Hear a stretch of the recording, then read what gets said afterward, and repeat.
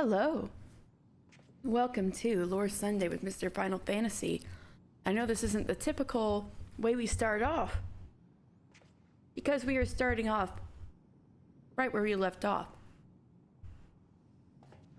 On board Carvalon's ship, the Kraken's Arms flagship, the Misery. And we were heading for Kugane, but something has pulled us off course around the Siren Song Sea, and we are going with Alize's idea to see what exactly is trying to pull us off course, and we'll beat the crap out of it. Anyway, let's catch up with everybody. Lise, I'll make sure Tataru stays below deck until we know it's safe. Aww, Alize. Alphino was terrified of ghost stories as a child. I'm glad to see that some things never change. Alphino's scared of ghosts? What? Why are you looking at me like that? I am as calm and collected as ever. Carry on. Carvalon? The fiery one. Alize, was it? 'Tis a pity she holds our profession in such disdain. She would make an excellent pirate. Alize! Are you sure you don't want to be a pirate? You basically already got a cutlass. Kraken's Arms deckhand. I'm not saying that I believe beyond a shadow of a doubt that vengeful spirits are plotting our demise at this very moment. I'm just saying we cannot discount the possibility. Kiki, meow meow. Meow meow, you have a cousin. Damn, all right. Let's go for it. Enter the Siren Song Sea. Carvalon's in our party! Yeah! I'm gonna tell that asshole to freaking... we're gonna have two punchy people, a pugilist and a monk. Let's go. Man, Carvalon's gonna tank us, and I'm gonna have to yell at him and tell him to visit his goddamn father. His father's getting old, but he's not gonna listen to me. All right. Siren Song Sea.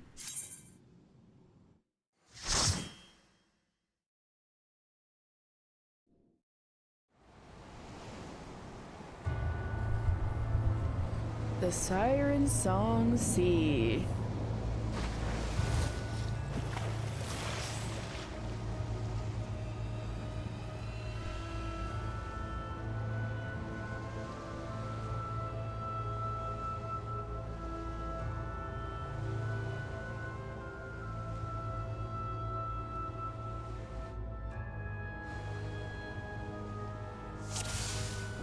All right, so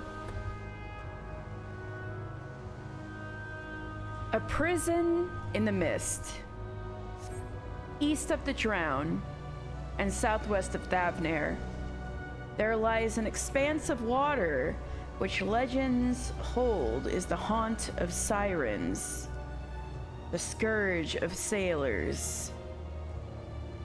While indeed named for the seductive fiends, sirens, some explorers have suggested that the sea's reputation is but a fishwive's tale intended to warn people away from its actual danger, a nigh ever-present blanket of thick fog. However, this theory does not account for the unsettling reports of vessels lurching violently despite calm conditions.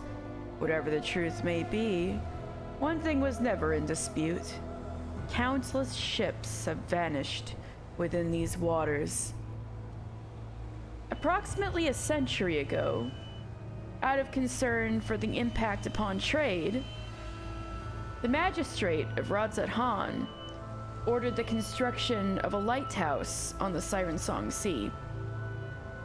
A suitable isle was found, and a host of convicts was brought over to build not only the lighthouse, but also a prison wherein they would be held afterwards. Yet though the work was completed without incident, every single ship sent to deliver supplies and relieve the guard never reached its destination. Under these circumstances, operations could not be sustained, and within a matter of years, the Isle was abandoned.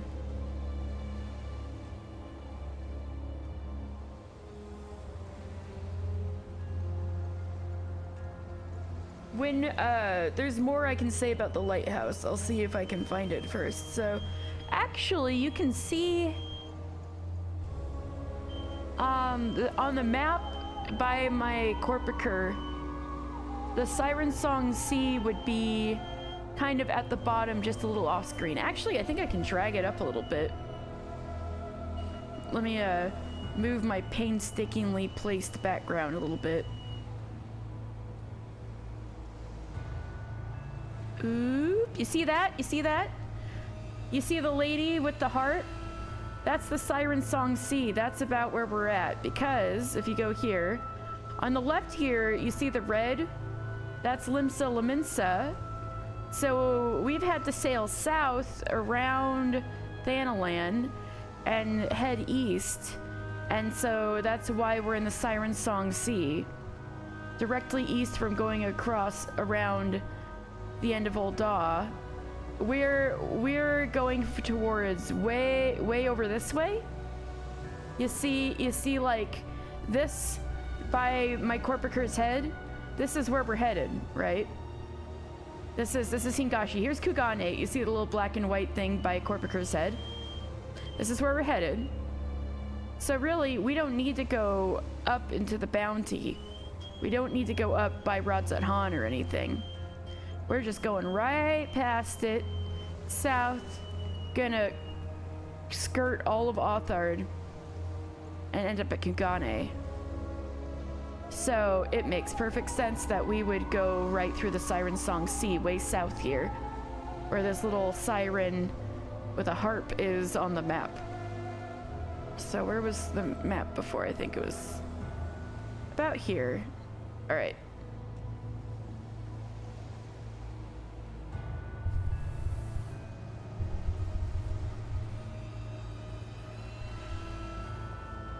Also, less lore and more Final Fantasy references. Siren Song Sea is basically the Stormblood. I mean Stormblood. Sorry, I got it mixed up. Stormblood is basically the Final Fantasy V expansion. Like we already saw Omega versus Shinryu. Omega and Shinryu were the Final Fantasy V two super bosses who in the Final Fantasy V lore were also fighting each other. And there is a sequence in Final Fantasy V with a ship graveyard. And so I believe this is a reference. They're on the deck! To arms! To arms! So I believe a lot of these are Ashkin. I'll not suffer troublemakers aboard my ship. Nothing's gonna stop us from getting to the Far East.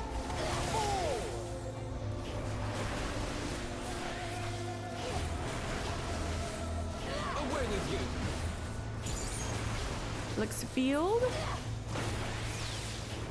Take this!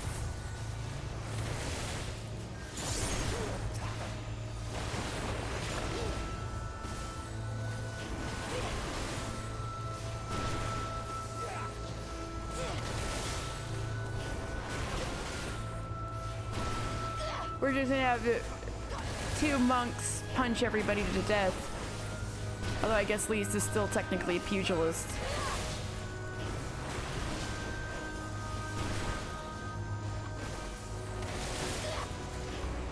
She was rather young when the monkhood got destroyed after all. Watch out, there's more of them.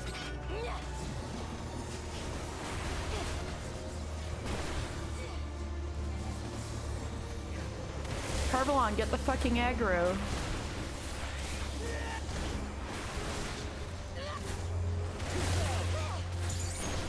Tornado kick, baby.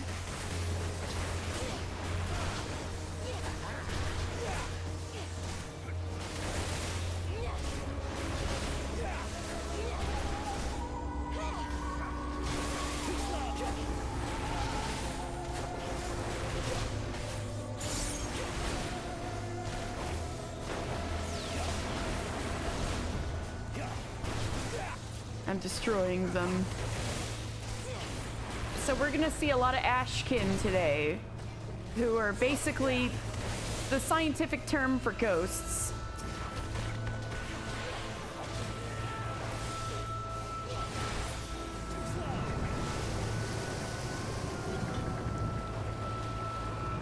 Island, dead ahead! All hands, brace for impact! Whoa! Seems we've arrived. Go on and greet our hosts. The rest of us will patch up the ship. So I take it if I was tanking, Alizé would be the other DPS. We're gonna go off the front. The teeth. If we can punch them, we can deal with them. I shudder to imagine what awaits us here. If we can punch them, we can deal with them. Great philosophy, Elise. I agree.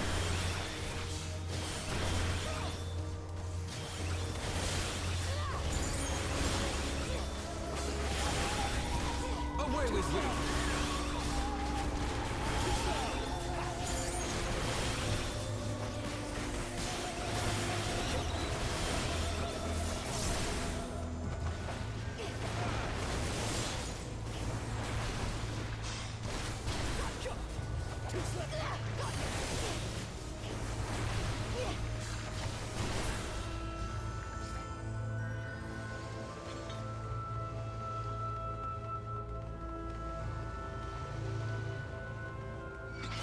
Reflection of Karlavos. No! I hate Karlavos.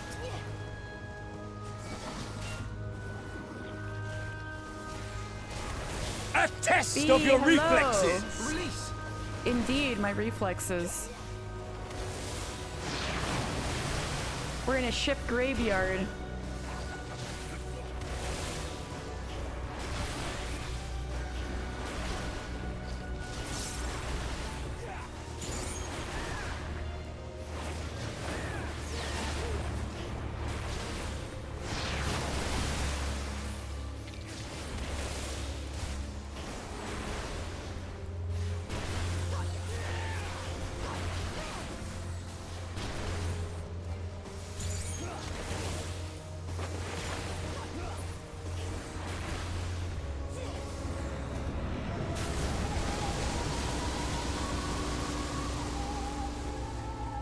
Yes.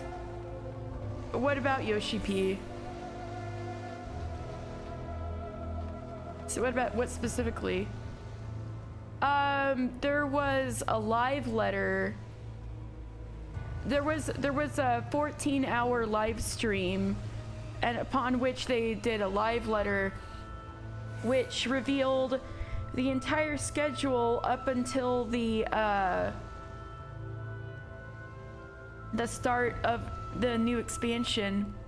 And the reason why everybody's freaking out is because at midnight last night they released the benchmark. But the benchmark this time is a big deal because so you know, to like a little program you can download to see if your PC is up to snuff for the next expansion. Because every time they have a new expansion, they have new like recommended settings and stuff like that. But this one has the graphics update, so this is like the most important benchmark there's ever been. So everybody's freaking out about how their characters look, whether they like it or they don't like it. So there's a lot of discourse today. Everybody's like talking about, heard the name, honestly instantly thought of me. Oh, thank you. Yep. Good old Yoshi P.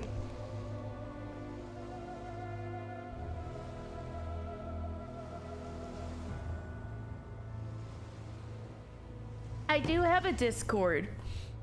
Try doing exclamation point Discord.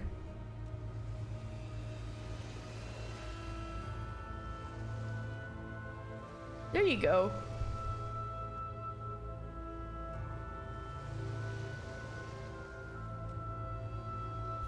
Welcome aboard. But yeah, that's kind of why people are freaking out. The other cool thing is that we've got female Hrothgar, like basically like lion ladies. Yep. So basically there's lion ladies that are gonna be here with the new expansion, and the benchmark. The other reason why people are excited about the benchmark typically is that whenever there's a new race introduced, the benchmark will be the first people's opportunity to like try it out, make maybe the future character they want to turn into or something like that. So that's also the case for female Hrothgar. So definitely people are louder about how their characters look with the new graphics, but people are pretty excited about the lion ladies too. So let's go fight this giant Ashkin Luget.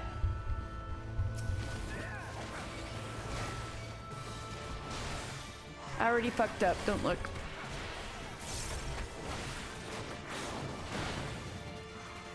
But that's what every monk says.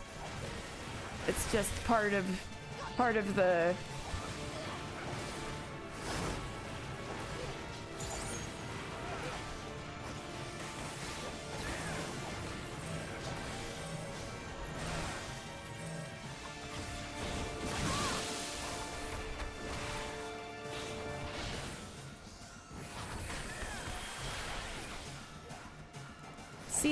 till sea swallows all.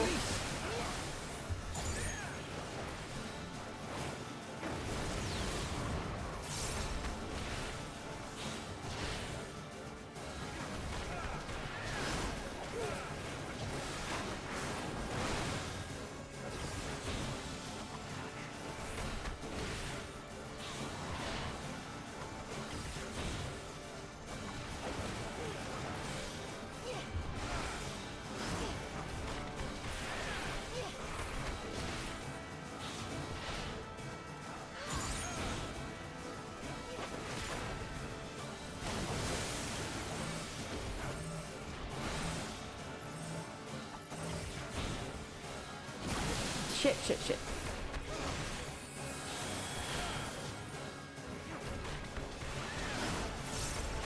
Rep, hello! Welcome to Lore Sunday. I'm fighting a giant water ghost.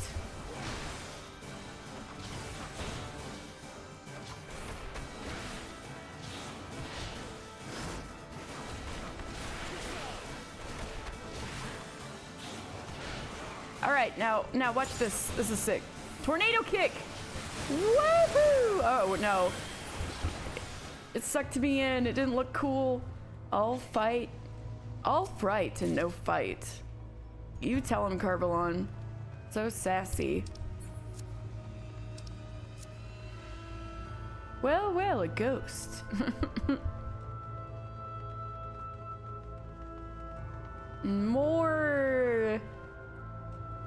More sunken ships. We're in a ship graveyard.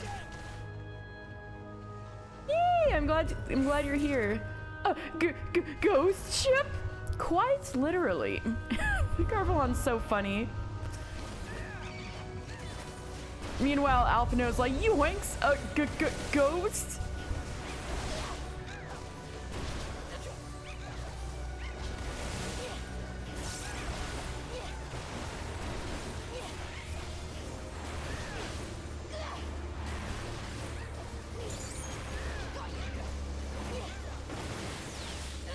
Oops. You used to play Final Fantasy 14, but you had no one to carry you and forgot your password? Not, no! Oh no! True. You know, I don't know how long ago you played 14, but it's very easy to solo it nowadays.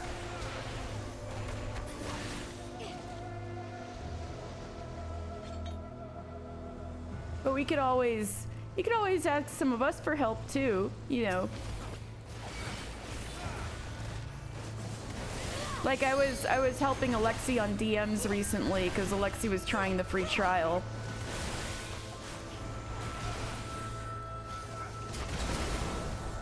Take this!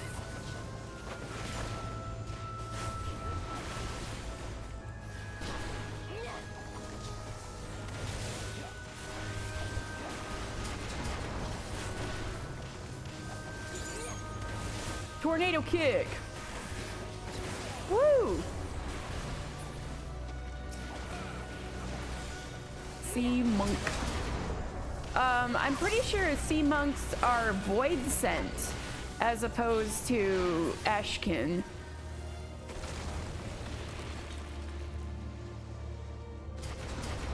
You were a small cat girl summoner? Aww!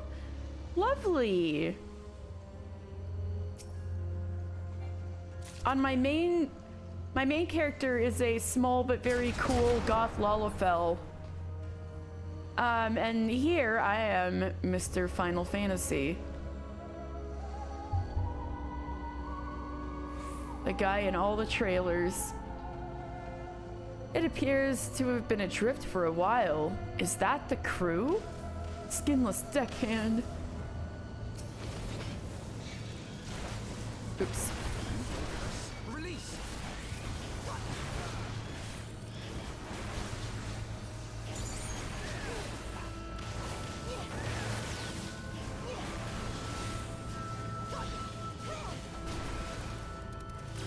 Away with you.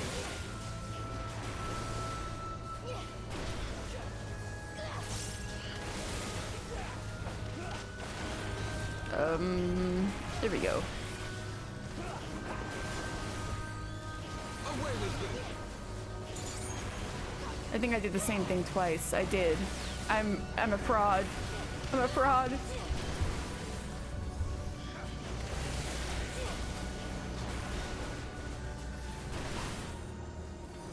There we go.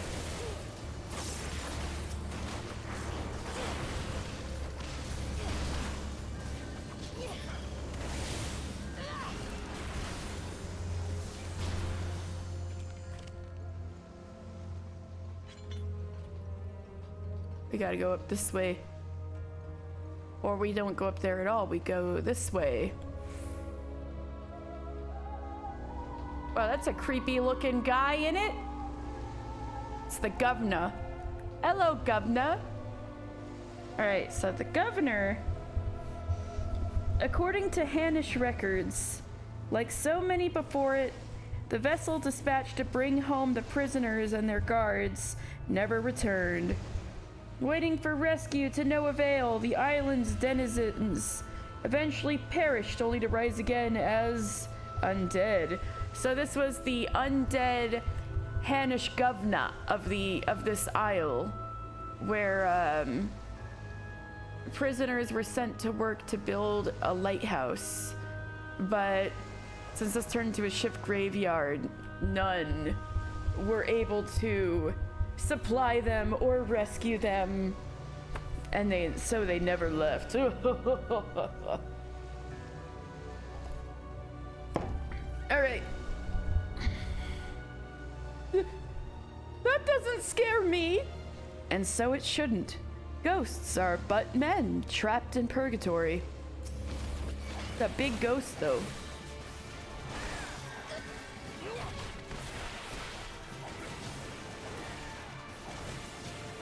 Look at Mister's moves. Oh, Lise? Are you Alizé number 2 with your LBs? There we go. I can hit him.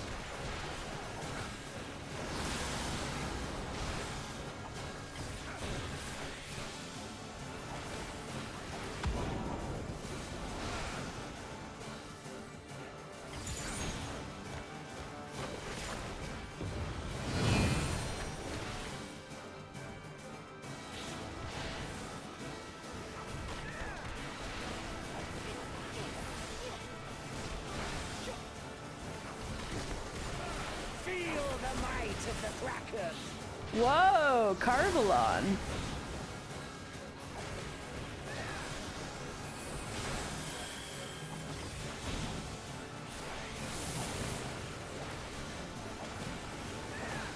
Away with you!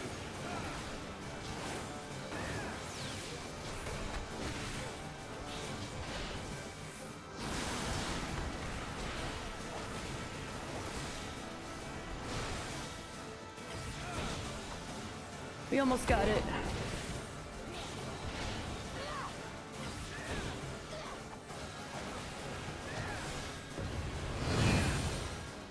We did it! May the dead know peace. The Isle of the Dead. So this is the isle with the ill-fated lighthouse. And this is the prison where they kept a dungeon. It appears this was a prison isle. It was.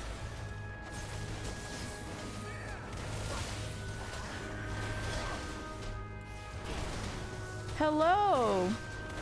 We're on a prison. We found out that there is a that Radzat Han was exploiting prisoners. Isn't that fun?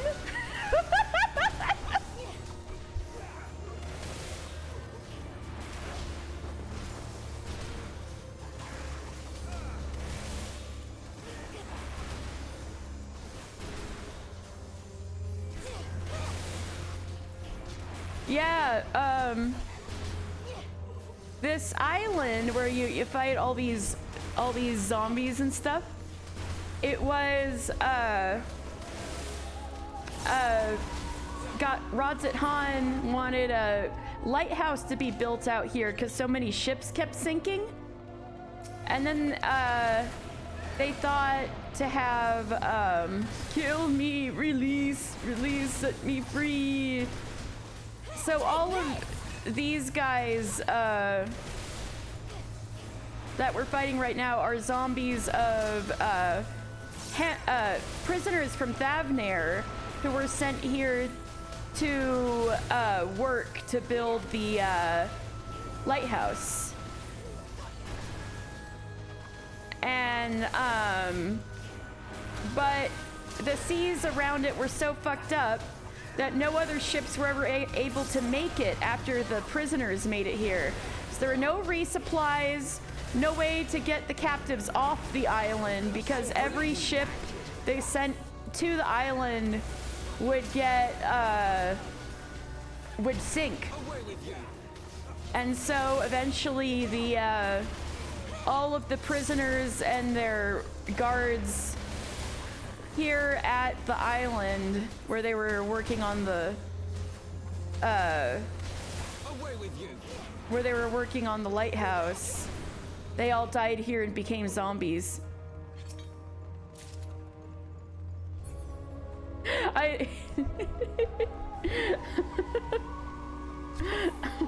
If only the legendary, like, not to spoil, some say there's a dragon on Thavnair. I dare say we will soon meet our host. I tremble for the anticipation.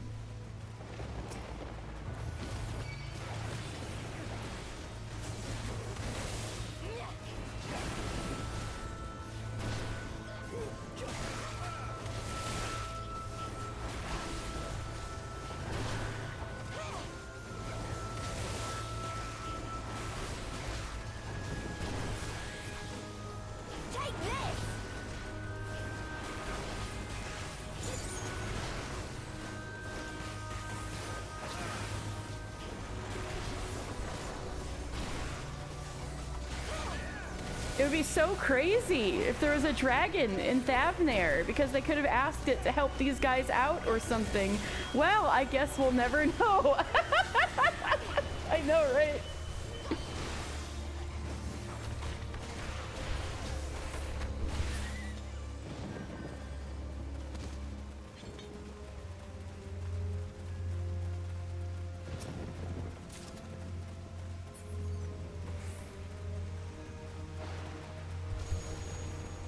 fleshless captive. Ooh. Release. This must have been this prisoner must have been some hot shit. I mean, look at the size of this ghost that they left.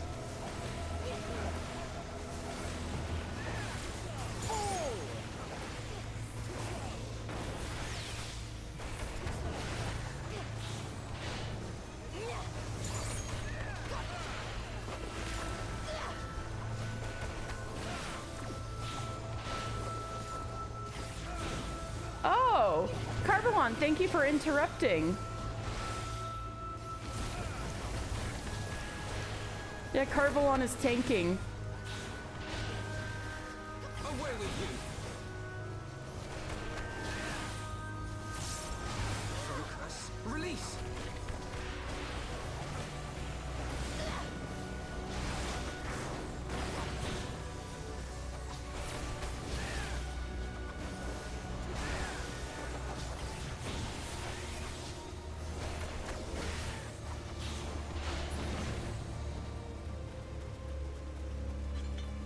No. Oh no, my perfect balance.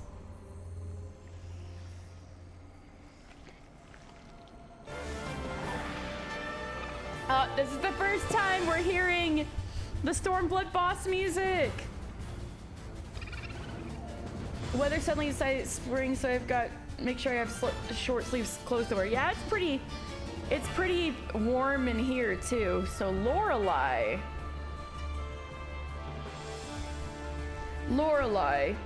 En route to the Far East, the Misery was shaken by a mysterious force and set adrift upon a current. The vessel was eventually deposited on the abandoned prison isle, the lighthouse rising ominously in the distance. Within the tower, members of the voyage encountered a peculiar fiend believed to have originated the legend of the Siren Song Sea. While information is limited, the creature is conjured to be a type of undead born from the soul of a deceased siren. So Lorelei is a siren ghost. That's pretty cool. And also this lighthouse was the lighthouse that the prisoners were sent to build, which is this where we're in right now. It was dubbed Glowering Krauts.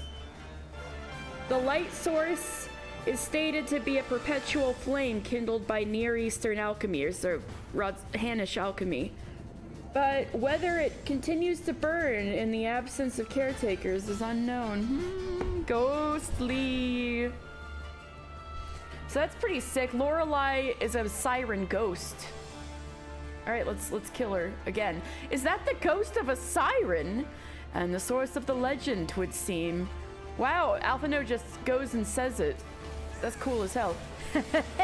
I've been waiting for you.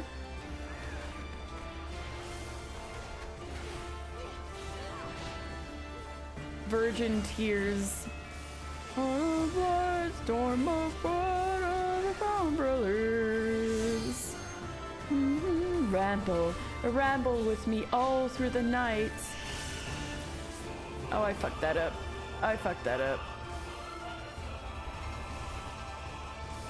Alright, perfect balance.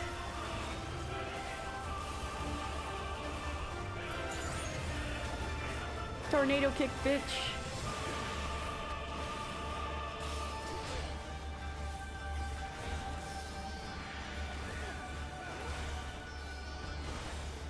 Alright, so I gotta like this. Ooh, that was close.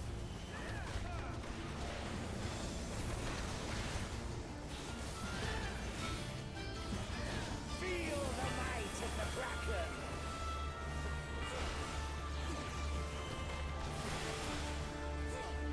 Away with you. Down, down, drown, down into the depths and to your death. Alright, I'm good.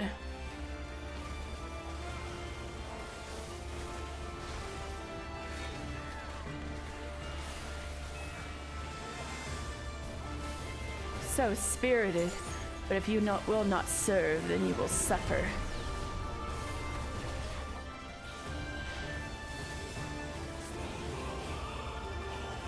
Ramble.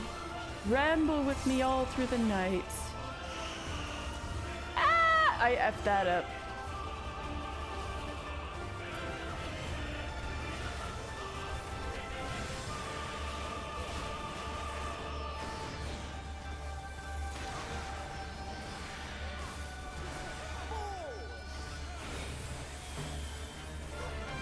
Alphino like, fool!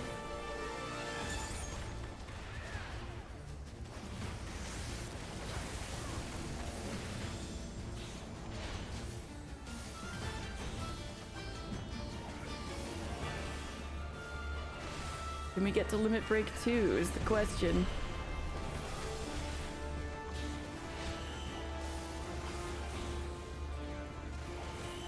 Alright. I gotta stand here to do it correctly. Here we go. Alright, screw it. I'm limit breaking. Alright.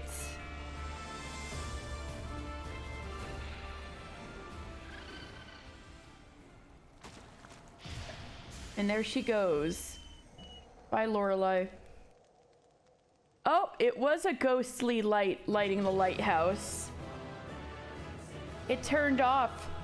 The light went out in the storm. Oh, there he is. Did you get a look at Mr.'s new, what happened to Mr. during the sea voyage?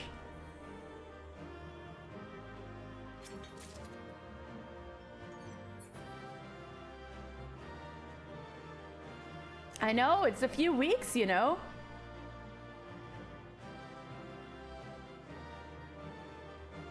Thus, the legend is unmasked.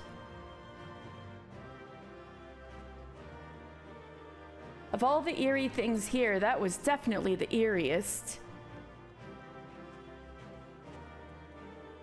I cannot put this isle behind us soon enough. Alpha News so scared. Yeah, Lisa's cute. Alize, I want to talk to you. Now we can resume our voyage. Yes.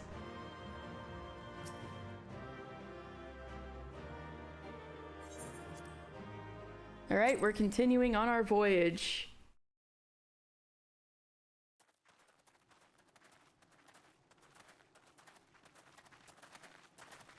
The storm is gone. That appears to be the last of them. Mister, you really haven't shaved or cut your hair the whole time you've been on this boat, have you?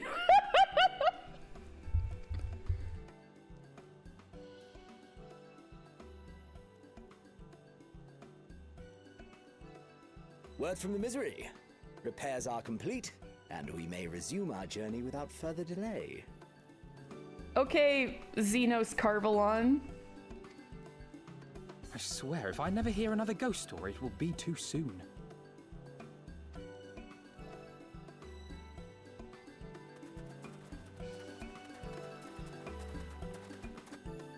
Exactly, forget anything. Oh, Tess, hello! You have incredibly good timing. You're about to see an exciting part. We're going to the Far East. We're about to go to Fantasy Japan. You were playing Minecraft? How is that? How is the mining and crafting? Welcome to Fantasy Japan. You literally have perfect timing. Welcome in, everyone. I'm Katie. I remember the sea, the smell of the salt, and the crash of the waves as we drew closer to Kugane. We're going to Kugane. Aw, yeah. The only port open to outsiders in Hingashi, across the Ruby Sea from Othard, from Doma.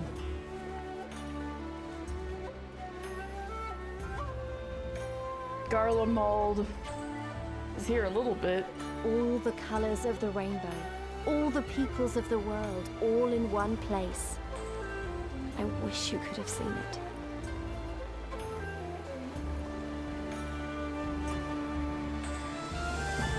Welcome to Kugane. Great timing. All right. So welcome to Kugane, and hello, I'm Katie. On Sundays, I do Final Fantasy XIV lore streams, and so we just got to Fantasy Japan in Final Fantasy XIV lore Sundays, but I'm a good friend of Tess's, and I do a lot of story-driven games and needle felting crafts, which I'll be working on tomorrow. So if you'd like to stay and watch, but yes, welcome. If you'd like to cool down here as we go into a new adventure, you're perfectly welcome. Tess, if you need to take a break, of course. I'm glad you had a lovely morning and afternoon with crosswords and Minecraft. Sounds great. Thank you so much for the raid. All right, here we are. We are in Kugane.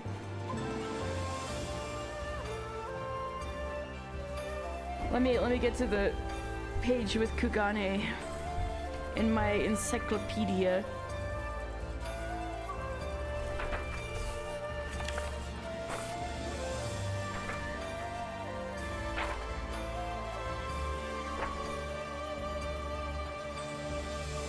So, we are in Hingashi! To the east of Authord, across the Ruby Sea, lies the island nation of Hingashi, though it is now known to be the birthplace of ninjutsu and samurai traditions. Little else can be said with confidence about the isolated land and its reclusive peoples. Because Kugane is the only place where foreigners are allowed. Need to get outside for a bit and touch grass. Absolutely. Go touch that grass. I bet it's lovely. Cracking arms, deckhand. Thanks again for, oh, hydrate and stretch. I need that probably. Thank you.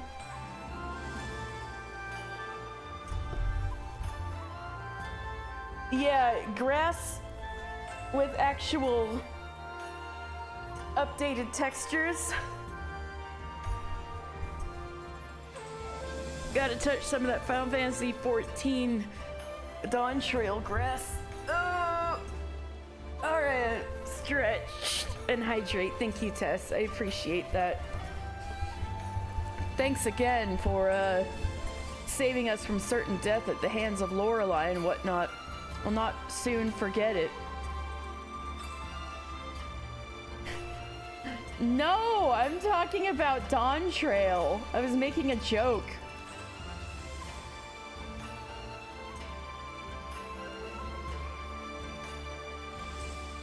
Thank you for lurking, Tess. By the 12th! I have never been happier to be back on terra firma. You're not. You're on a fucking dock, Alphino. What if the dock breaks underneath your feet right now? Our voyage has instilled in me a new appreciation for surfaces which do not move of their own accord. You baby. Tataru?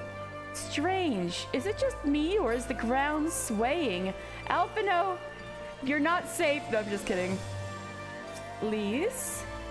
I don't know what I was expecting, but it wasn't this. Like, bam! Big old place. It's very colorful, is it not? Yeah. Congratulations. You now stand in Kugane, the western port of Hingashi. Regrettably, the only port in this nation open to foreign trade. Oh, and I do apologize for the unforeseen difficulties which befell us during our journey. Needless to say, your assistance in overcoming them was much appreciated. Thank you. Whee! We're here! Which ones should I grab?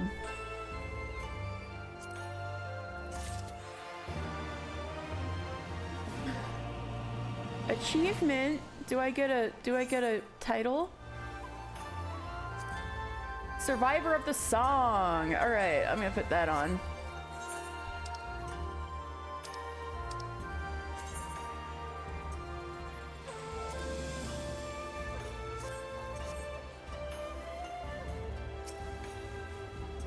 Myriad delights await you should you elect to explore and experience, assuming you are sufficiently open-minded, that is.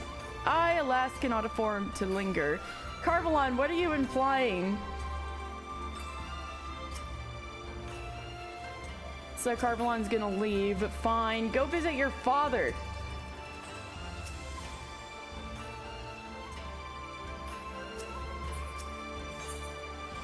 Despite traveling halfway around the world, Alphino is in no mood to take in the sights. Glad though I am to have arrived, I would remind you all that we are far from home with limited resources at our disposal. Duly noted, brother. I shall take care not to enjoy myself. Damn, get his ass. In any event, Doma is our final destination, and our first order of business should be to secure passage there.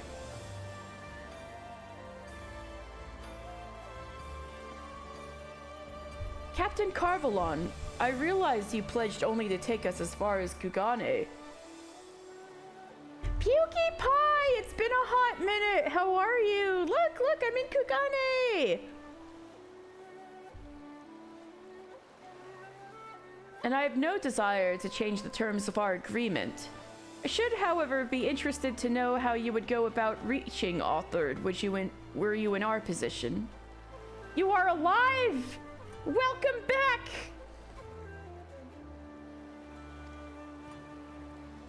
At the risk of stating the obvious, you are in a port. Surely there is a kind and generous soul here who will aid you for the right price. You cannot be the first travelers seeking passage to Doma. The captain makes a good point. 'Tis like that Yugiri and Gosetsu were forced to come here for the self-same reasons we were.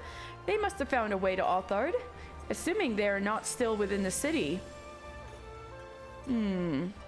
Ere we seek passage, mayhap we should first seek our friends. Leave it to me, Alphino. Making friendly inquiries is my specialty. Lest you forget, I got plenty of practice in Ishgard. Captain Carvalon, could you direct us to the nearest tavern? Desperate for a drink, are we? You may find one in that large building just beyond the pier. It's right there. Whether your journeys have come to an end or about to begin, the Shiokaze Hostelry is an ideal place to rest, relax, and reflect. Or so they say. And with that, my dear scions, I bid you farewell. As soon as we have replenished our supplies, we must away. Ours was ever a fast-moving business. The spice trade, you mean? But of course. Surely you did not think I traveled halfway across the world and delivered you to your destination solely out of the kindness of my heart. Perish the thought. Thank you, Captain. And may the Navigator watch over and keep you. The Navigator, of course, being Limlane, one of the 12 and the patron goddess of Limsa.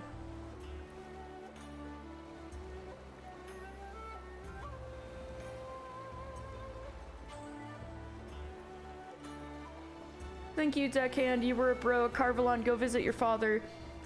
Right then, to the hostelry. After you.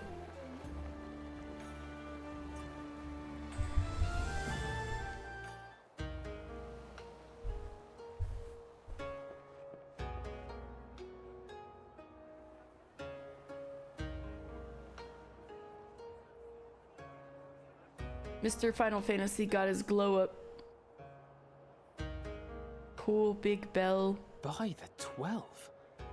I thought Ishgard remarkable, but this... Oops. We are certainly not in Eorzea anymore. Oops, sorry about the map. I was on the wrong layer.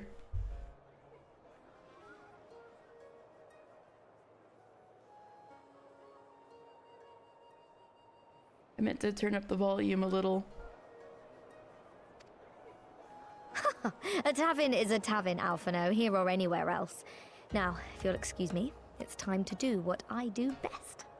Thank you for popping in, Pukey Pie. It's great to see you. And yeah, things are really ramping up for Dawn Trail. So I wish you all the luck. And hope to see you again soon. Thank you for popping in. Oh, 1,000 pardons, my lady. It's him! The It's signs of the 7th dawn, I presume. I hope your voyage was not too trying. And you are? Ah, yes, of course. Forgive me. Hancock of the East Aldenard Trading Company, at your service.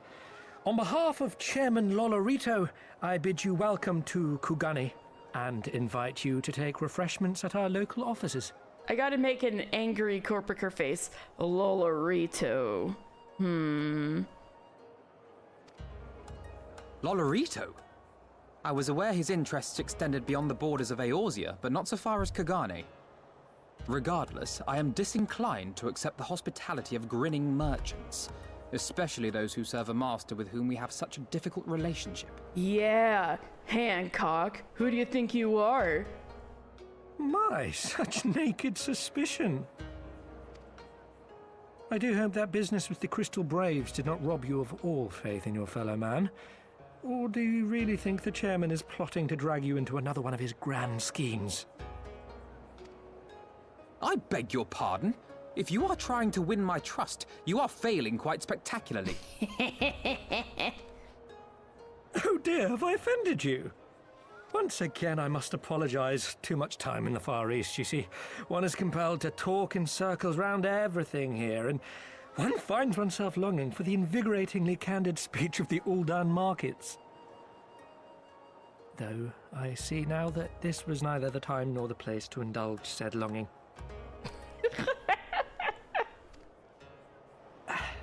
Might I suggest that we continue this conversation at the company offices? Too many eyes and ears here, you understand. 'Twould be decidedly reckless to say any more. If I may favor you with the invigorating candy you apparently crave, it would be decidedly reckless to follow a man I neither know nor trust. Give me one good reason why we should accept Lord Lolorito's invitation.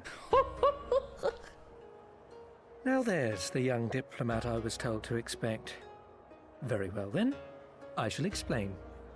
You understand that you are come to a most reclusive and secretive nation, yes? One whose borders are closed to foreign trade save at this single port. Then it should come as no surprise that a great many parties have vested interests here. Merchants like myself are a given, of course, but for every one of us, you may be certain there is also an agent of a foreign government. Such as something starting with a G and ending with an Arlamald. Many notable nations and empires have embassies here, you know, including, of course, the Garlean Empire, with whom you have such a difficult relationship. Perhaps even more difficult than your relationship with Lolorito. To Even though paraphrase, it's marginal. Kugane is teeming with Imperial spies, one or several of whom could now be listening to our every word. Something to that effect, yes. Beneath this veneer of bustling trade, a war for supremacy is being waged between world powers. One might say we were standing on the front lines, just not in public. I still have my doubts, but he may have a point. I say we accept his invitation for now. Mr. looks so hot next to everybody else. It's so funny.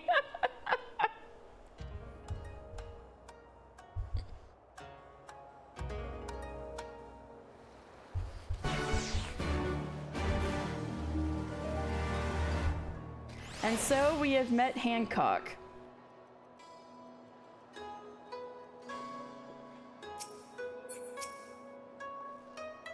I dare say Alphino has met his match. So there are Imperial spies everywhere. Great. Just great. I don't trust him one bit, and neither should you.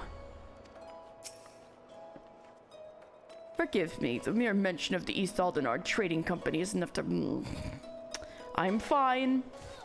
Truly. You need not worry.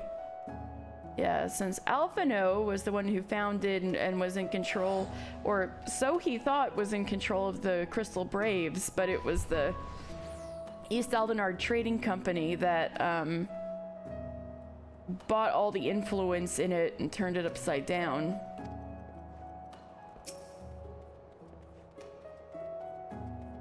And you must be Mr. Final Fantasy, Slayer of Gods, Rider of Dragons, Savior of Ishgard, Stealer of Pants, if some of the more puzzling rumors are to be believed.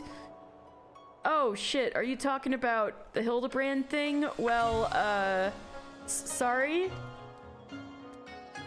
I knew it. May I say what an honor and a pleasure it is to make your acquaintance, good sir. I just know you and I are going to get along famously. Now then, without further ado, allow me to escort you to the company offices. This being your first visit to our fair city, I shall make an effort to point out various landmarks along the way, if you would be so good as to follow me. Ooh, he's gonna give us a tour of the city! Yay!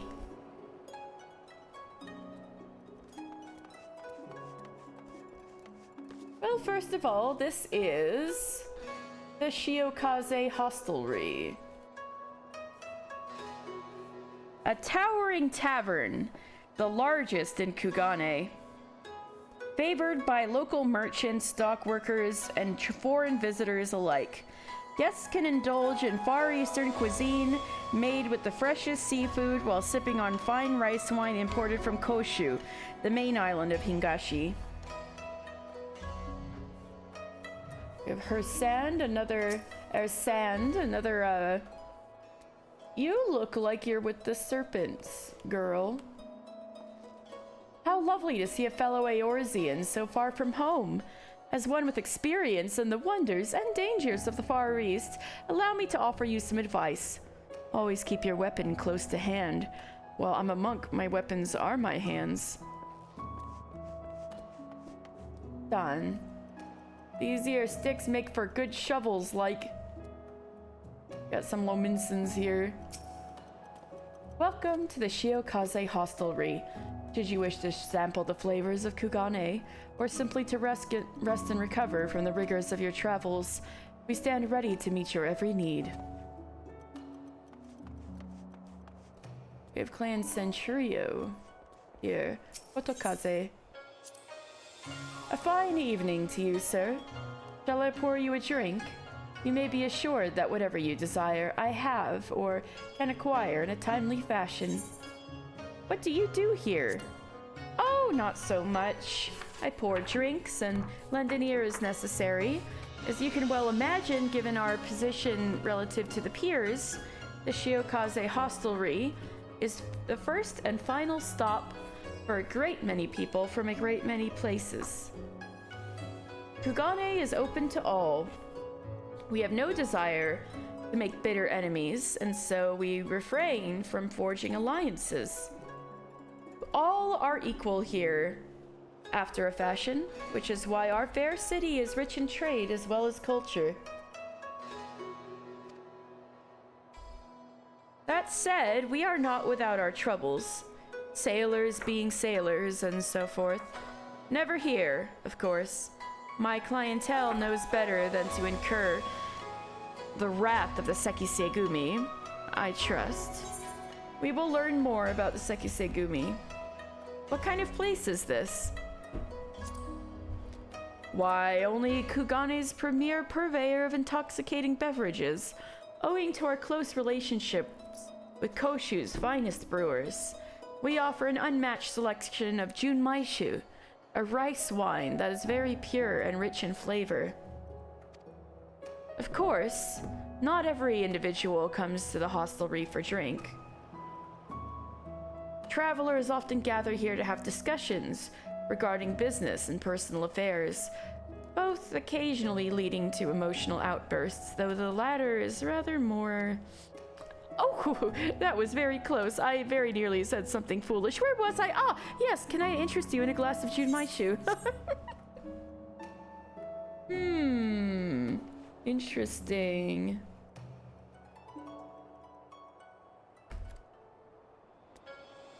Alright, I'll find you. Where is the character pages? There we go. Da da da da da da da da da da da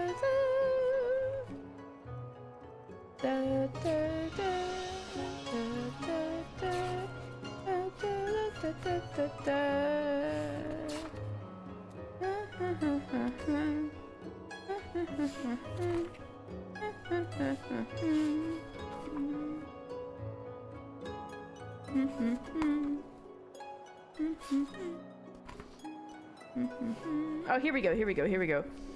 All right, so the proprietor of the Shiokaze hostelry, you could almost think of her as, even though there's no official adventurers guild in Kugane yet, you could kind of think of her as like the Kugane equivalent to Momodi or Mother Mion or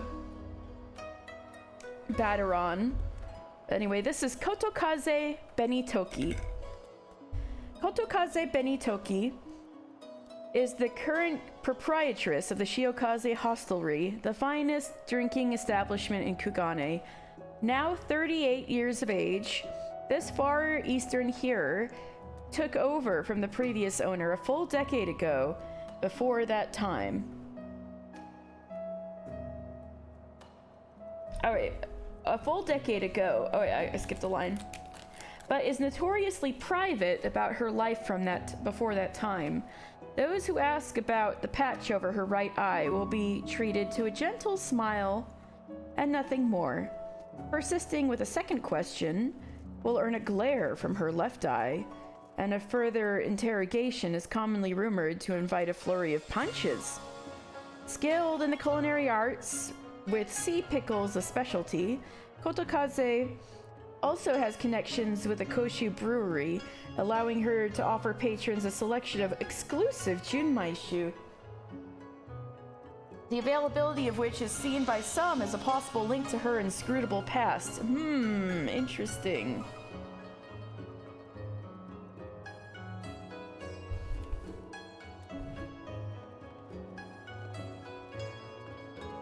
Haboku.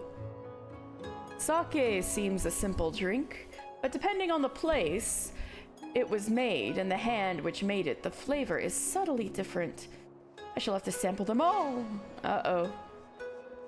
Watch out, bro. So Shiokaze hostelry actually has multiple floors. Hayataka. And then this absolute beast of a man says, would you please stop groveling your food like an uncultured hog? You like to choke on your chopsticks. He is goblin.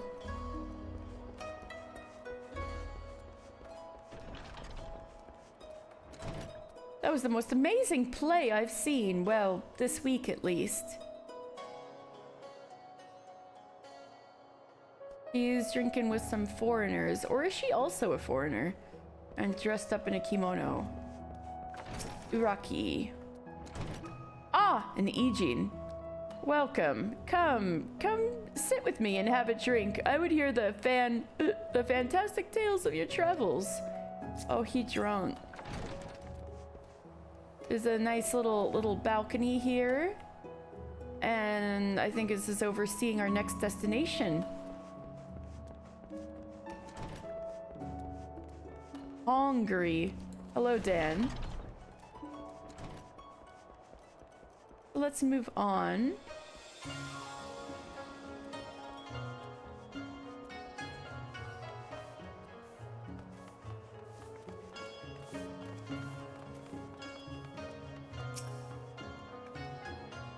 note that our would-be host has elected to dress in the local fashion. I noticed. I do not like the cut of that man's jib. Not one bit. Thank you, Alphino. I say, what is that I smell wafting from yonder tea house over there? Could it be? Yes, could it just possibly be the scent of whispered secrets waiting to be overheard? Okay, Tataru. Even the Aetherites look different here. Cool looking, though.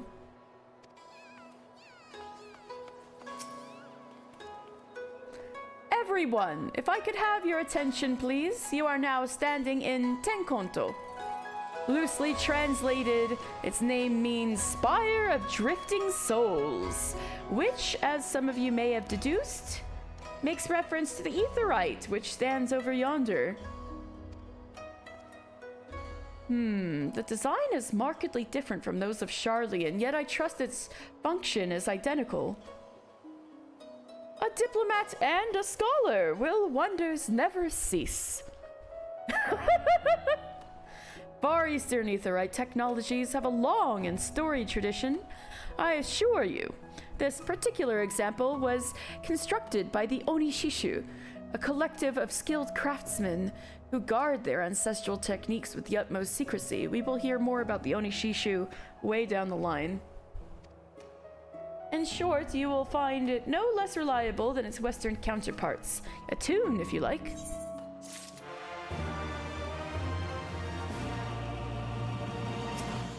I will a fucking tune.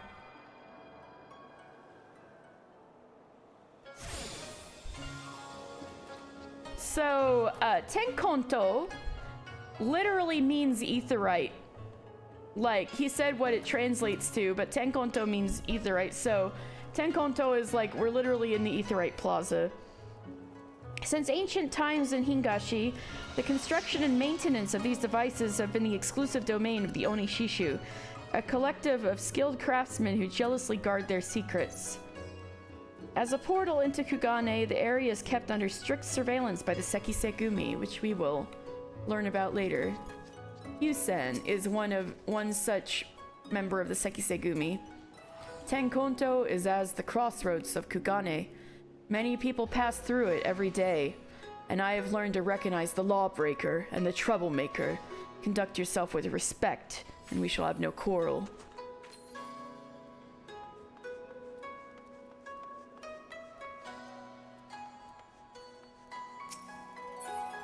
Oh yeah, also, this is...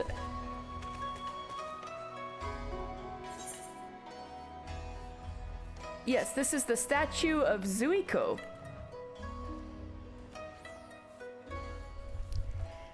Depicted in majestic detail astride his rearing steed is the great warlord Zuiko, revered founder of Suenokuni. While his realm occupies the southern region of Shishu, encompassing Kugane, it must be noted that the port city's administration falls under Bakufu jurisdiction. Now, what does that mean? We could go over the history of Kugane a little bit. So, the true power in Kugane rests in the hands of the Bakufu, a military government. However, the official head of state is the emperor, who entrusts matters of governance to the shogun and his officials. For generations, the royal household has seen fit to favor the Mitsurugi clan, whose sons have served as strong leaders. It should be noted that while the current figurehead is male, the right of succession is not restricted to men alone. Absolute primogeniture is the Hingan tradition. So as long as you're born first, no matter if you're male or female, you could be next in line. But yeah, the leader is Emperor Reagan. So if you're a Mob Psycho 100 fan, Reagan's the emperor. God help us. No, I'm just kidding. The Mitsurugi clan leads the Bakufu at present. Their influence over a given region can vary greatly, though they have to retain the support of many wealthy families which have their own agendas. So,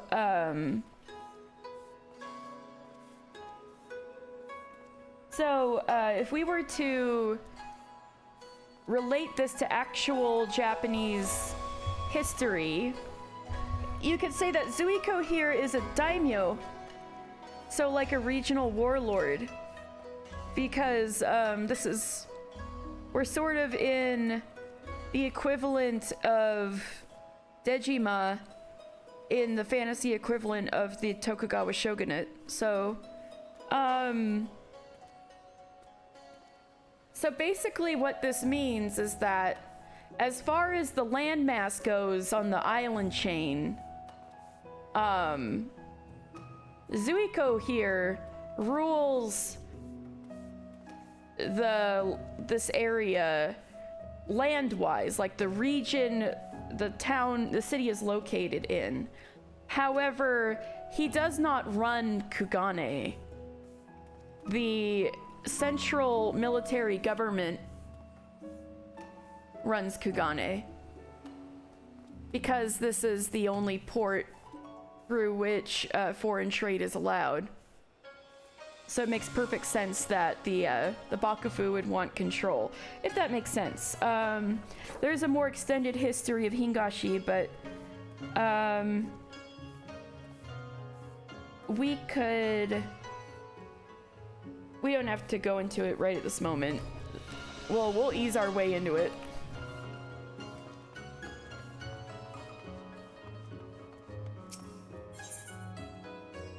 Hancock would very much like to continue talking. No way. Only one port in the whole country is open to foreign trade. Beautiful though it may be, we cannot spend all day staring at the aetherite. Come, let us move along. The markets are next.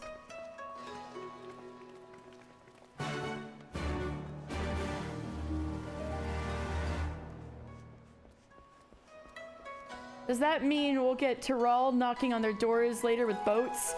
With gunboats? Open the country. Stop having it be closed. Oh my god, Tyrell.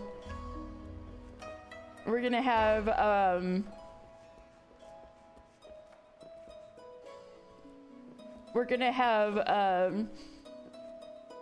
Perry Jaja. Knock knock.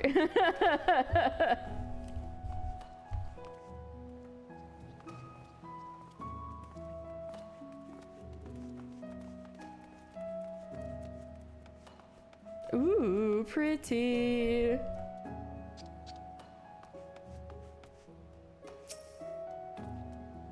Be still, my heart.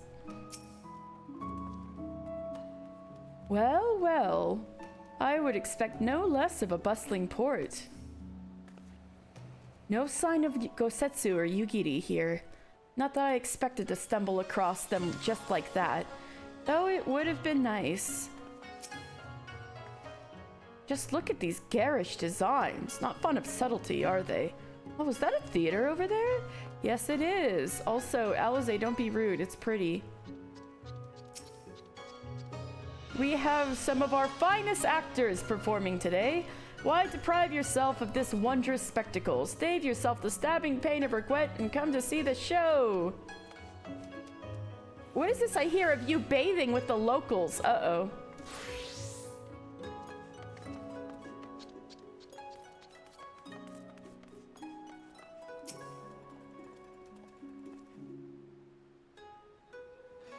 We have arrived at the largest shopping district in Kugane, Kugane Dori.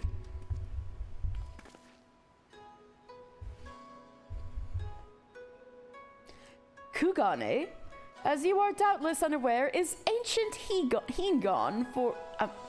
let me drink some water and put on my best,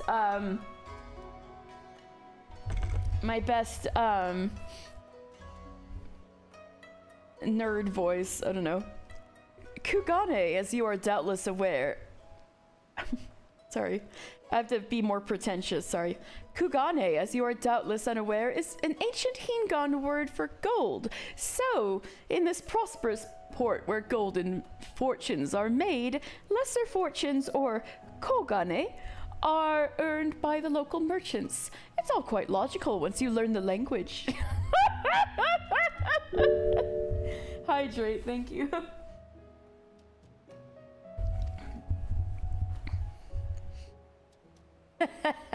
Now you're beginning to speak my language.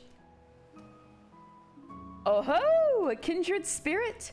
What a pleasure it is to meet a young lady who appreciates the value of hard-won coin. They are communicating. Hancock of the East Aldenard Trading Company. You're with clients today?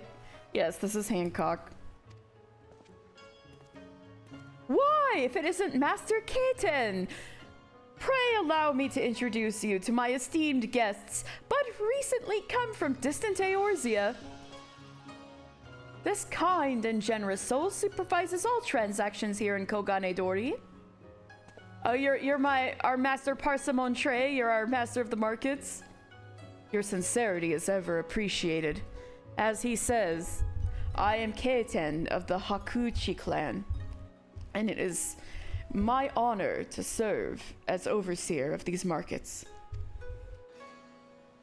As we receive many foreign visitors in Kugane, we accept all manner of currencies. Rest assured, your Eorzean Gil are welcome here. I invite you to peruse our wares at your leisure. Yes, he is an OG weeb. He's absolutely a weeb. He ironically says one man's plan is another man's keikaku, but I cannot wait for that line. Arms, armor, foodstuffs, potables. Here you will find all of them and more.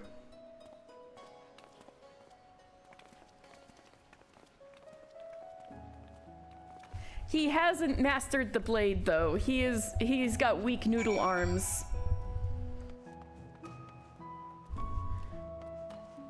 All right, so this is the Rakuza district. The or no, it's not. I was on the wrong page. Oh, sorry.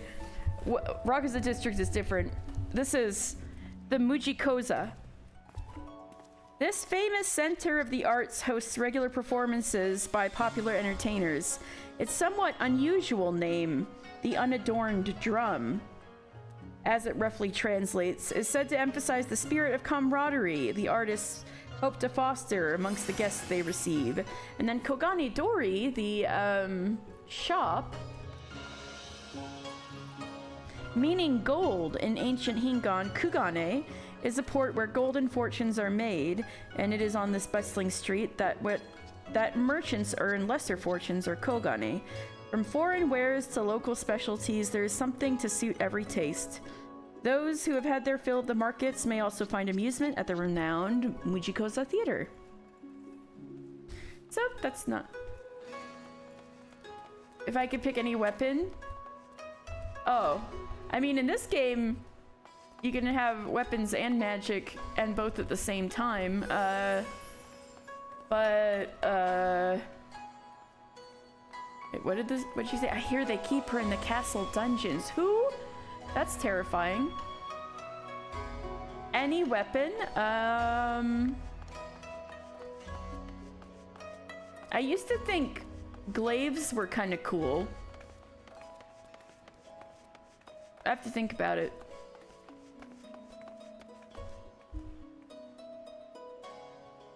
Hello, Keiten. We just met you. I bid you welcome to Kogane Dori. Be it goods from near or far, all can be obtained here. For the right price, of course. Ibara? My, you've a sorry look on you. Go on now. You've no business here. I've got nothing cheap enough to sell to the likes of you. Damn! Okay. Yeah, spelled like that.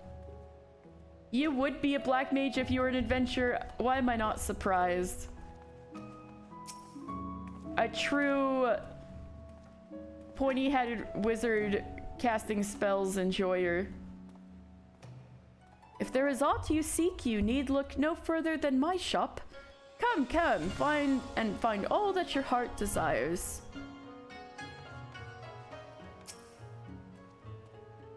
Shadow Wizard money gain. I mean, that's what I used to think was cool when I was a teenager. But, honestly, I'd have to really think about it. Katana is kind of like, too typical. And also, there's a lot of different kinds.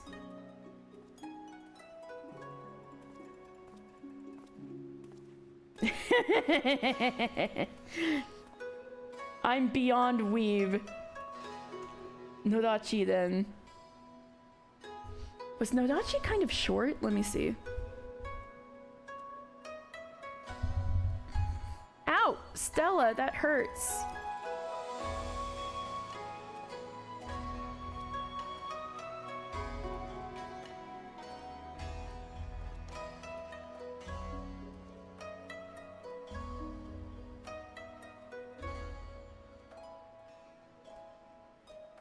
So the Odachi were big.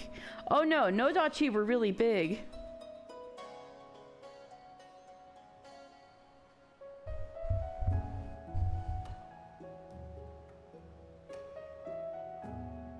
No, Nodachi were the really long ones. It could be fun. That was more for horseback. Yeah, Nodachi is the longer one. The one Sephiroth uses, yeah. Nodachi, yeah, Naginata. That's the kind of thing I was thinking of.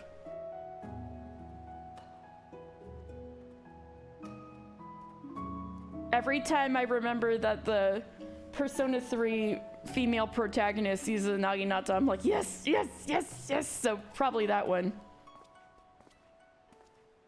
Stella, come on. It's still 15 minutes before your feed time, girl. Jumping up, getting in my grill. Opening my start menu with your paws. Alright, say less. The district up ahead has a different air about it.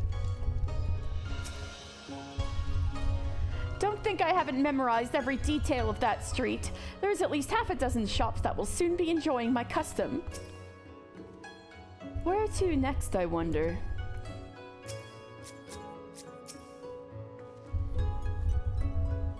I don't know what all of the options are in Elden Ring. Lies of P. I don't know what the options are in Lies of P either. I just know people want me to play Elden Ring, although Lies of P is good then? We're actually quite far from the docks now, aren't we? This place is bigger than I thought.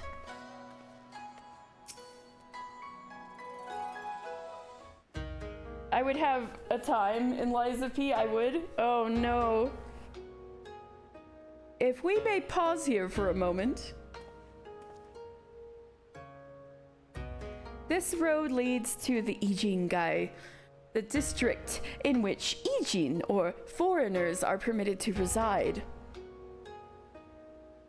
Would this also be where the foreign embassies are found, including that of a certain empire? Precisely. So you see, it would not be at all unusual to cross paths with one of our Garlean cousins here. With this in mind, I would encourage you to choose your words carefully. We would not want any physical altercations, after all, which such spats being strictly forbidden.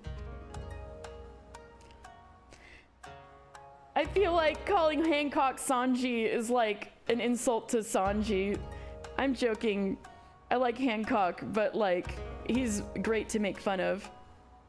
Hancock is not a skirt chaser. He's, or if he is, he hides it very well. He's like one of those like eminently practical wheelers and dealers. Like he won't do anything stupid. He like calculates everything. The Sekisegumi punish breaches of the peace quite severely. I've seen foreigners permanently exiled for a single violation. Though, to be fair, this is not common. More often than not, they are executed on the spot. Wow, great! Urahara? Urahara is still cooler than Hancock is. I remember Urahara. What? Cut down then and there? You're joking, right? Would that I were, but alas, these samurai are a humorless lot. Why, I recall one instance when a foreign merchant and his cups dare laid hands upon a Kugane aristocrat in front of a Sekisegumi. The samurai cut him in half with a single stroke. Oh, I don't even want to think about that. Yeah, that's me. That's Mr. Final Fantasy, the Magic Mike monk. And the Red Lady. Yep, they're back. So, as you see, it would behoove you to behave. Failing that, we may be forced to part ways with one another. Or you with yourselves in the manner of the late Telechi Adelechi. Damn.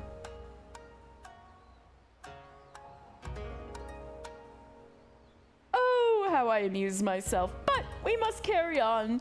I have yet to show you the Garlean consulate.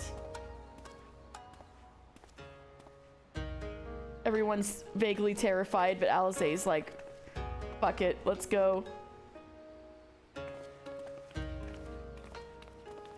Alizé's the best. Oh yeah, Xenos, yeah. Xenos, yay, Galvus, Mr. Y. Right.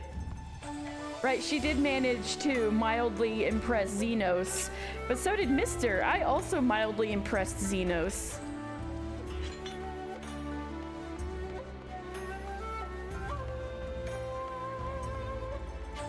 You did remember.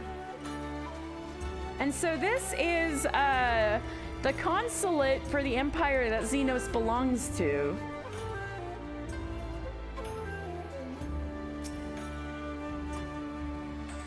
Compared to the Kugane architecture, this seems drab and uninspired.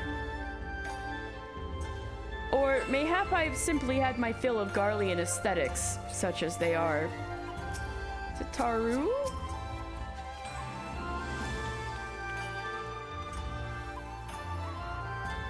Are we about to become royalty? I don't know about that, but I guess we'll see.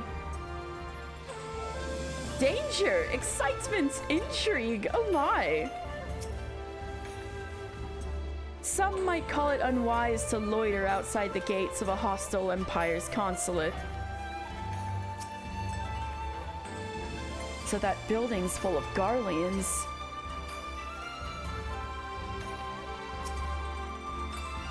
This, as you may have surmised, is the consulate of you-know-who. Mark the guards at the gate. Are their uniforms not different from those you have seen in the West? Were you to travel far and wide, you would find that many such variations exist, often inspired by local designs. All of which goes to show that even a massive empire seeking to rule all of creation is not without its artisans. So, there's regional outfits for soldiers in different provinces, or areas of the world where different provinces are.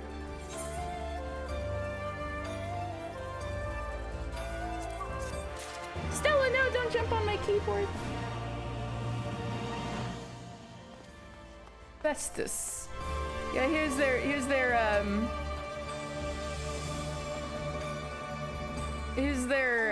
samurai ass looking outfits.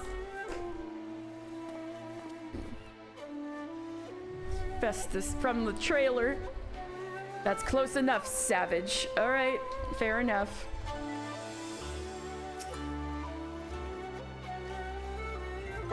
Stella, don't knock things off the table. You've still got 10 minutes. Hancock seems to be quite pleased with himself. There is oh so much more I could speak of. The soothing waters of the onsen, the ephemeral delights of the pleasure district, but you are doubtless still weary from your long sea voyage. Let us retire to the company offices.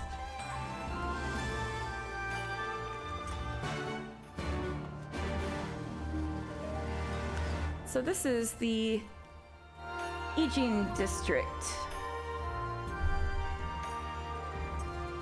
As its name states, this area is reserved for Ijin, or foreigners. Due to the presence of several foreign embassies and persons of significant importance, the Sekisegumi are especially vigilant when patrolling its streets. Hingans without cause to be in the district are strongly encouraged to loiter elsewhere.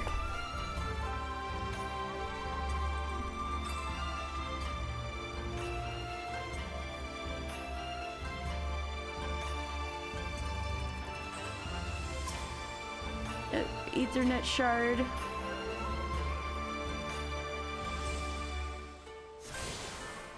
So this is, you know, pretty nice house, pretty nice brick house, Lolorito. Looks like the buildings in Yokohama.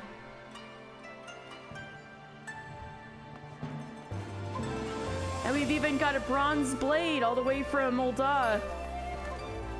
Brass blade, sorry. Brass blade. Not bronze blade.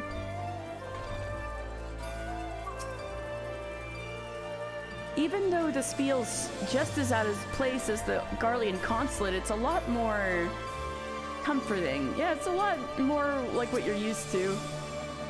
Oh, the unmistakable scent of wealth and power. I dare say we could travel to Marasidia or the New World and find a man like Hancock waiting for us. I guess we'll see in Dawn Trail. There's no denying that this place was built for an old Dawn.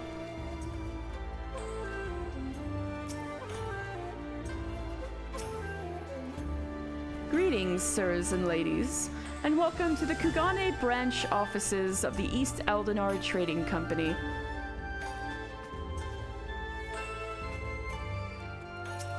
Haha, Mr.'s taller than Hancock.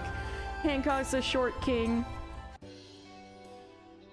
At long last, we arrive at our destination. May I present to you our humble offices? We have much to discuss, so I will refrain from further prattle. Come, come, right this way.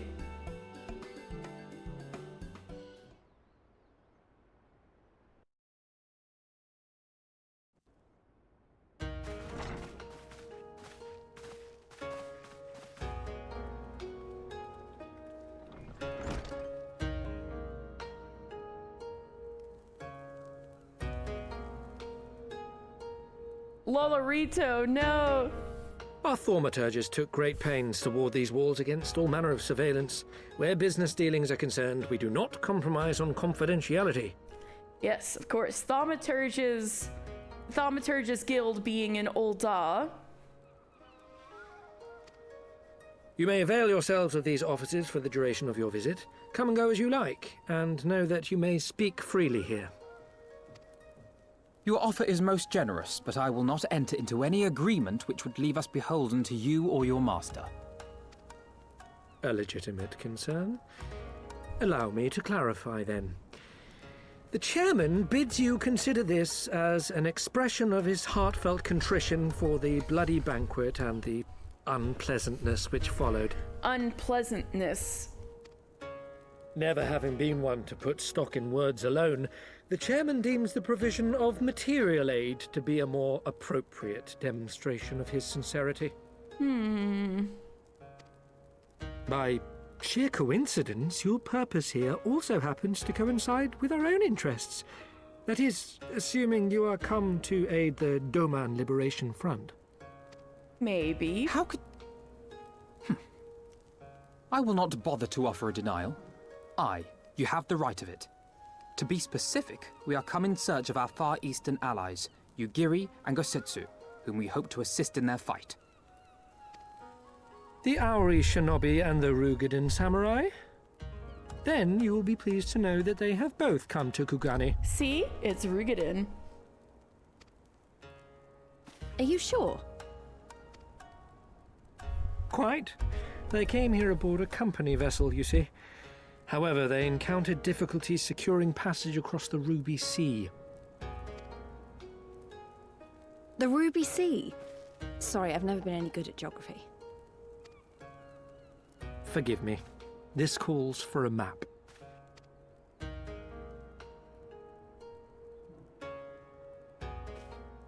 Map time. We are here in Kugane, the sole open port of Hingashi, situated on her western coast.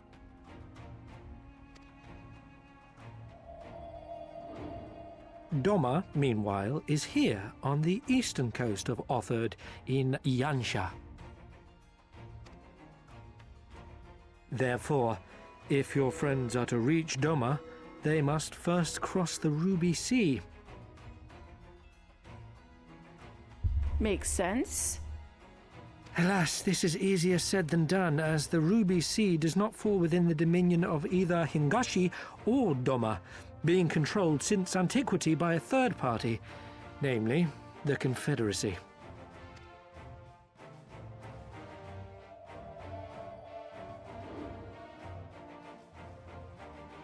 Said maritime collective is known for the consummate skill of its sailors, and for demanding that any vessel entering its waters pay a toll referred to as the Ruby Tithe.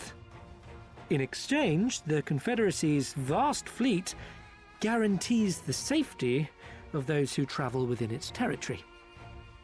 Now, as I'm sure you are aware, Garlemald conquered Doma some 25 years past, at which time the Empire saw no value in controlling the Ruby Sea, and thus did they turn a blind eye to the activities of the Confederacy.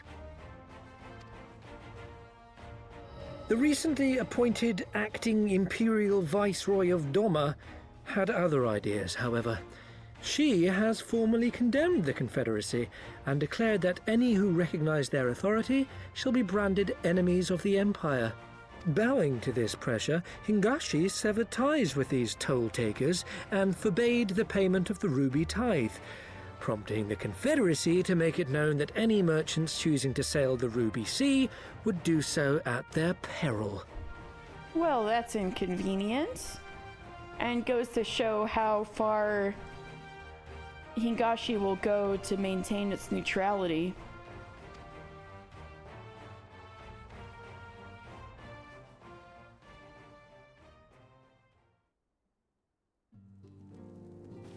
No wonder they struggled to secure passage to Doma. What captain would risk such a journey given the circumstances? I'm told your friends were not so easily deterred from their course, but I know not whether their persistence bore fruit.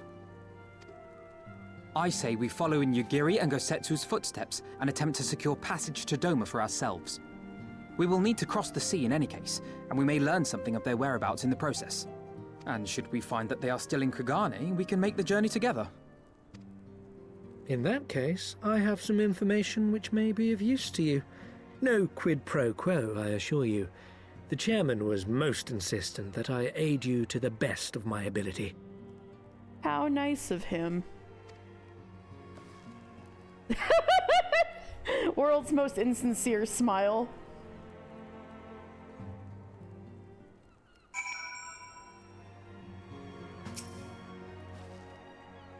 He was not exaggerating when he spoke of the ward's efficiency. Whoever wove them did so with consummate skill, so you can tell, huh? I'm not sure how I imagined our time in the Far East unfolding, but it definitely didn't involve old dawns, and especially not these old dawns. Still, whatever works, right?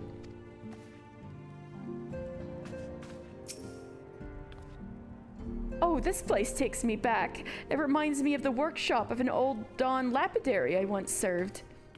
Yeah, she used to work for a goldsmith. She was apprenticed when she was young. Because her father was a merchant in Ul'dah that didn't do so well, so she was trying to help keep the family financially afloat by working for the jeweler. Although I am reluctant to take any action whatsoever that could be construed as placing ourselves in Lord Lolorito's debt, we must avail ourselves of what means are available. Our Alamigan allies place their faith in us, and I do not intend to disappoint them.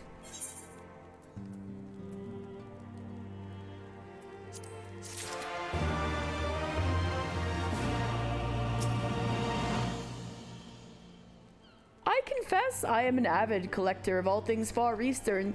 See for yourself, I insist. Okay.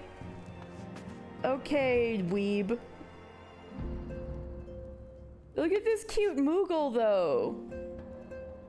Like, look at this Moogle, like, lucky cat. He's got some... These look like they're fabrics from Sunsilk Tapestries, which is something that, Old Daw would sell here.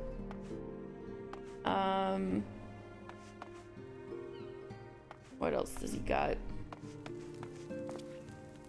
He's got these, this fan with camellias on it. Clothes, probably still from Sunsilk Tapestries to sell. There's lots of... Ah, Stella, no! Sorry. Ah! Stella keeps hitting keys. Stella, you maxed out the volume. How did you do that? What are these? Cute little gems. Well, it could be Miners Guild stuff. And all these gold, silver, and bronze bars. Stella.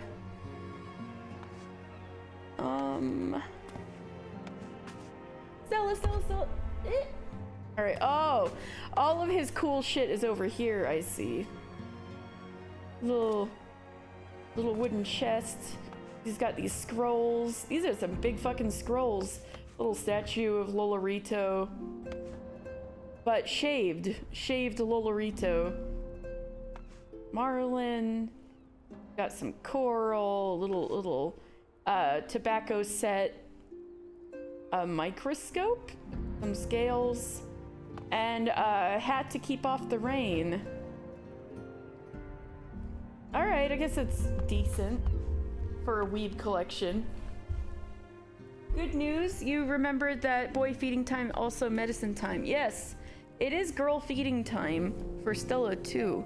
So I will take a break, and when I come back, we will continue onwards.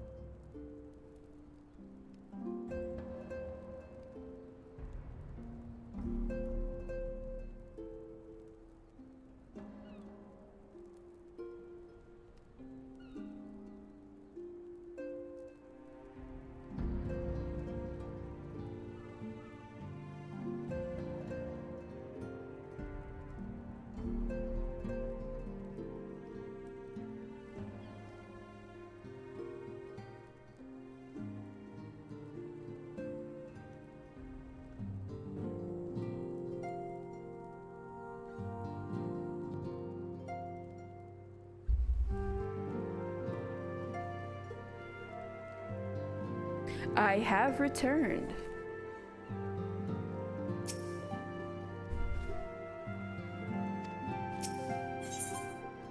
Alphino is a man with a plan.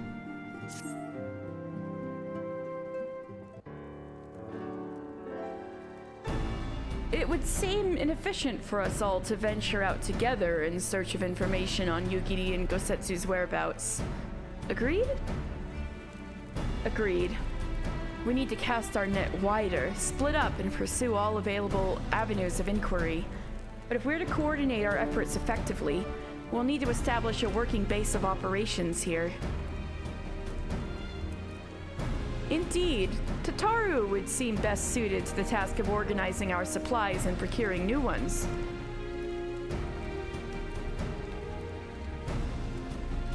While she attends to that, we four can begin our search by questioning the individuals Hancock identified. Alize and I will take those in the southern districts of the city, while the two of you can take those in the north. In anticipation of just such an eventuality, I took the liberty of preparing some few sketches of Yugiri and Gosetsu during our voyage. Oh, he made drawings of them. Have you seen this crayon drawing? Oh, it must be. Haha, Alphino drew a picture. Whoa!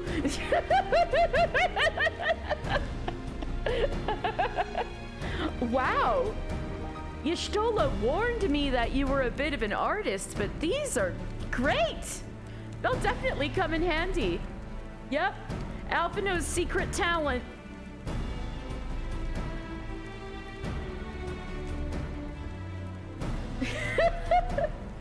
Pales in comparison to Nashu's drawing of the Lupin thief.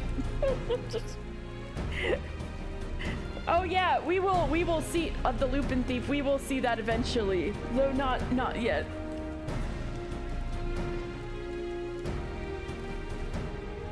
Looks like it's you and me, mister. Let's step outside and talk about where to start. God, mister's hot.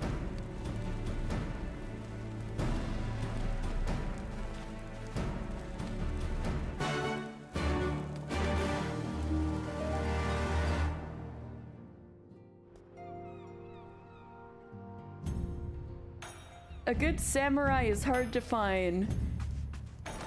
And more PF stories. No, I'm just kidding. Will you be seeing the Ruby Bazaar offices? So, the Ruby Bazaar... This Kugane branch... The Kugane branch offices of the East Aldenar Trading Company, which are managed by an Uldon gentleman of some repute, Hancock, are vital to Eorzean interests in the Far East. For this reason, they are kept under constant guard, though rumor has it that this also serves as a means to disguise the activities of an Immortal Flames agent. There is an agent for the Immortal Flames here?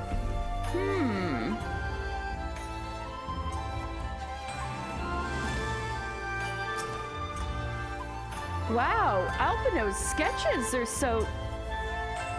I don't know how to put it, but they're very... Well, see for yourself.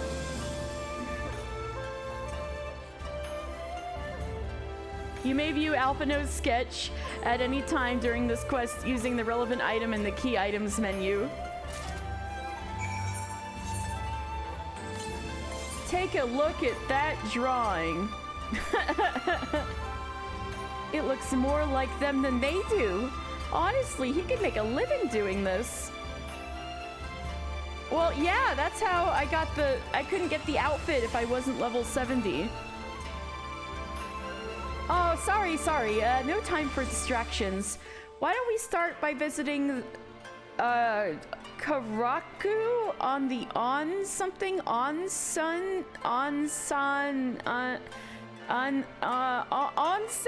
That was it. Oh, Lise.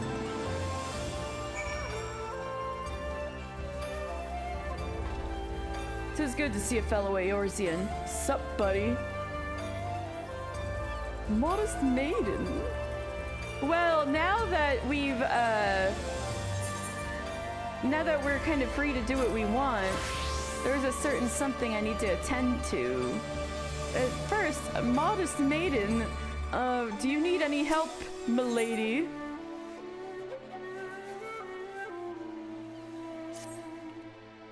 Excuse me, are you an adventurer? You are, aren't you? I wonder, would you not hear me out for a moment? I am in dire need of help. I am on an errand for the master of the estate where I serve. I was sent to the exchange to purchase an item, and so did.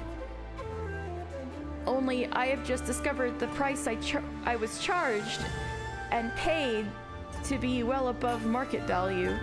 I returned to demand a refund of the distance, but the shopkeeper would not so much as speak to me.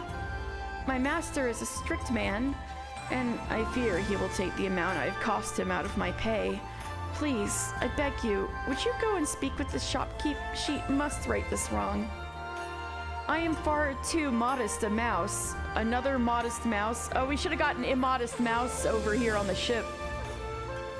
I am far too modest a mouse to show my anger. Would you go and show the shopkeep Ibarra? Oh, that mean lady? Okay. How angry I am in my stead? No doubt your wrath will serve to retrieve the guild I have been cheated out of.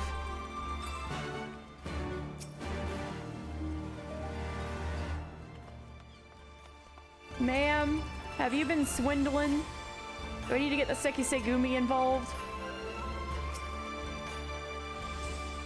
I'm bloody busy here. Now, if you've no mind to spend your gil on my wares, I've no mind to spend my time on you. Now leave. I am very, very angry.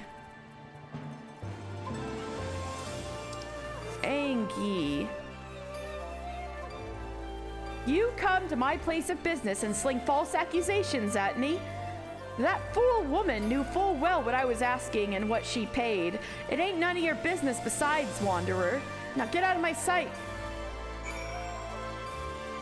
But you don't get it. I'm very, very angry.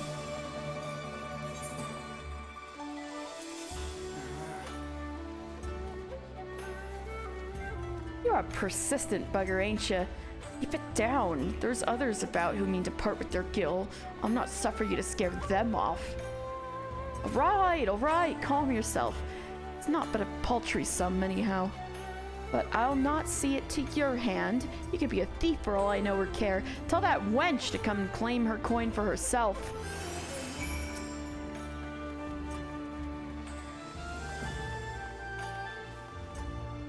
All right, you hear that?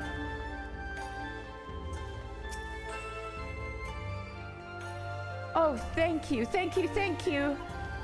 I will go and claim my coin instead. I will go and claim my coin indeed.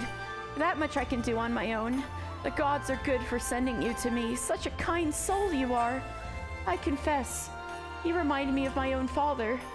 He always toils tirelessly for our family, thinking nothing of himself. He came to suffer an injury in his work some days past. Now he is bedridden while he recovers. That is why I am here. I must do what I can to support my family until he is healthy. But I see now it is no easy thing to earn gil in this world. I must grow stronger. No more must I suffer these vile merchants to prey upon me. You have taught me that today, and for that I am grateful. Thank you. Wow, I've helped my first person in the Far East.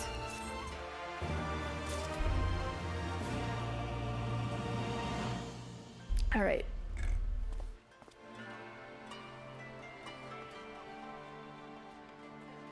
I've got something to do. I need to go across the bridge, damn it. I thought I could go over another way. Well, I guess I could take the Ethernet shortcut.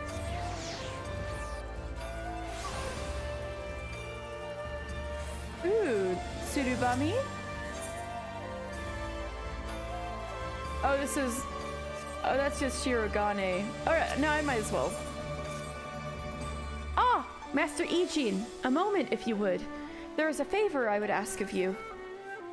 You see, word has it that the Lord Bugyo of Kugane has established a new residential district, especially for foreigners. Having long dreamed of a home to call my own, I couldn't help but find myself wanting to know more. I would like very much to see the district for myself, but as I am not a foreigner, I fear I would be turned back before all and sundry. The embarrassment would be too much to bear. And so I turn to you, Master Ijin. I would be most obliged were you to go to the residential district Shirogane and make inquiries in my stead. I'm given to understand the representative of the Bugyo is presently at the docks. If you speak with him, he should be able to tell you more. Oh, I cannot wait to hear what manner of place it is. We will do that later.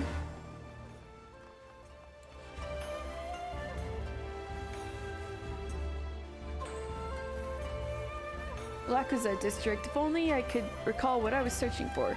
Those Sekisekumi bastards will be the death of us. Uh-oh. So sorry, this is the Yakuza district.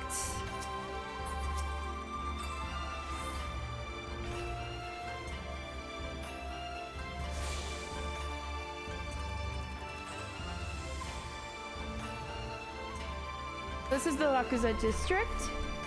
By special permission from the Bakufu, this commercial district enjoys considerably relaxed trade restrictions. Uh-oh. Wares find their way here from the world over, as do visitors of all persuasions, with no shortage of amusements and hostelries to keep them entertained and rested in turn. Oh, the fun side of town.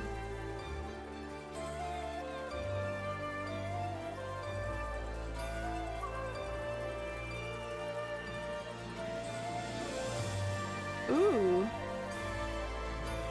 Now this is a fortified position with a moat and everything.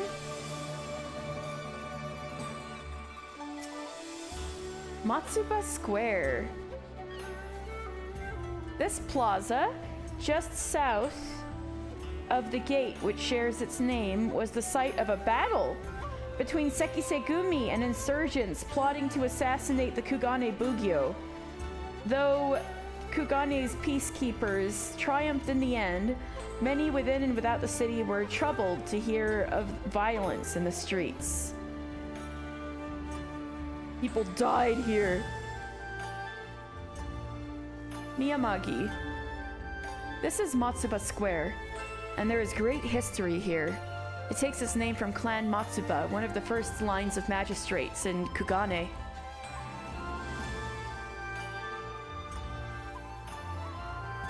This is the Sekisegumi Barracks. Very, very nice.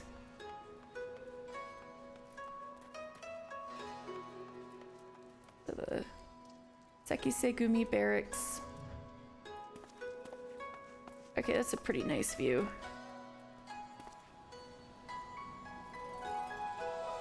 An unassuming warehouse serves as a front for the headquarters of Kugane's peacekeeping force. Off-duty Sekisegumi members are often seen relaxing in the nearby tea house, and if you tilt your head up, you can take in the unashamedly grandiose main gates of Kugane Castle. Oh, yes. That is quite grandiose.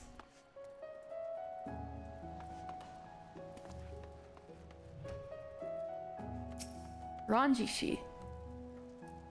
None but authorized personnel may enter the barracks. State your business or leave at once. Okay. Hello, soft-spoken Sekisegumi. A samurai. Yet yours is not a familiar face. Makoto's foreign guest, I take it? Yes, Makoto, I talked to her. We had the same teacher. My apologies. But she is not on hand to receive you. She is presently leading a mission to Sakazuki, where insurgent leaders are meeting in secret. However, they are late to return, and I must confess that I grow worried. I would go and find them myself, but I cannot well abandon my post. Might I ask you to go in my stead? Well, I don't think we can go there yet. I think that's on the Ruby Sea. but we will keep an eye out. Leashing. Strength, honor, blood. Storm of blood. Born from... A day of training begins and ends with practice swings. If we are to discharge our duty well, we must be relentless in our training.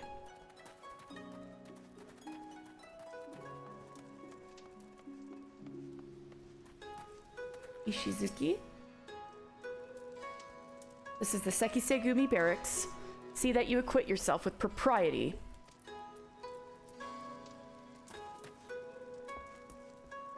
Another Ethernet shard.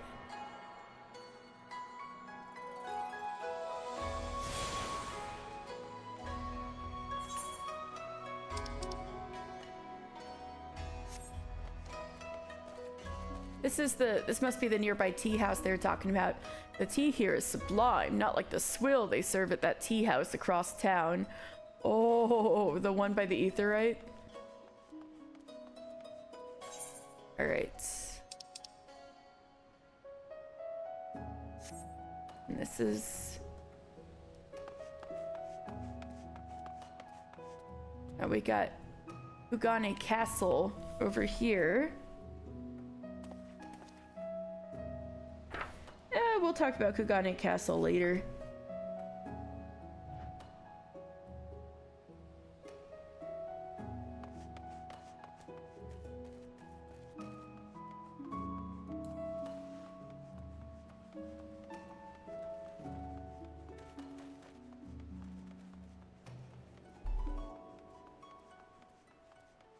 A fabulously foxed fellow. And this here is the best part of it all. There were, damn it all. What was I just about to say? Tea house serving girl, uh-oh. Enough! I can't stand it anymore. How many times are you going to recant the same old tired tale? Shut your mouth and open your ears, you little vent. This statue is Zuiko of Clan Buhen. The greatest warlord Hingashi has ever known, the founder of Sui no Kuni. Let's see, how many years ago was the lord of Sui no Kuni?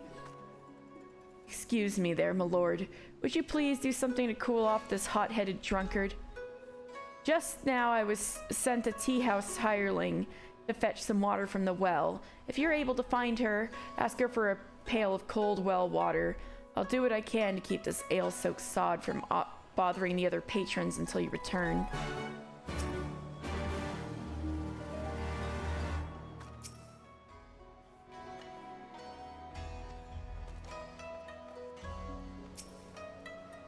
There's no denying that the tea and sweets here are excellent, but that is not the reason I frequent this establishment. I come here to see her. Ume is stunning, is she not? Ooh, you got a crush on Ume?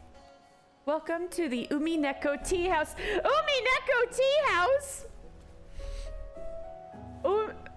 Gumineko Tea House. We've got to call it the Gumineko Tea House. Welcome to the Gumineko Tea House. Umineko! The best place to drown your sorrows from being told by a witch that you're incompetent.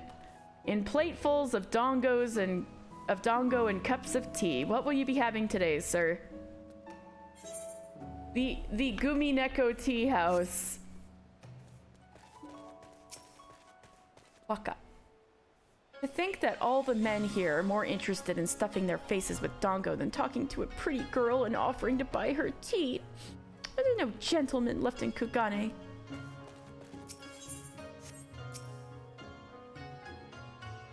I need an adventurer with crafting experience. If you got a steady hand and a keen eye, I might have some work for you. I probably don't need to do that on stream, but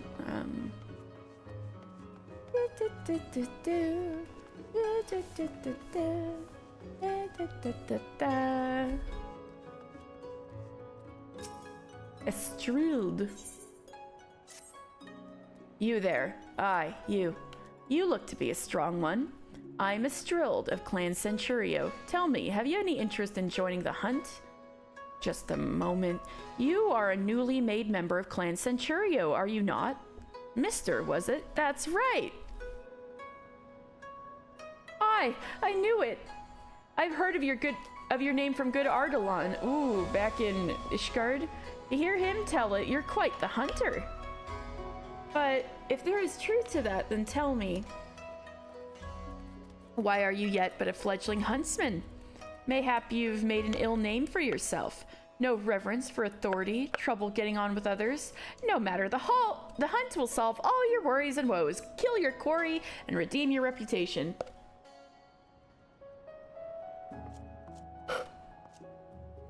There is no need for fanciful or flowery explanations. Just simply hunt, hunt, hunt, and hunt some more. The more monsters that die by your hand, the more the clan will hold you in high esteem. Eat the coal. Improve yourself. Okay.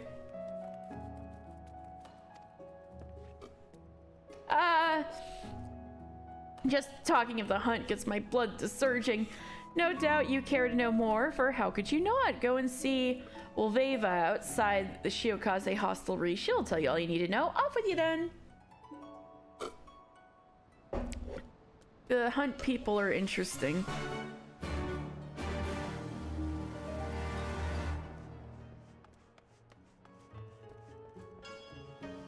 Oh yeah, I never quite talked about pier number 2. Majority of foreign vessels come to Kugane are received at pier number 2, where their cargo is inspected and appropriate duty is assessed. As this process can be somewhat time-consuming, the crews are encouraged to visit any of the nearby establishments.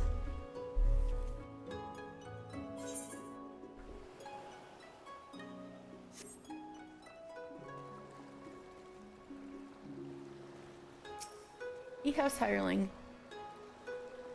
That drunkard is at it again, is he? Well, I've got just the thing for him. Here, take this pail of cold water and give his head a good dousing. That always seems to do the trick.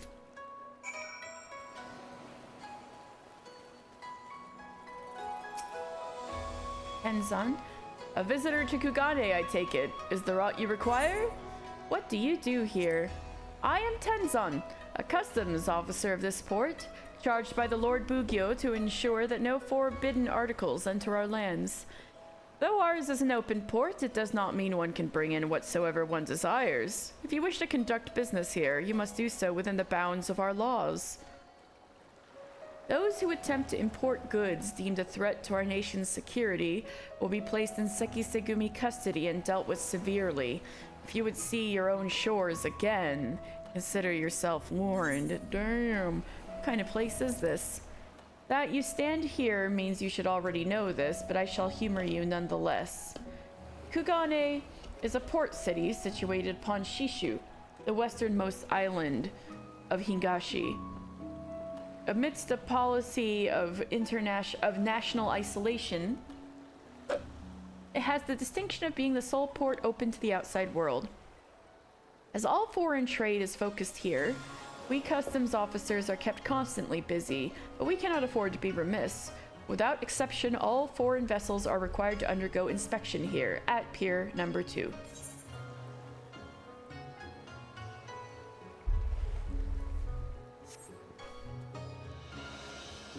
We've got a falcon porter with a falcon mask. Good evening to you, sir. Do you wish to hire a falcon porter? Oh, look at the birdie! So they ride big birdies, a different kind of big birdie than chocobos here, I see. I say, is this not your first visit to the shop? In that case, I shall add your name to our register for your future ease of travel. Learn about falcon porters. Not enough gil to pay that bloody aetherite teleportation fee, or perhaps you simply want to fly in peace, enjoying the view from on high instead of fumbling through your maps. Then a falcon porter is exactly what you need.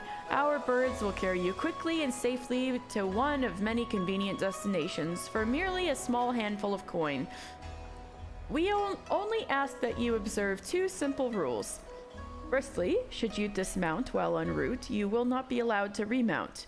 The falcon will fly on to its destination, leaving you to fend for yourself. Secondly, though each stop has a full list of accessible destinations, we will only authorize travel to those you have visited at least once before. This is to ensure that, On the off chance one of our birds becomes disoriented and loses his way, you will be able to guide him back on course. Rest assured, however, this has never once happened in our many years of service. Our birds are trained to travel specific courses and never deviate from them. They have also been bred for speed, and there is no fear of harassment from outside threats. In fact, we are so certain of their capacity to deliver you unharmed to your final destination that should you be attacked while riding a falcon porter, we will refund your rental fee in full. Allow me to show you to your bird. Right this way, my lord. My apologies, sir, but I cannot allow you to hire a falcon porter at this time. Damn it! To ensure the safety of our birds, we will only allow travel to locations that you are familiar with. Okay then, never mind. I'm just kidding. Ugyo Show official. You are welcome, my foreign friend. How may this humble servant of the Lord Bugyo assist you? Ah, so you are interested in Shirogane. It would be my pleasure to tell you about the district. Ever since Kugane opened its arms to the world, the number of visitors continues to grow. You are welcome. I still think it's funnier when it's another brick.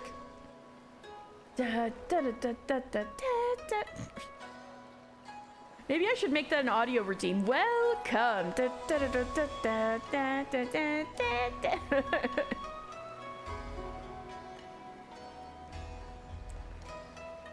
And among those who come, no few remain here for extended periods. Such lodgings as are available in the city no longer suffice to meet demand. In order to address the accommodation shortage, the Lord Bugyo has established a residential district upon the nearby Isle of Shirogane. Plots of land on the isle are being released exclusively to foreigners, who may build homes upon them as they see fit. A tidy solution, I'm sure you'll agree. If you wish to learn more, I invite you to take this boat to Shirogane. There, you may speak with the district official and inspect the isle at your leisure. Oh, why not?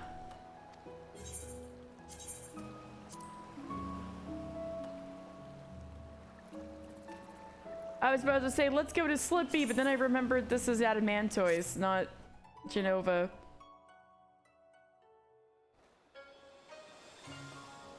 Ooh, so pretty. Look at this. If you play Final Fantasy XIV, you can live here in a house.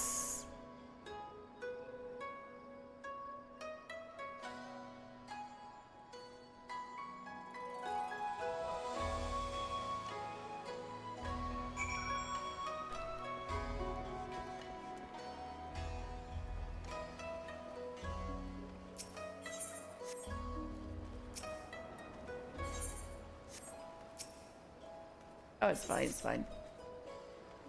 We're just taking a look anyway.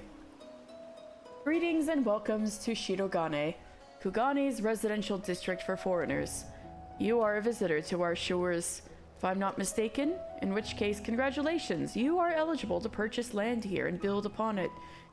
So long as you have the funds, it matters not whether you do so as an individual or a group.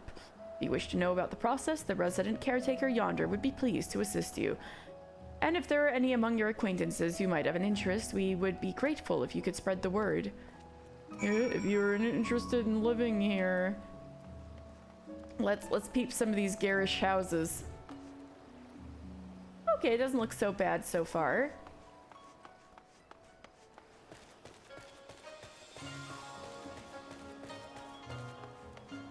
There's some houses where people live. Look at that Christmas tree.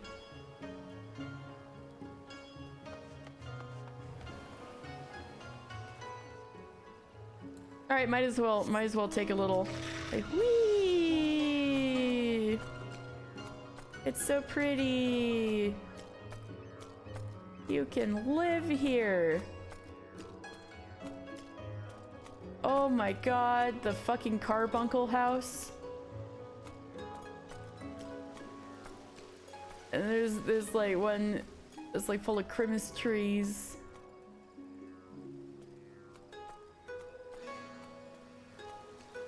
So, you too could have a crazy carbuncle house in Shirogane if you play Final Fantasy XIV online.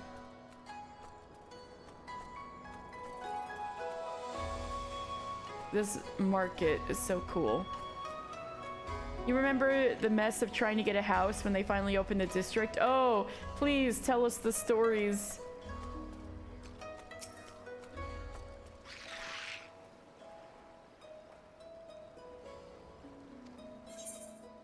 Let's go to Kugane. And we have to disappoint that poor lady. It's for foreigners only. I am sorry, lady.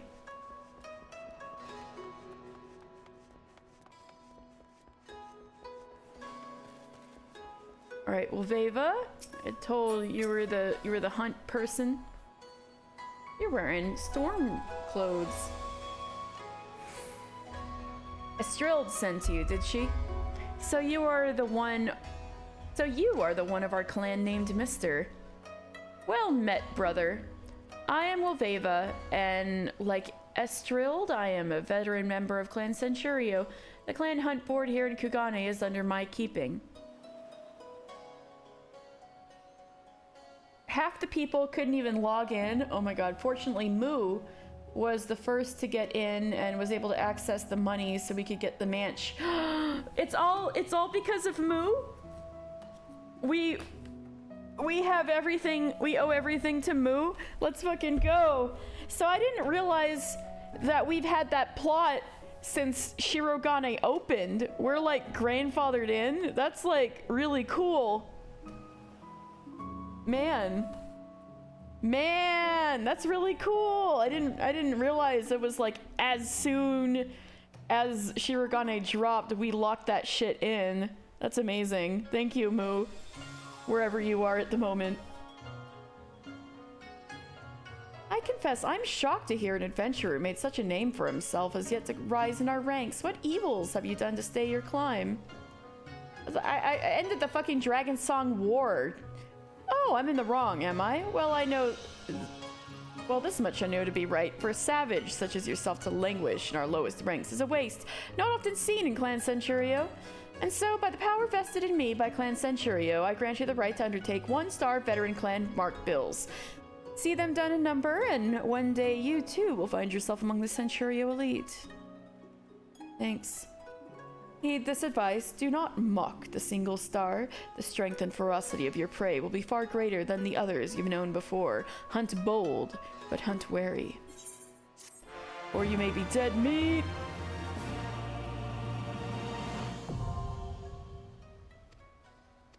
I'll take that, thank you very much. Alright.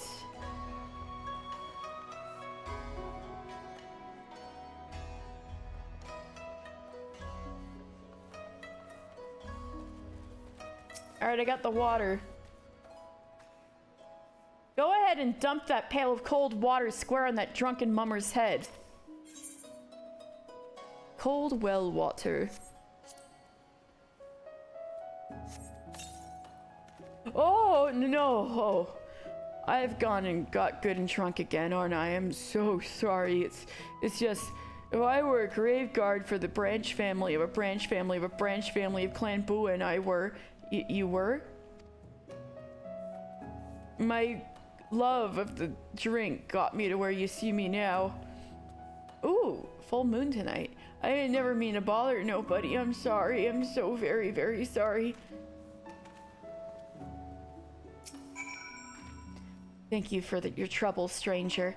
I hate to admit it, but as prominent and well-to-do an establishment as our Gumineko Tea House is, we do find ourselves a close neighbor to the hostelry.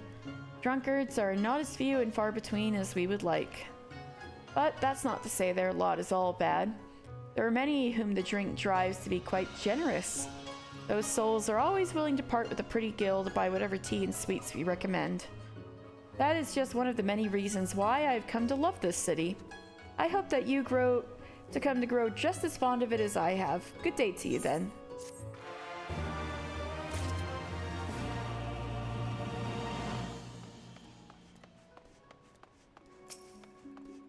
Alright, sorry to disappoint you, lady, but...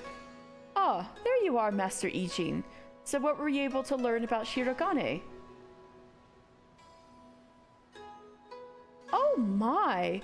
It sounds like a truly lovely place. Yes, I do believe I would enjoy it there. Your vivid description has quite convinced me of it. That locals are barred from purchasing land is no object I need but find myself a foreign husband. If you know someone, you will introduce me, yes? Oh, okay. This lady knows how to plot and scheme. She's like, I'm gonna get myself a good house. I'm just gonna marry some dude. Actually, I don't know who to recommend her to. I'm not gonna recommend her Hancock. Like,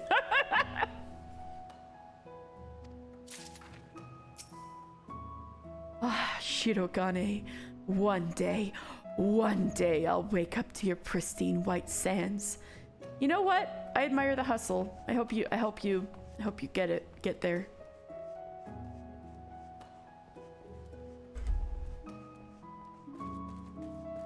All right, let's catch up with the Scions.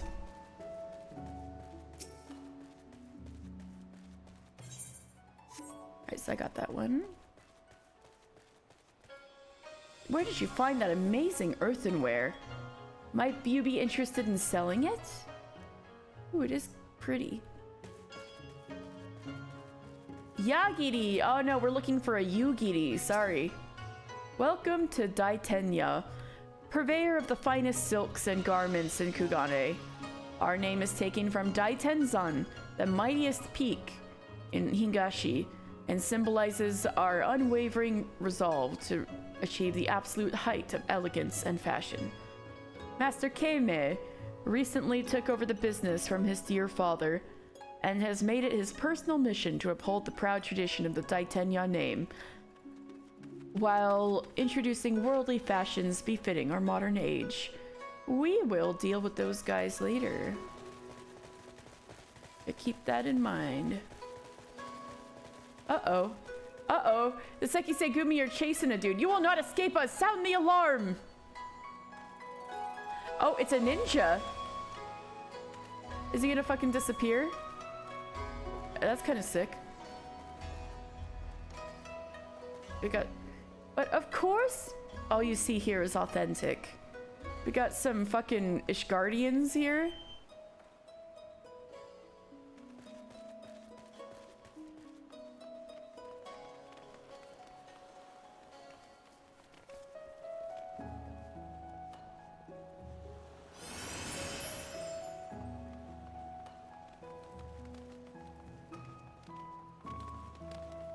Amaji.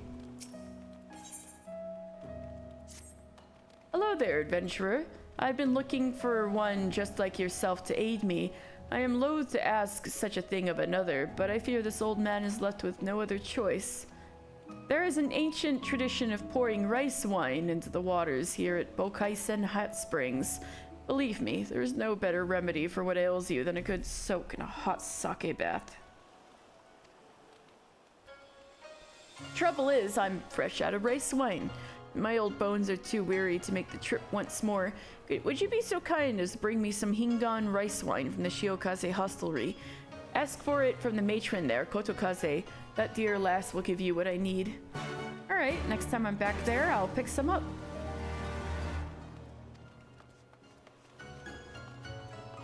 Wow, what a fun town. Let me get this Ethernet shard.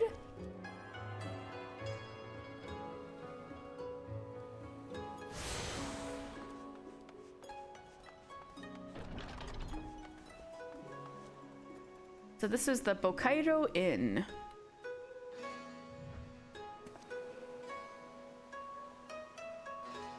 This is where everybody takes their shoes off before they enter. All right. An inn with sweeping ocean views, famed for the healing properties of its hot springs. The public baths of Hingashi are largely mixed gender, and it is customary to bathe naked. But in a trading hub such as Kugane, Where folk of myriad cultures and creeds mingle, one is expected to don not one's name day suit, but a bathing one instead. So you'll see people in their underwear and stuff, because there's no nudity in this game. But you can just imagine they're naked elsewhere. Anyway, Haraku. Come one, come all. Burns, cuts, embarrassing rashes. There is naught that the mystical waters of the Bokaisen hot springs cannot heal. Oh, what is that in your hand? A surprisingly accurate depiction of Yugiri and Gosetsu, once again suggesting that Alphino may have mistaken his life's calling.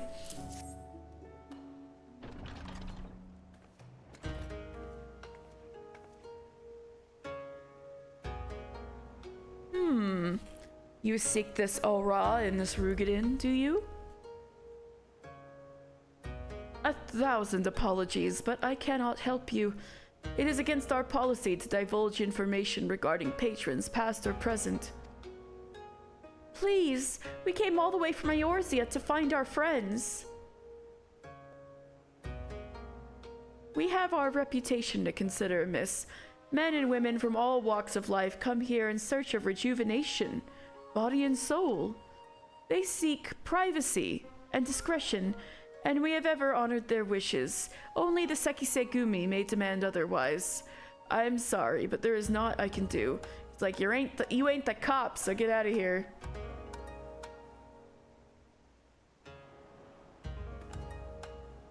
I suppose we'll just have to ask someone else then. What about that woman who runs the hostelry? Kotokaze, was it?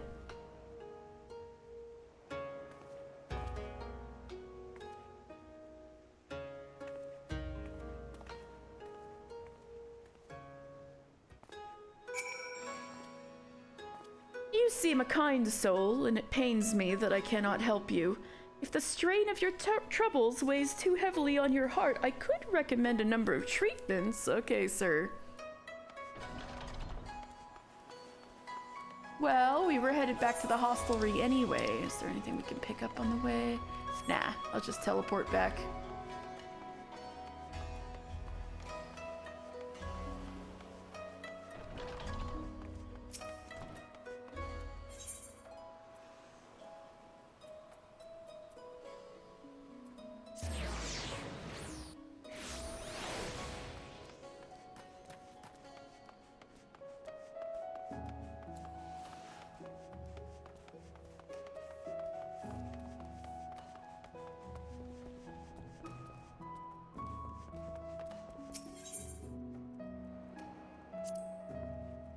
Welcome, traveler.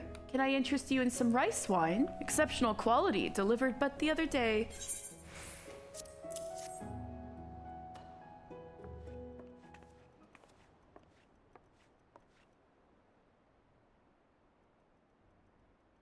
Ah, an Ari shinobi and a Rugadin samurai. If I may, I would answer your question with some few of mine own. If I speak of that which you know, Ijin, be not offended. You are familiar with the situation in the lands across the Ruby Sea, the doomed rebellion, after 2.5 decades of quiet? Yes. I see.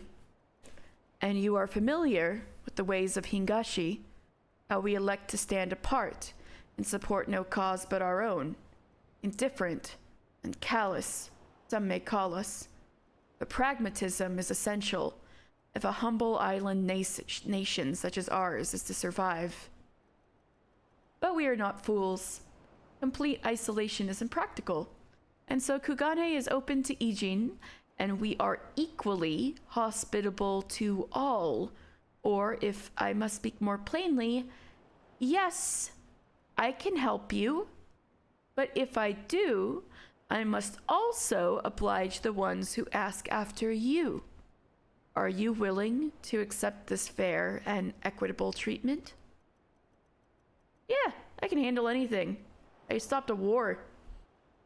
If anyone comes looking for us, tell them whatever you like. As you wish. The 2 individuals of whom you speak did indeed come here. Yeah! Oh, right! Yukiri and Gosetsu! They sought passage across the Ruby Sea.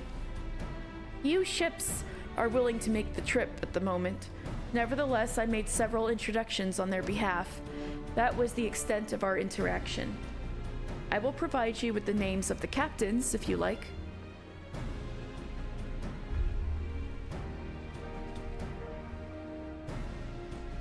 You've been a great help, Mistress Kotokaze. I'll be sure to come back for that wine sometime. Drunk Lise, we would welcome your custom, miss. We should question these captains as soon as we can. You take the first 3, I'll take the rest, and we'll meet here once we've finished. All right? Good luck!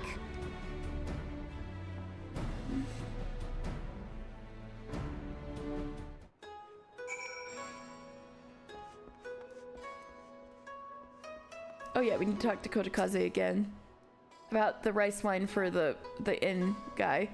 You desire some sake for Amachi? You need only ask, my dear. I have just the very thing for that sweet old man. Here, take in this Hingan rice wine. Rest assured, it is some of the finest to be found.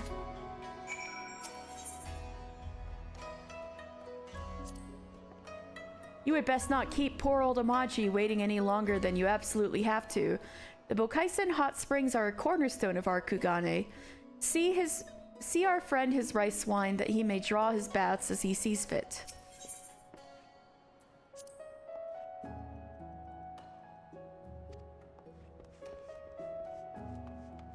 To be fair is to be free.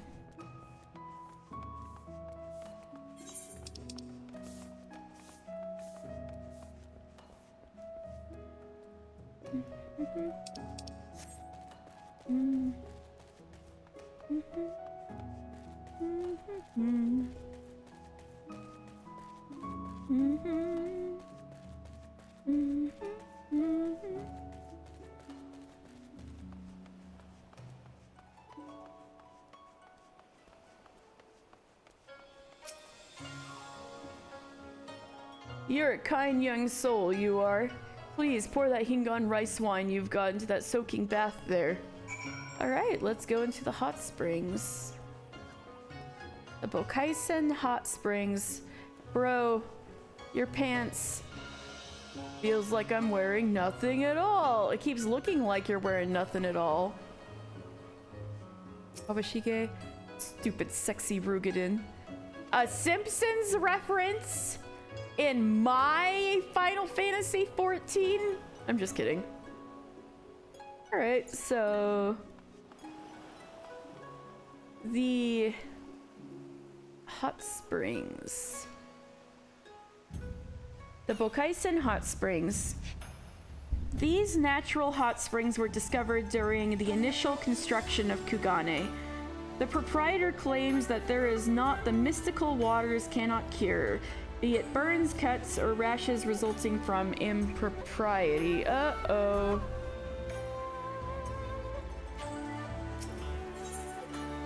Now let's pour the Hingan rice wine. A bottle of fine wine made from fermented rice and clear spring water.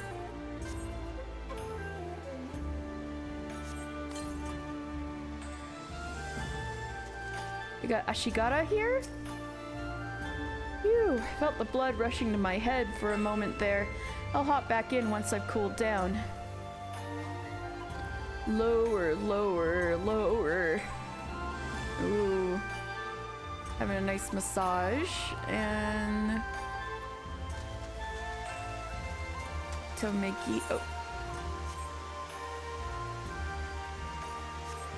Hello, Charybdis.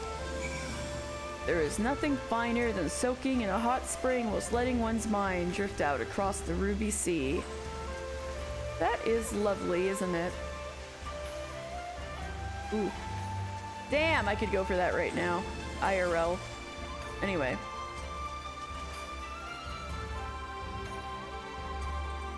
I have scattered the wine in the water, sir. We have blessed the waters. Just the thought of soaking in that stuff sends my old bones to singing. Here then, I'll take that empty bottle off your hands. Oh, look at that. There's a little gift from the gods left in there. Let's have a little nip to warm the belly and loose the joints. Ah, that's the stuff, all right. Damn fine brew. You've gone and done spoiled an old man this day, lad. We have another tradition in these parts. Whosoever carries a bottle of sake to the place it's opened is entitled to the last bit in the bottle. Lucky for me, you weren't aware of that custom either. Damn! Mr. gets no wine this day. We change the soaking waters we offer here at Bokaisen out at the onset of each season. But it's the rice wine baths what folks love more than aught else. Of course, it's seeing the happy faces of those who come to soak what makes me happy. And that's what keeps this old man going. I couldn't quit this job even if I wanted to.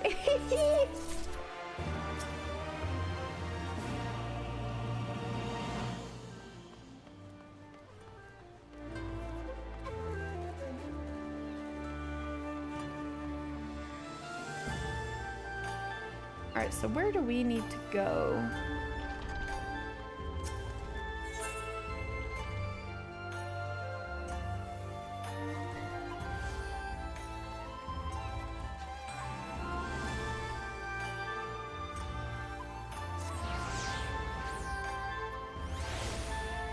I think we need to go across the big bridge.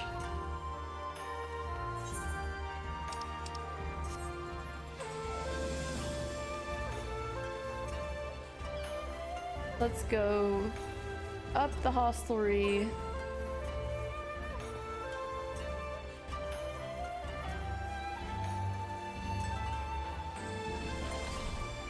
And across the Grand Bridge.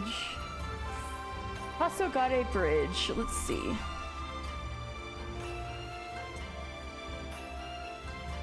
Aww. They don't have a...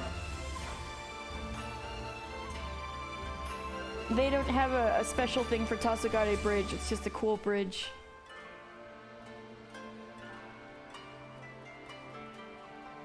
Imagine a big bridge. Imagine if there was a Gilgamesh, a battle on the big bridge. The Shorts Pier. Let's see.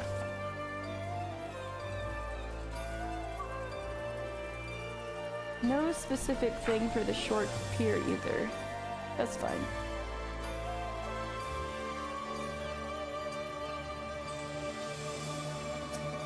Arakane? Come to rest your weary bones as well, have you? I'm not sure I can take much more of my master's gentle instruction. I'd slip away to the flower district and see what pleasures my meager wage can buy me. Interesting thing you've got going on, dude.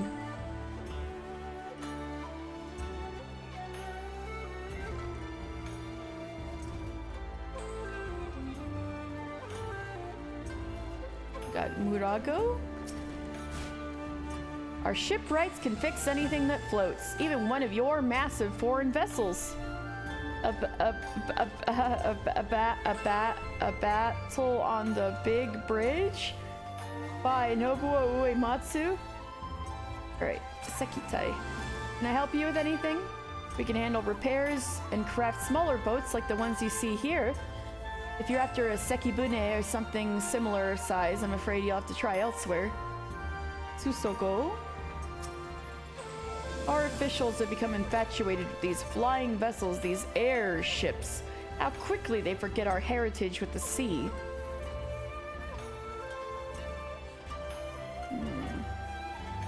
Did I get over there?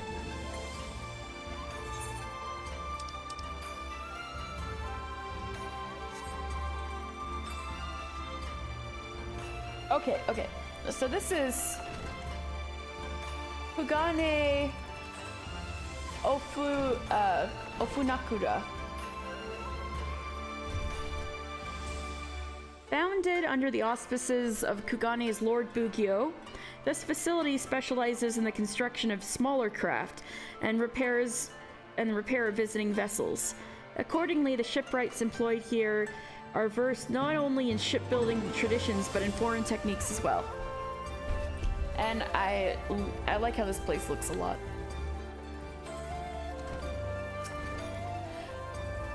Lalafell, a Near Eastern merchant. Hello there, good sir. You're a wandering adventurer, are you not? Please, spare a moment to hear out the whim of a troubled merchant from Thavnair. Wait, a Near Eastern merchant? A Thavnarian Lalafell? There's not too many of you. I placed a custom order and sent a servant to the Rakuza district to pick it up. Only it has been half a sun and he is yet to return. The item is of some value and I grow more anxious with each passing bell. Would you go and find this useless servant of mine? No doubt he's off idling somewhere in the Rakuza district. And put his backside to the lash when you do. I trust I will reward you for your trouble. I'm not gonna beat him, but I will tell him.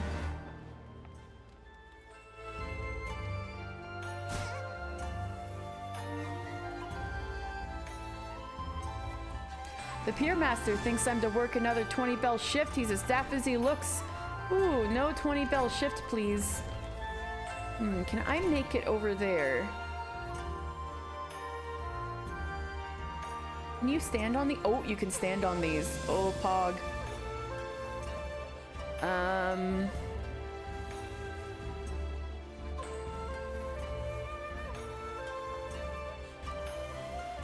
Yep. Ahaha! Okay, okay. Yep! Ahaha! Alright. First try?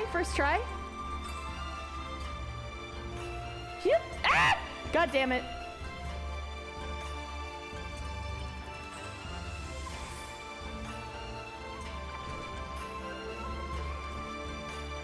Alright, let's try that again.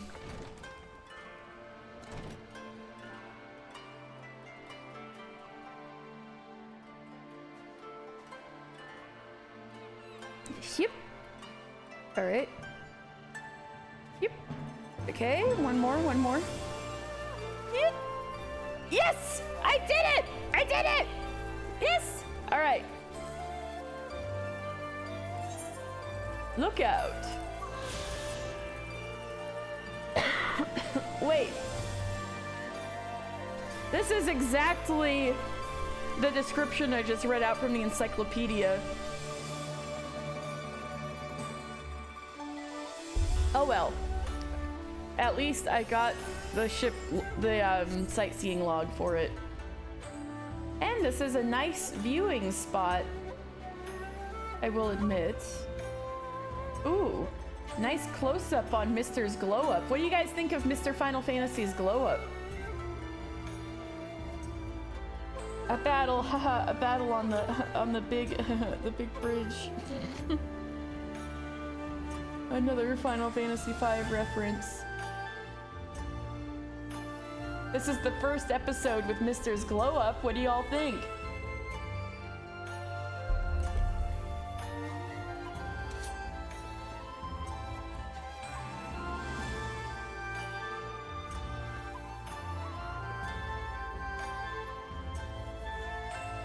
It is Mr. Final Fantasy. It sure is.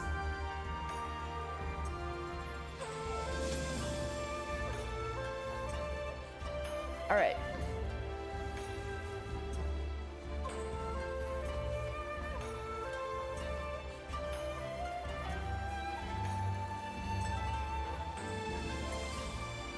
The Short Pier. Hanish Spice Trader. Hello, sir. Have you seen these two people? You ask me if I've seen this Ari woman and this Rugadan samurai? The woman is unknown to me, but the man is not. He was for Doma, but I could not help him. We travel solely between here and Ratzat Han. It would be an unreasonable detour.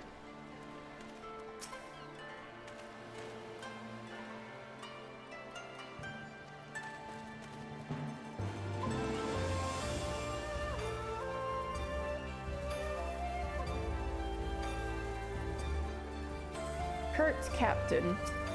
Smokin'. Yes, a Rugadan gentleman did approach me. He wanted to charter a ship to take him across the Ruby Sea, the mad devil. I sent him away, like all the others before him. The woman? Nay, I know her not.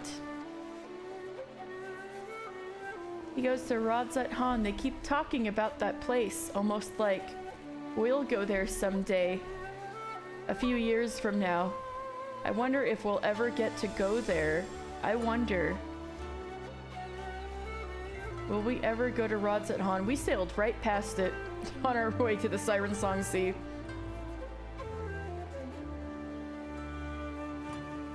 There are storehouses. Hoorah.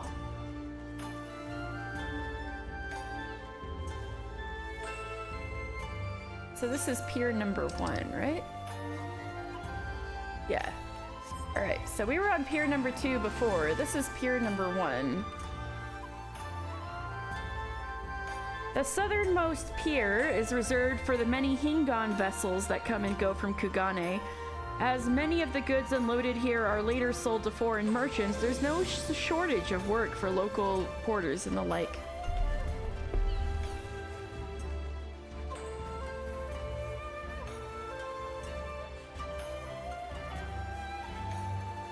Carry all this? Who's gonna carry me? That does look heavy.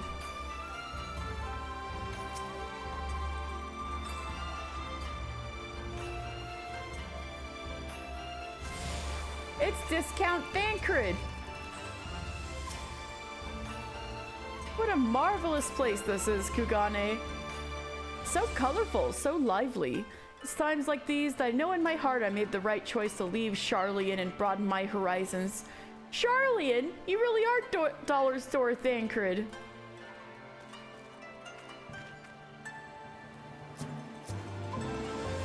And we've got a Lalafell, Uldan-looking lady named Kikimo. It is my job to procure rare items. More specifically, rare items from the Ruby Sea for the East Aldenar Trading Company. This, however, has become increasingly difficult of late due to the restrictions that have been placed on trade in Kugane. Man, they keep talking about Sharlayan too. I wonder if we'll ever get to go to there. I wonder. Maybe someday, a long time from now.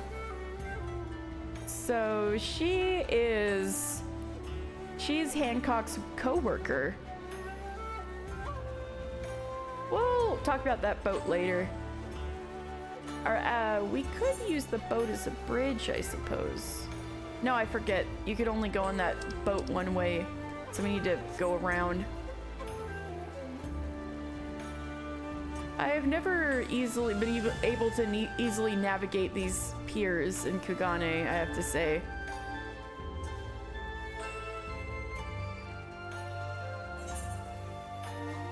Let's go up.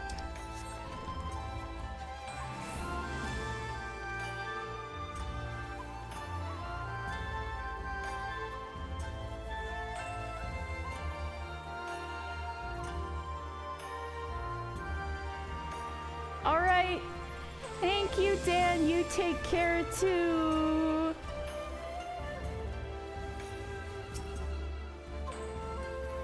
Yamabiko, life on land is stiflingly hot. It's truly unbearable. Ugh. I wish nothing more than to sail the open sea and bask in the ocean winds. Merchant. Passengers? No, we no longer offer that service. Too much trouble. Now we only transport goods. I told this to a samurai and sent him on his way. The woman? If it is women you seek, the pleasure houses have plenty. Damn, okay, dude. I told you, the man was alone. I sent him away. What more do you want? Alright, well, we'll talk about the boat. The Kudoboro Maru.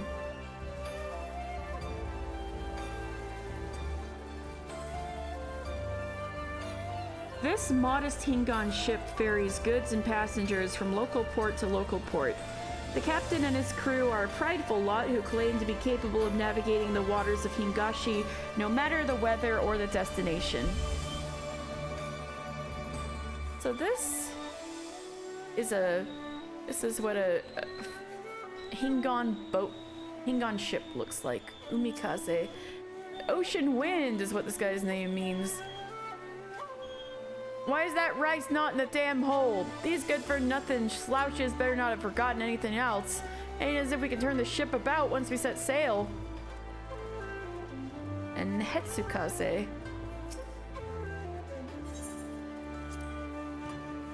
An old friend of mine has become obsessed with a card game from the West. At first I scoffed at her new pastime. The more I watched her play, the more the game intrigued me. I even went so far as to trade with some foreign explorers to build a respectable deck myself. There's so many rules to learn. Well, you want to play? Please, no cards right now. I need to think. I shall let you know when I've conceived of a match-worthy tactic. All right. So we need to meet with Lise at Shiokaze Hostelry again. Yeah.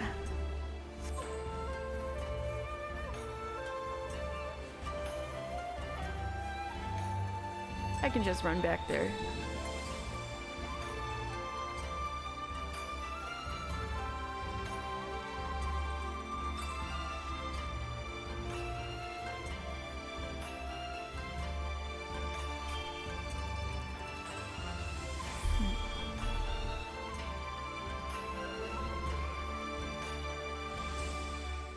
I'm of blood, born from blood of their fallen brothers.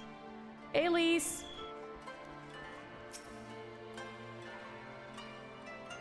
How did it... Oh. Never mind. Judging from the look on your face, you didn't have much better luck than I did. Uh-oh. Oh my god! I'm getting the sketch forever.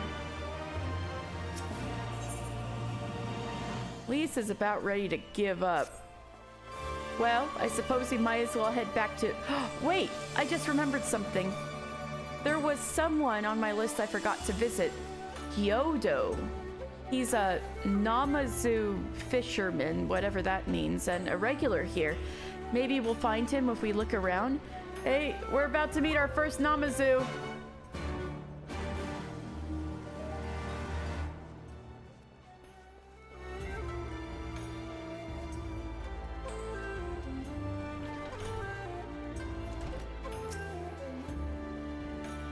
When I asked Kotokaze what Namazu meant, she said it was Hingon for catfish.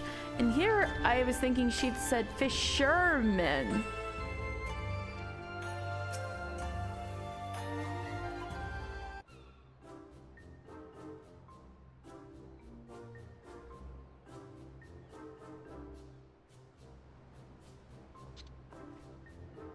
What? Why do you stare? You have business with me? By the 12, a talking fish! Yes, a talking fish. How very observant of you, Eugene. Oh, you find me in good spirits, so your rudeness I will ignore this once, but only if you address me again in the proper manner. Sorry, I've never met a... Let's start again. You're Gyodo, right? My name is Lise, and this is Mr. We're looking for some friends of ours.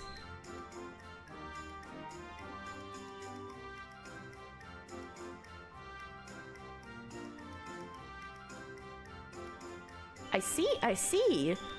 Both of these ones I know well. I helped them secure passage across the Ruby Sea. Really? That's wonderful. Could you do the same for us? Yes, this would be not a problem. For you, I could charter a ship this very day. But the journey is fraught with much peril. The fare will not be cheap. Are you sure you can afford to pay?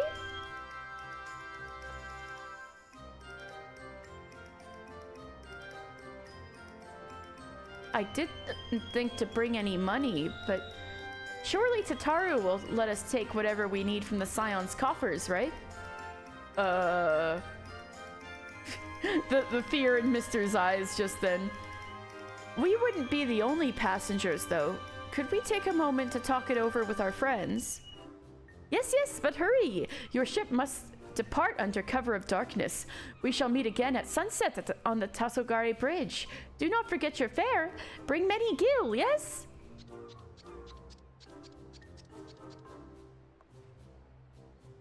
It's about time our luck changed.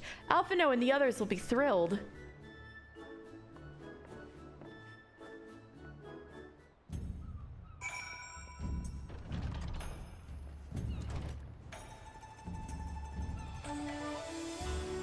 Born from blood of our fallen brothers.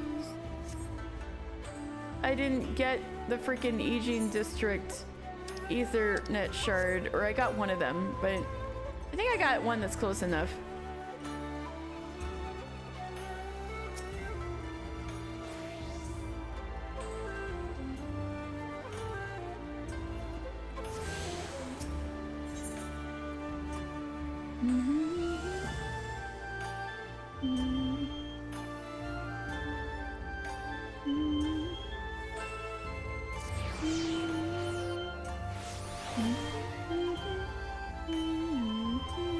I can jump on the rooftops. Oh yeah, this is the side quest. This isn't. I don't know. We need to get going because this fish is gonna take off without us at sunset.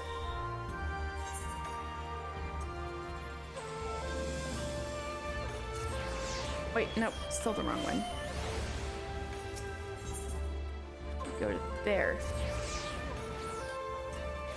We're good. We're good.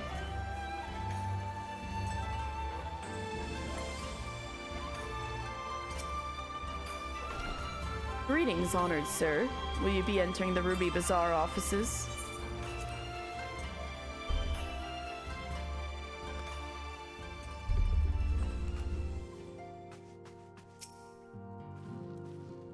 Welcome back. We ourselves returned but a moment ago. You wouldn't believe some of the things you can find down at the markets. We're spoiled for choice here. I hope my information was of value.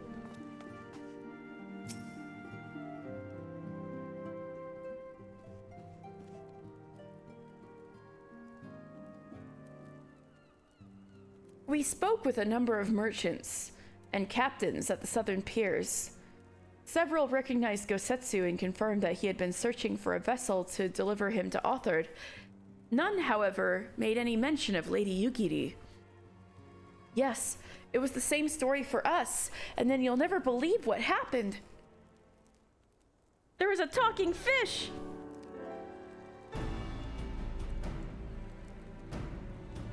So this Gyodo claims to have aided both Gosetsu and Yugiri? How fortuitous. Not the word I would have chosen, Master Alphino. Stupid's what I'd call it. How can you agree to his price without making any attempt to haggle? Alright, I'll stretch. Or even confirming what it was in the first place. Alright, I'm stretching. Ooh, I needed that. Yes, that too was a misstep on their part. But it is not what troubles me most. Gyodo and his brethren are not renowned for their generosity of spirit. Rather, they are disdained as scheming moneylenders, ever eager to turn a profit from others' misfortune. Everyone else we questioned stated that Gosetsu was alone. Only Gyodo claims to have met both him and Yugiri. I suppose it's just possible that Gosetsu made inquiries by himself and only called upon Yugiri once he found a willing captain?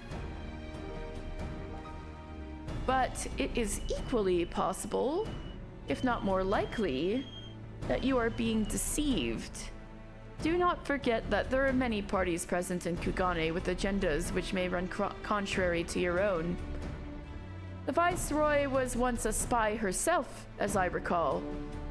I should be surprised if she did not have countless agents here in her employ, all eager to prove themselves to their new master, the Viceroy of Doma. If you know, you know. all eager to prove themselves to their new master. And what better way to do so than by delivering her the heads of foreign insurgents? Fine, you may be right about him, but if Kyoto is working for the Empire, who's to say he didn't try the same trick on Yugiri and Gosetsu? I mean, if he did, he might know where they are, and if he succeeded, they might be in trouble. Anyway, if he holds up his end of the bargain, we'll have nothing to worry about, will we? But if he tries to betray us, I vote that we take him prisoner and punch him till he tells us the truth. Damn, Lise. So if it's a trap, we'll spring it and deal with the consequences. I like the way you think. Very well. We should prepare for the worst. Tataru will remain here, and I shall follow the three of you at a discreet distance. Once more, I must caution you to avoid physical altercations at all costs, even should Imperial agents attempt to engage you. The Sekisegumi will not hesitate to clap you in irons, or cut you down. If anything untoward should happen, you are to return here at once. Is that clear? Okay, Hancock, thanks for looking out for us, I guess. And there I was thinking Kyoto is just being nice. I tell you now, if Hancock's right about all this, that fish is getting filleted. Ooh, get him.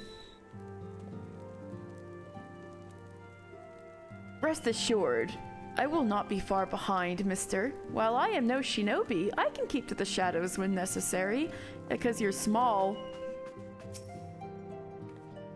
I had a feeling we might find ourselves in a situation like this, so I made sure to stock up on some special supplies that I thought might prove useful.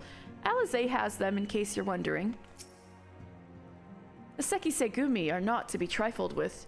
Rare is the week that I do not hear of at least one tale of an Ijin being arrested under dubious pretext.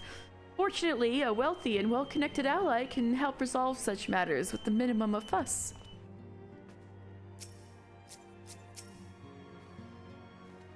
To review, Lise, Mister, and I will meet with Kyoto as planned. Alphino will keep watch from a distance, ready to provide support in the likely event that Kyoto attempts to betray us to the Imperials or whomever else. Should that happen, you and Lise will subdue him, and together we will make our escape. As our actions will surely draw the attention of the Sekisegumi, we will evade them with Alphino's assistance and return here with our prisoner. Does that meet with everyone's approval? Of course, these precautions will be for naught if Kyoto does not play us for fools, but we shall see. To the bridge. And it's about sunset.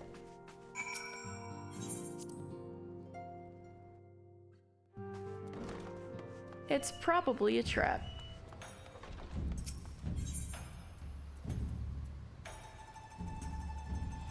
No blood born from blood of our fallen brothers.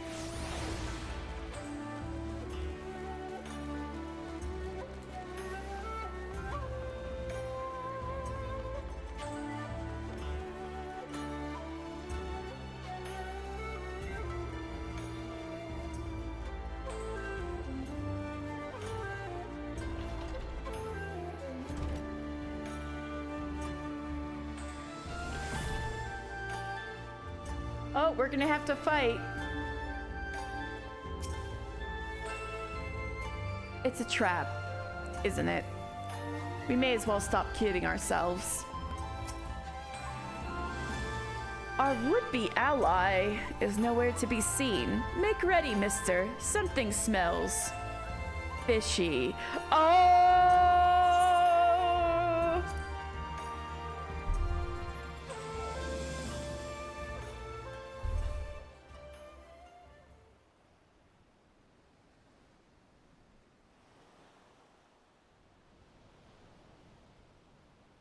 He's late.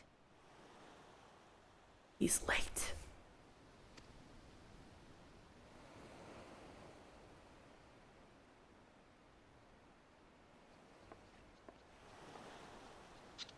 There he is.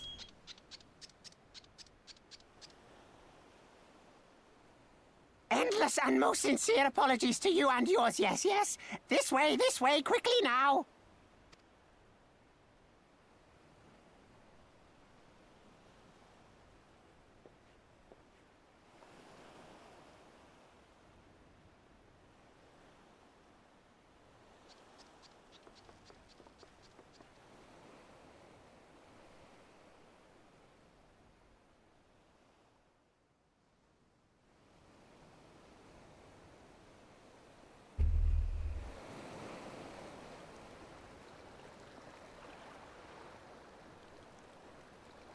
Enough! Where are you taking us? Where is the ship?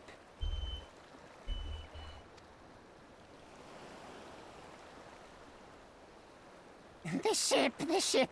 So very sorry to inform you, yes, yes. Long before was it pledged to another. That's not what you told us. To me. These ones are for Doma.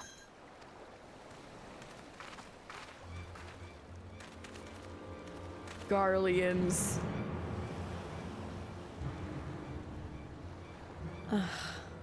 I knew it couldn't be this simple.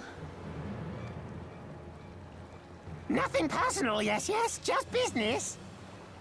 Nothing personnel. Then business is about to take a turn for the worse. Oh, it's the moment you've all been waiting for. Gets the fucking boot. Woo! Ah! She's got the fish. Come on, let's find a way out of here. Let's go, Lise. She's got the fucking fish. Damn, Namazu are chunky.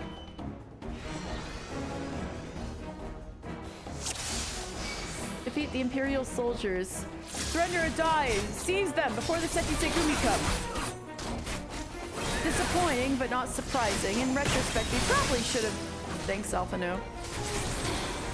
Oh, wait. Wait, with the... There we go. Quiet, brother. Fight now. Talk after. Hold on, Kyoto. You deal with the Imperials. Wait, where's my... Oh, here we go. Of all the bloody places. There we go. There we go. I got it now.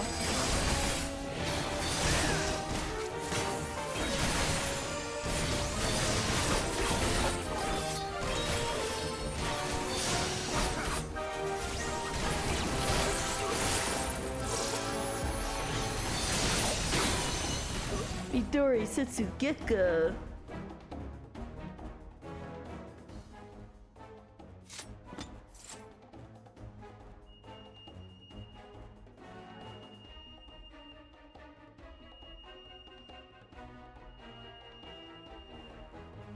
That. As expected, the Sekisegumi have caught our scent. Since fighting them is out of the question, we'll have to wind our way back to the Ruby Bazaar, evading their patrols as we go. If they find you, use these smoke bombs to make your escape. All right, Alize. Use smoke bombs to evade the patrols. Be warned that attacking the Sekisegumi will result in failure. Ooh, snazzy.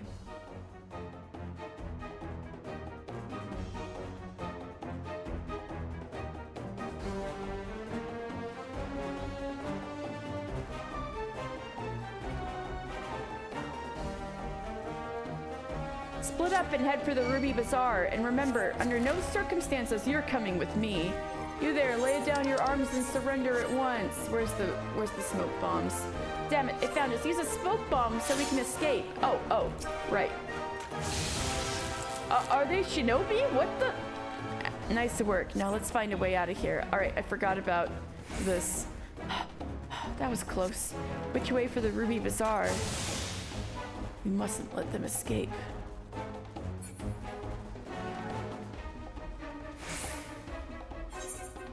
I should go this way. And Namazu is more heavy than he looks. Close. I only get 9 of these? I guess I gotta be more careful. The streets are crawling with Sekisegumi. Keep those smoke bombs ready. Oh, shit. I guess this was the wrong way to go. I can't go across this bridge. They escaped! Uh-oh. Is that... No, my eyes are just playing tricks. Where could they have gone? Ah, nuts.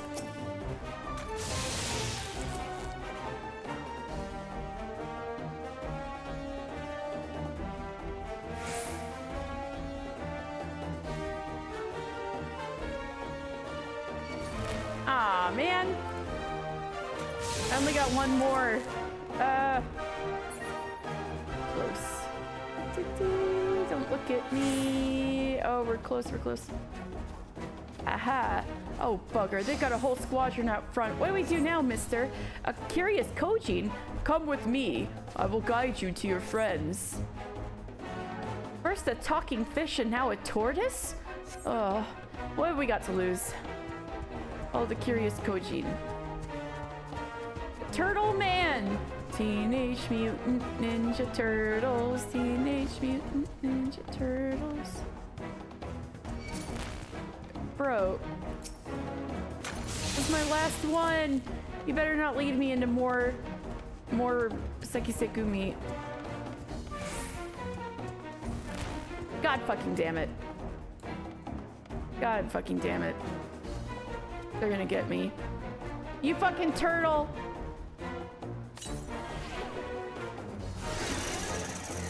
Oh, mister, I don't think we can talk our way out of this one. Oh, man! Turtle! This is your fault. I just need to not use the smoke bomb as prevention. Only if I get... Only if I get, chained up.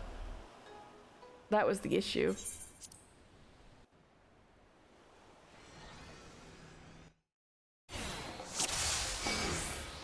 Alright.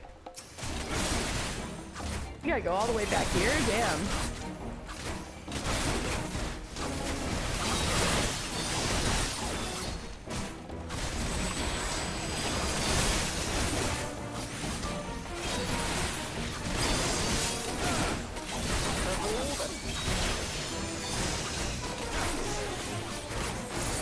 I'll hold on to Kyoto. You deal with the Imperials.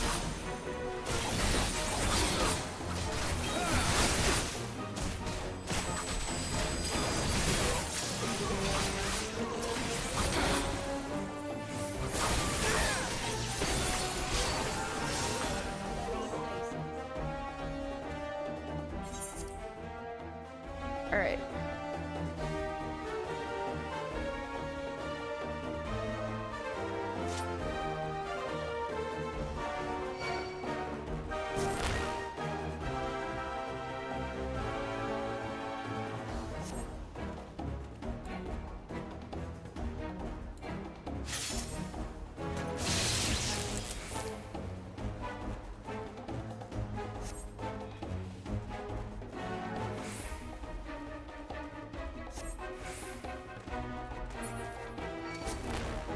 Oops.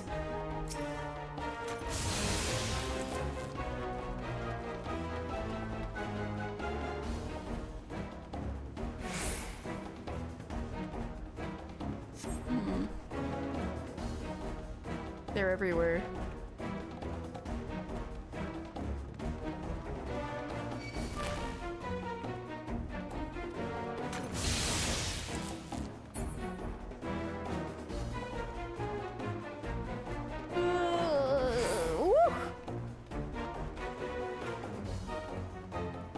Watching out for that guy again. Haha! Alright, got Patterson this time.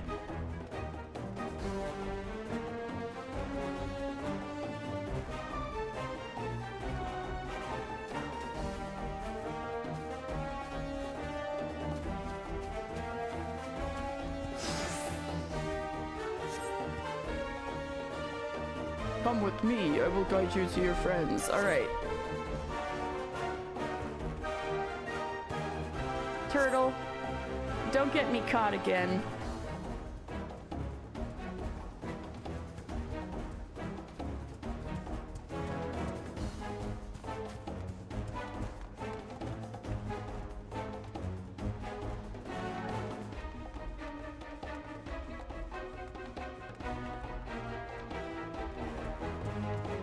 This is going much more smoothly than last time.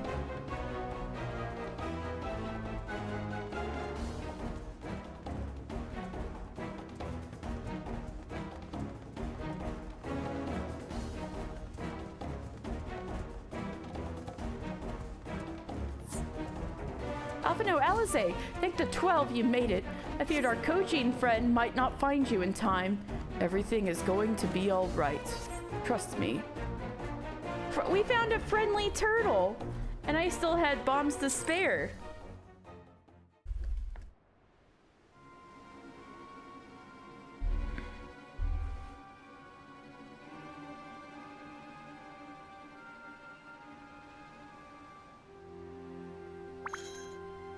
He's twitching. Stay hidden and quiet. Understood?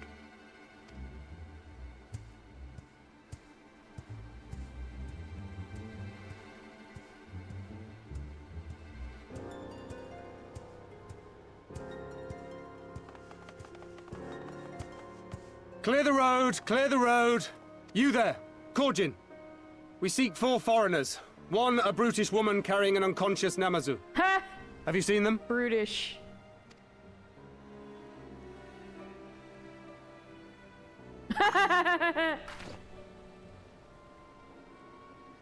Thank you for stopping her, Alphino. Ah, yes!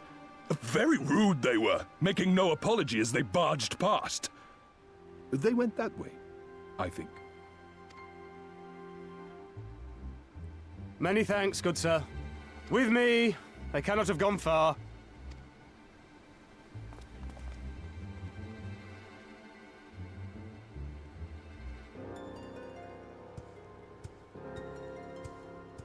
All is well. The Sekisei Gumi will not return this way for some time, I should think. Thank you, You are kind of the East turtle. Aldenard Trading Company, yes? Come with me. I know a safer way.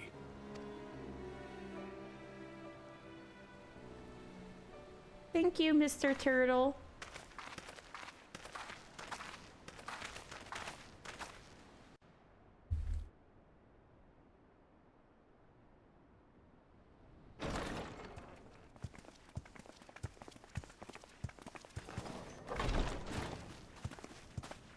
You are returned. And with guests, I see.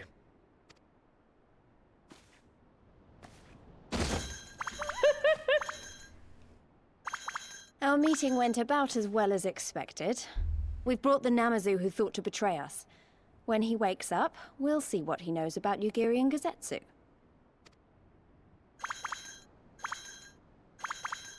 Well done, you. When I saw the Sekisei Gumi out in force, I did begin to worry, but I see my fears were misplaced. Actually, if it weren't for Soroban, we might not have gotten away. Soroban, Mr. Turtle. 'Twas my pleasure. Yet I must ask, Soroban, why would you deceive the Sekisegumi to help us, foreigners of whom you know naught? Why, out of the kindness of my heart, is what I would like to say, but my motives are not so pure. I chanced to witness your meeting with Hancock at the tavern and saw an opportunity. An opportunity?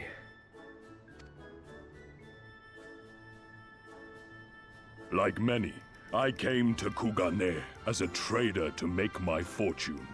Kojin of the Red may serve the Empire as mercenaries, but Kojin of the Blue walk a different path. Regretfully, most here would rather not meet our gaze, much less do business. So I seek the custom of those less predisposed to dismiss us outright, namely the East Aldenard Trading Company. Quid pro quo, is it? Well, there is no denying that we owe you a debt. What say you, Hancock? Will you consider doing business with our entrepreneurial friend here? Rest assured, Master Soroban, that in matters of trade, the company does not discriminate. We would be honored to hear your proposal. I promise you will not regret this, good sir. Ah, yes. You sought passage across the Ruby Sea, did you not? I have a ship you can use. Thank you, Soroban! You do? Well then, far be it from us to refuse. You have our deepest thanks. And you mine. Yay! We found a friend.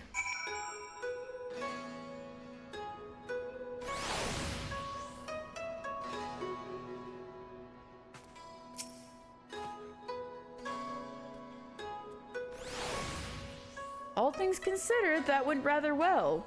Thanks to Soroban, that is.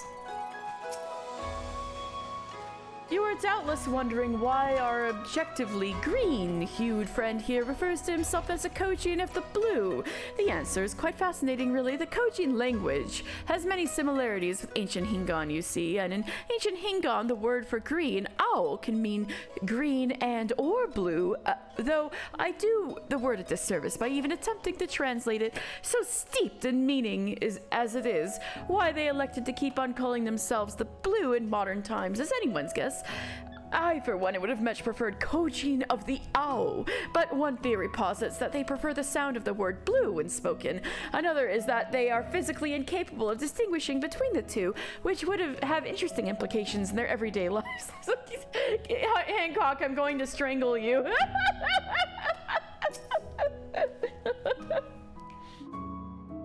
There's no denying that they want the There's no denying that they were Imperials. They were wearing the same uniforms as the ones outside the consulate. Though we Kogine are of the sea, we often come ashore to sell our wares and peruse your markets. It is my hope that an arrangement with the East Aldenard Trading Company will help us to more quickly obtain the treasures that we seek.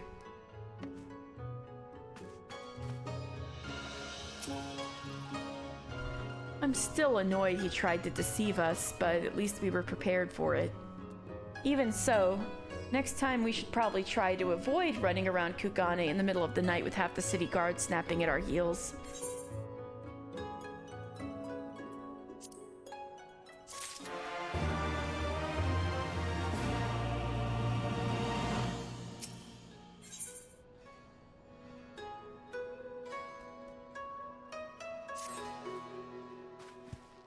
Right then, Gyoto should be coming round soon.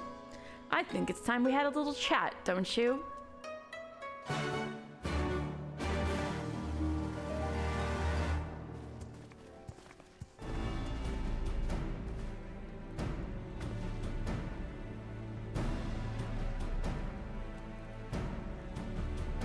Rise and shine, little fishy.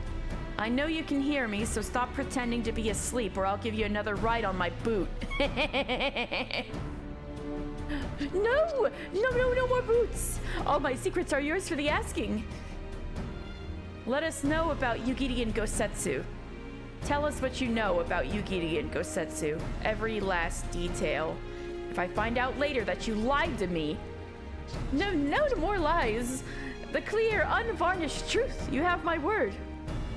Only the samurai did I meet. Yes, only him. He asked for a ship, so I provided an introduction to the Garleans. You mean you led him into a trap as you did us? Because you are an Imperial spy. No, I am no spy. It was just business. Fewer ships pass through Kugane these days, and we have struggled to make ends meet. So when the Garleans offered a bounty for any domans found in Kugane... Oh, my mistake. You're not a spy, but a common cutthroat. Not that I'm surprised. You need half a brain to be a spy. Alize, damn, let's go. So what happened to the samurai? Such a cruel, vicious tongue you have. He would not go quietly. No. Blades were drawn, men were cut down, and the Sekisegumi came.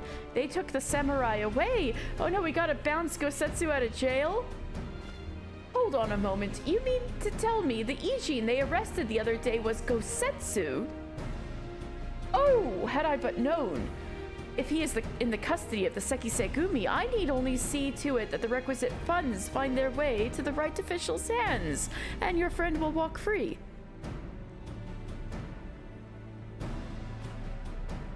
As it is in Ul'dah, so it is in Kugane. But given the circumstances, it seems we have no choice but to resort to morally questionable means. We'll make a pragmatist of you yet, Master Alphino. Let me get the volume a little bit.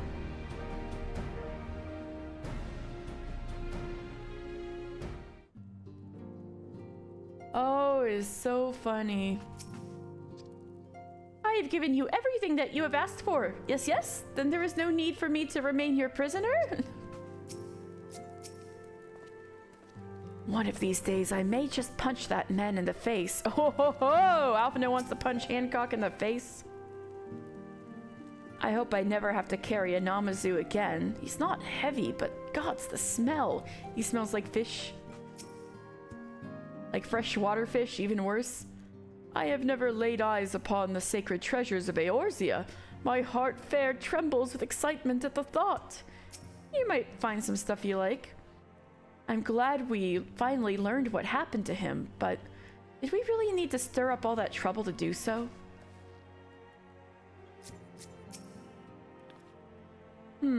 I didn't think to include bribes when I was calculating our budget for this trip.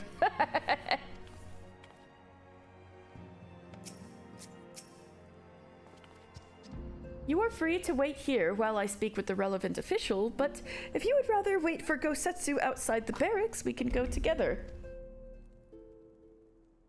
I wouldn't put it past the Imperials to try something again, so mayhap it would be best if Lise, Mister, and I joined you.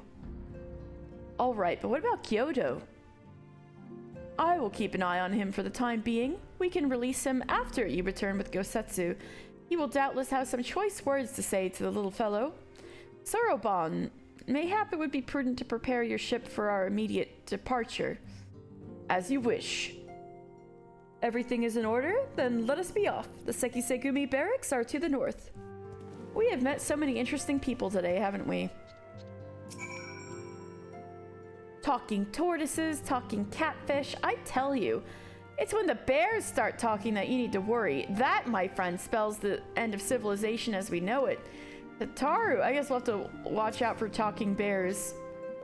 No more lies, no more betrayals. Yes, yes, I swear by all the kami in creation. You need not worry. I swear I will not let him out of my sight. In fact, I may have some more questions of my own. No mercy for the fish. The suspicious yet cute fish. Cute yet suspicious.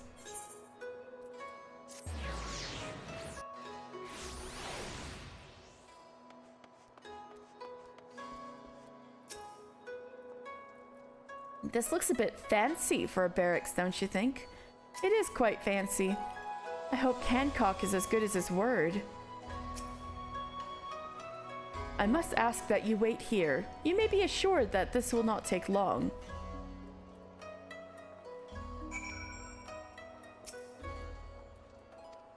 Alright, well, let's wait then. Is it really going to be as simple as he says, do you think?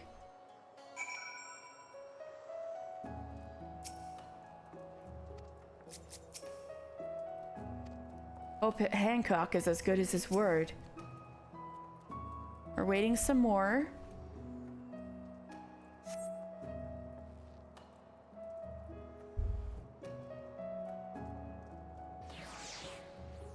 He said it wouldn't take long, right? Because this feels a bit long to me. Calm down, Lise. Everything is going to be all right.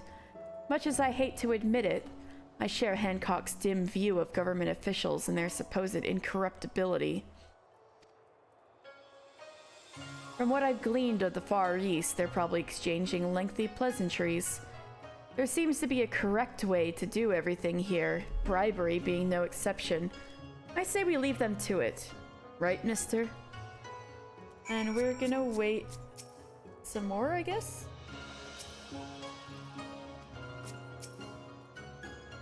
Right. Everything's fine. Probably. I mean, it couldn't be as bad as the last time we stood around waiting for something to happen. No! That's true.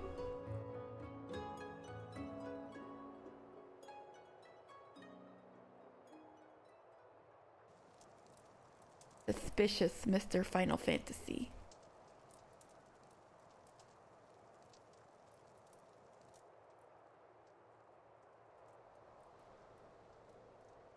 How about you?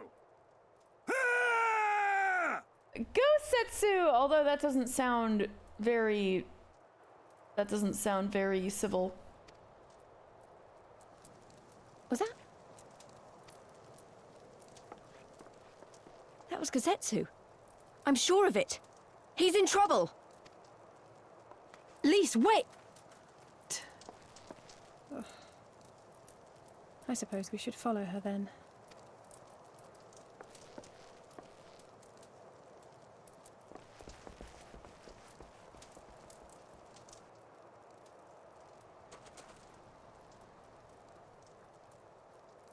There he is. Victory to the samurai!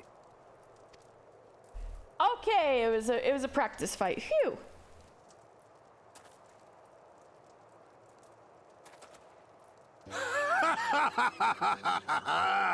How many is that now? 10 in a row?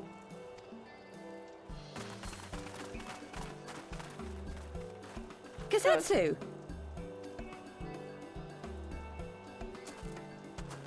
Oh, this is a surprise! What in blue blazes are you three doing here? I could ask you the same thing. We've been looking all over for you, and then I suddenly heard you screaming. It would seem there has been a misunderstanding. Allow me to explain.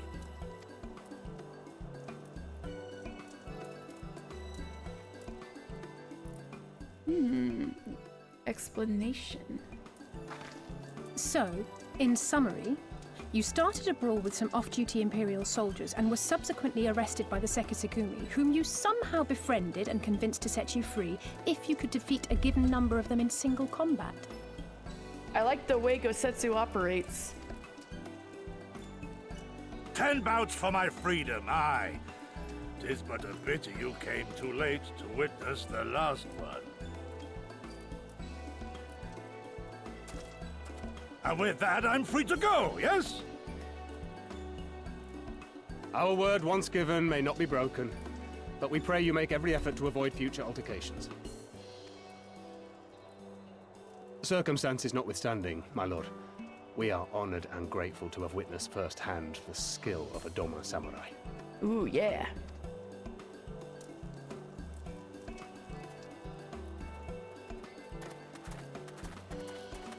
Ah. And we had just concluded negotiations. I gather my assistance was not required. Sorry, Hancock. He had things well in hand.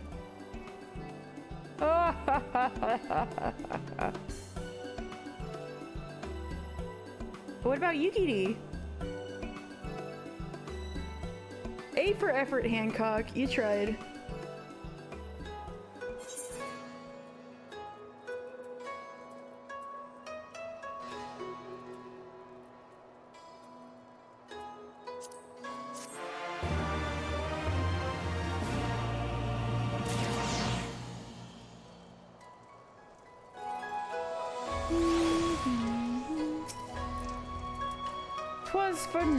For naught, at least. Our friend in the Sekisegumi is willing to consider this an investment of sorts, a payment against future misunderstandings. Okay. It is rare indeed to have the opportunity to study the swordsmanship of a master, much less spar with him. To be honest, I wish I'd seen that fight. I know, right? Just when I think I've heard everything. For a man who has just defeated 10 samurai in a row, Gosetsu is looking rather sheepish. I must apologize that you endured such trials and tribulations in search of me. There's no need for that. You had no way of knowing we would come looking for you. You were after a ship to take you to Doma, yes? It just so happens we have found a willing captain. Truly, what fortune! We will tell you all about it back at the company offices. Alphino and Tataru are waiting for us there.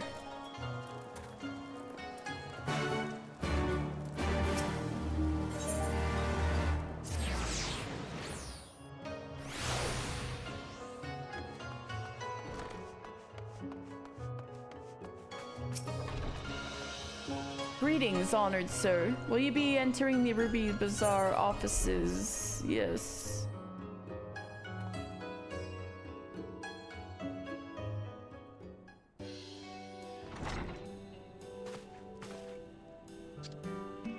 Kosetsu! Think the 12 you were unharmed. As you can see, Master Alphino, I am the very picture of health. You vile fiend, malevolent trickster! How kind the kami are to grant me vengeance so soon. But first, I must demand you return the coin you so villainously embezzled from me. You have every right to be angry, good sir. Gladly would I return you your coin, had I not been forced to repay certain gambling debts beforehand. Setting that matter aside for the moment, where is Lady Yukiri? Was she not traveling with you?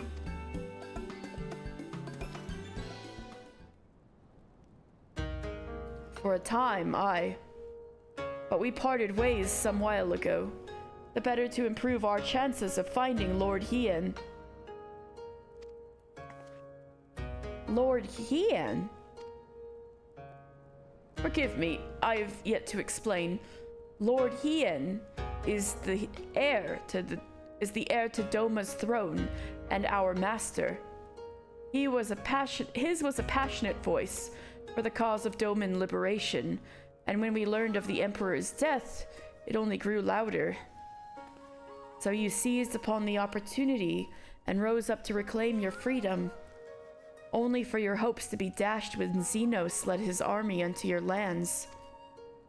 The Crown Prince was a merciless foe. Against him and the might of the 12th, we had no chance.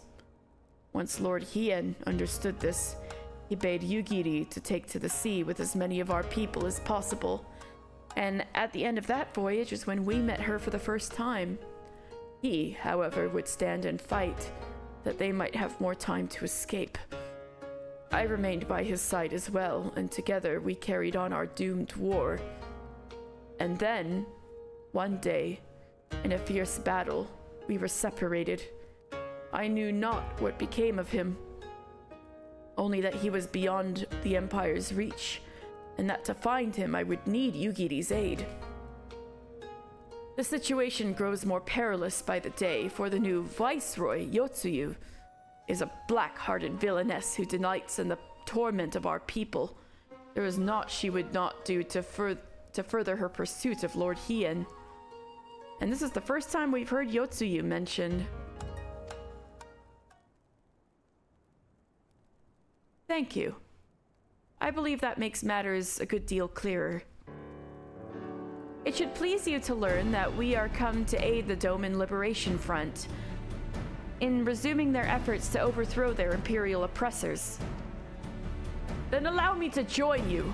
My inquiries here bore no fruit, hence my desire to return to Othard. Once there, I can lead you to our headquarters in Yansha, where we shall all be reunited with Yugiri. Mayhap not all. Alphino's talents would seem better applied here in Kugane, working closely with Tataru and Hancock to feed us intelligence.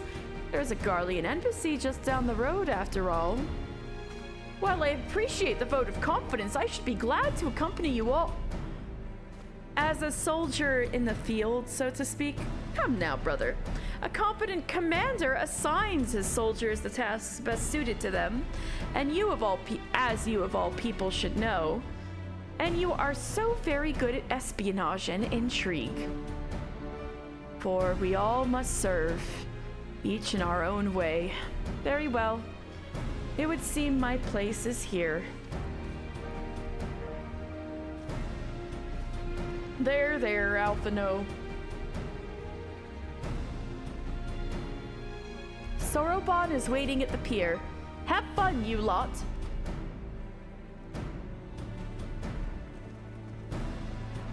Ha ha, Alphino has to stay behind.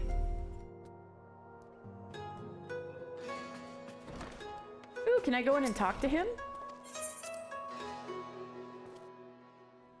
Yes.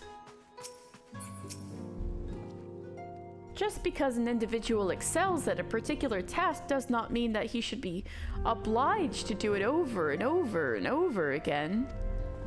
That's what I need to say to Tataru. You, sir, have only been told to stay behind once. You love to come on adventures with me and fight. This is new for you. How much longer do you intend to keep me here? I have given my full cooperation. Yes, yes? Haha. What are you waiting around here for, mister? Don't you have places to be? Off you trot. Like the compensation given to the Sekisegumi, the company considers our aid to you and yours an investment. We look forward to establishing ties with any fledgling governments that may be formed in the aftermath of a successful revolution. Okay, Hancock.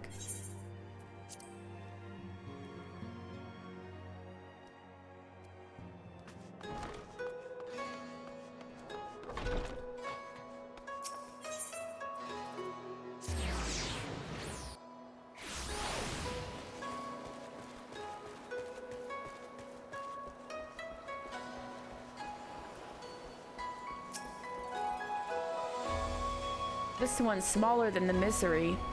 A lot smaller. We're also going a shorter distance. I know Alphino can hold his own in a fight, but he is plainly better suited to more cerebral tasks. Surely, I'm not alone in thinking that. Yeah, because you can kick his ass on the regular. Ah, a Kogine captain, a fine choice. Only Confederate sailors rival their knowledge and skill. I've been waiting for you, my friends. All preparations have been completed, and my ship awaits its passengers. Shall we depart without further delay? After you, my shelled friend. If you insist, with me, everyone, the Ruby Sea awaits. We're going to the Ruby Sea! Woo!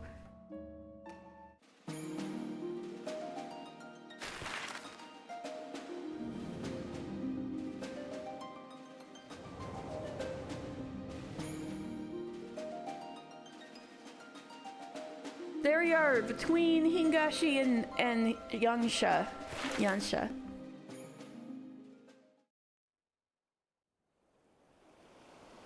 The ocean between.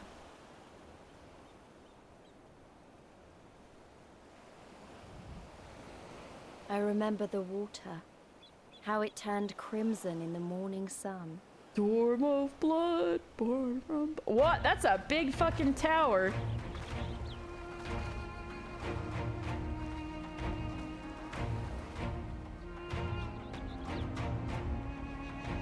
And a cool volcano. A shimmering sea of rubies, stretching from horizon to horizon. You could almost believe it went on forever. But beyond that red expanse lay a land in turmoil. On the shores of Othard, our Doman brothers struggled in vain.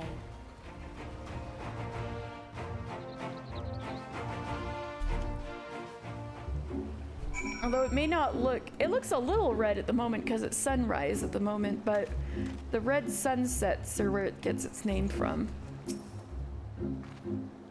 Somewhere out there, across the water, is Yugiri and Gosetsu's homeland.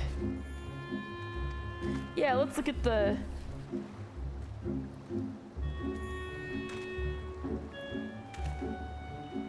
Let's look at this properly.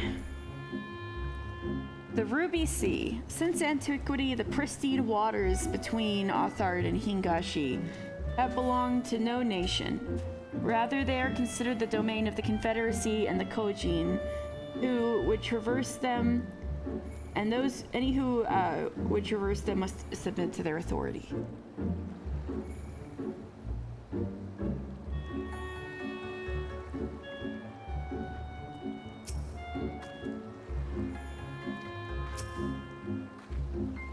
Woe betide any enemy foolish enough to attack by sea.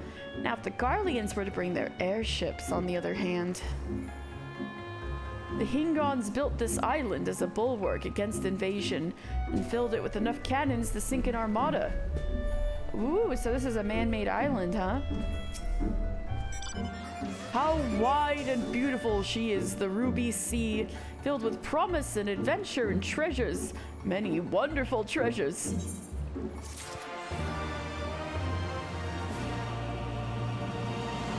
Ooh, another achievement. Do I get another title? I do, Aegean Traveler, that's me. I'm a motherfucking gaijin.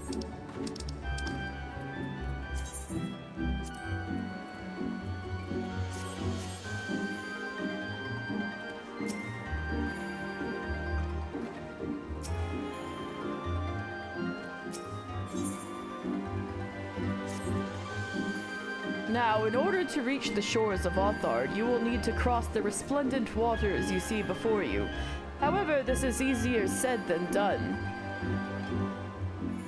To set forth without making the necessary preparations is to invite the Confederacy to claim your vessel and your life, should you resist. Yeah, you're just in time for what in particular? You missed Lise kicking Gyodo.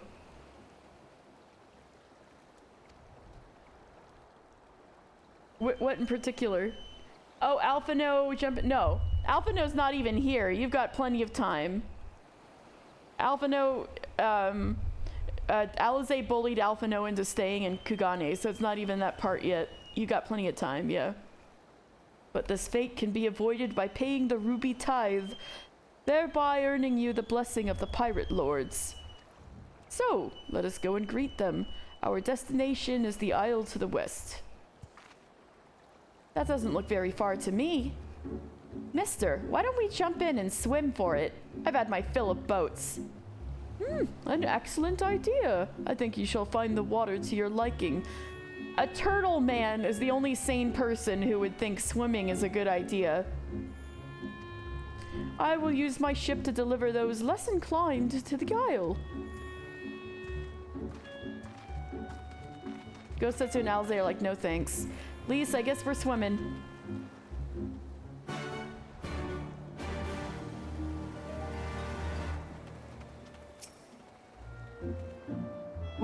Hey, you're wearing the same outfit I am.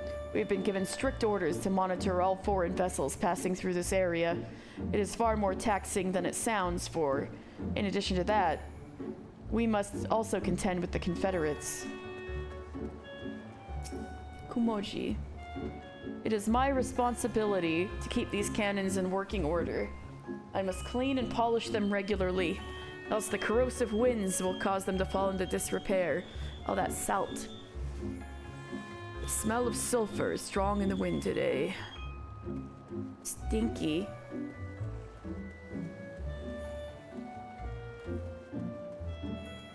Ayama. I have the eyes of a hawk. It is both a blessing and a curse. On one hand, I can see everything, but on the other hand, I can see everything. I am so sorry to hear that. My condolences. Moroha. You are to scrutinize their flags and make absolutely certain they are an enemy vessel before firing upon them. Whatever you do, you are not to sink an allied ship or allow an unfriendly one passage. Right, so this is the ruby price. Alright, so this whole area is called Rasen Kaikyo. Roughly translated as the Winding Strait, this part of the Ruby Sea is known for its treacherous currents. Some say the name is far more apt than outsiders might realize, given the many parties that have a vested interest in the region. and how difficult it can be to avoid running afoul of them all. So what we're currently standing on is the ruby price.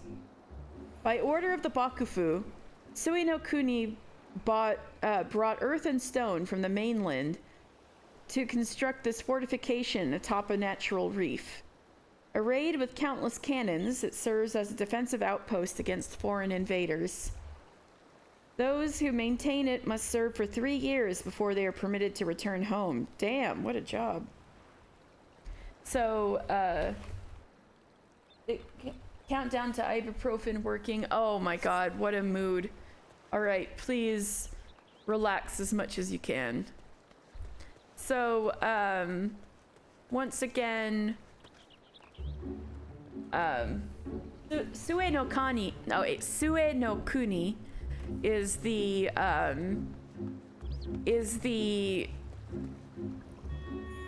what would you call it? Not a region, but like a,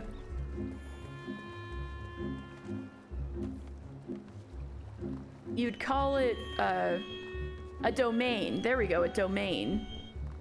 Is the domain that encompasses the area Kugane is in. Although the Bakufu controls this and Kugane itself.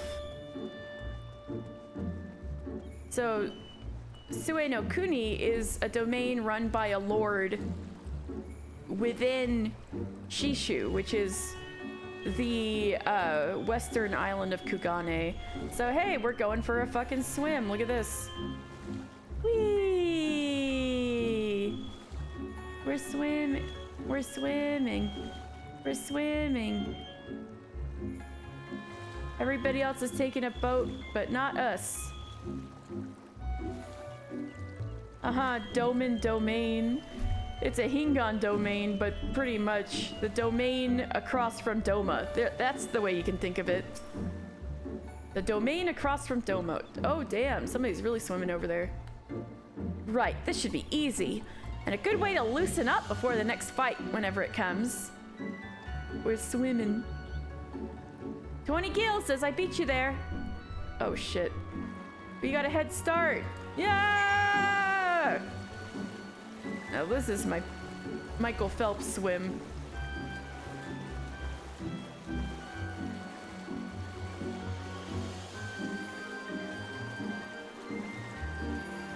There's a boat out here.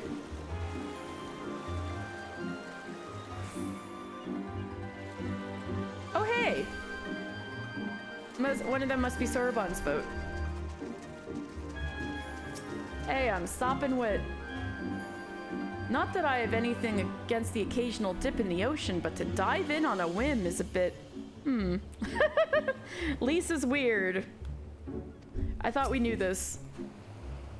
Oh, what a spirit you two have to delight in the simple joys so readily. Thanks, Gosetsu. Not bad. We'll call it a draw. All right. Ah, there you are. I trust you enjoyed yourselves. Follow me, my friends. The one with whom we must speak is a man named Tansui. I like Tansui. Let's go.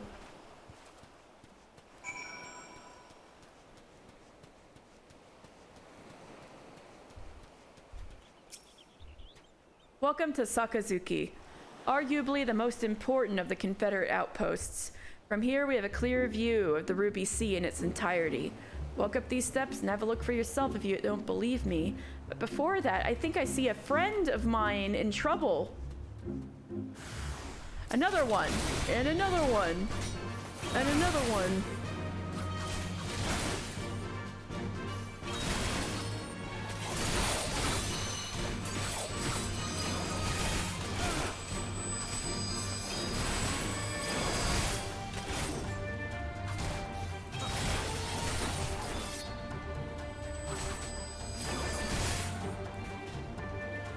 Makoto, are you okay? Another one.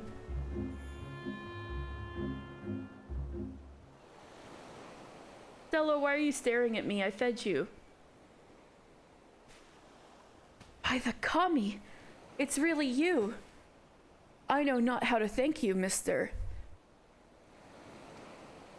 Wait, you and those guys are all wearing Sekisegumi outfits. We caught wind of a secret insurgent meeting and came here hoping to learn something of their plans. But they were the ones who knew of ours. They were expecting us and had laid a trap. Before we knew what was happening, we Hingans live by a rigid caste system, wherein one's standing in society is inherited rather than earned.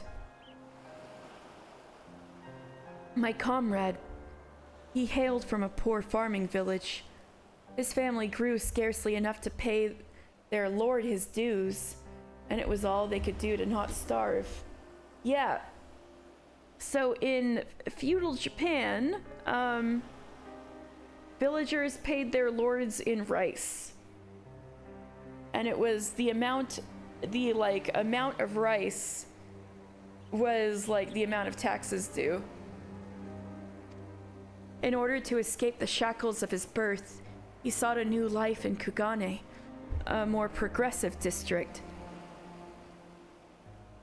where a man may yet rise above his station.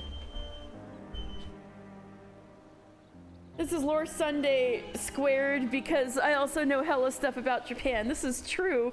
Ultimate lore expect for Katie. Oh no, I know. I'm prepared to talk so much. I also played Final Fantasy V, which gives me a different kind of advantage. He became a samurai in hopes that he might one day have the power to bring about change. Change to an irrational system that holds people hostage to their birth. Souls such as him make up the Sekisegumi, those raised with a plow in hand and not a blade. You'll find none among us born into a samurai family. Ours is a ragtag band, gathered from the lower rungs of society. Yet for our disparate origins, we are patriots all. Well, this is the first time I'm having this kind of perspective on the Sekisegumi, since they kind of have such a pristine, uptight sort of image from the outside. Ugetsu and his cohorts, too, claim to be patriots. Oh yeah, that's the bad student of my master's. But in order to bring about their change, they would as soon see our nation razed to the ground. As with any nation, Hingashi is not free of problems, far from it. But should the Bakufu be toppled, the great lords would rise against each other in a bid for power. The realm would be transformed into a battlefield, and another age of blood would begin. If we are to prevent this, if we are to protect the peace, Ugetsu must not be allowed to succeed, no matter the cost. Forgive me. Now is not the time to hold forth on my passions. I shall bear my comrade back to the barracks. Pray join me there. Oh wait, no, it's just your friend who was wearing the Sekisegumi. The insurgents not necessarily were. Alright, so that's probably a good pretext for some context about Hingashi. Hingashi history.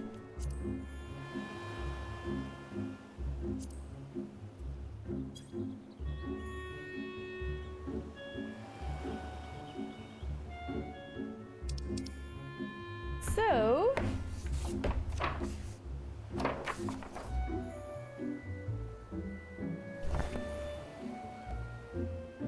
regrettably, there is little to no information concerning Hingashi prior to the Fourth Astral Era. Extant Allegan records currently available for study make no mention of the islands either.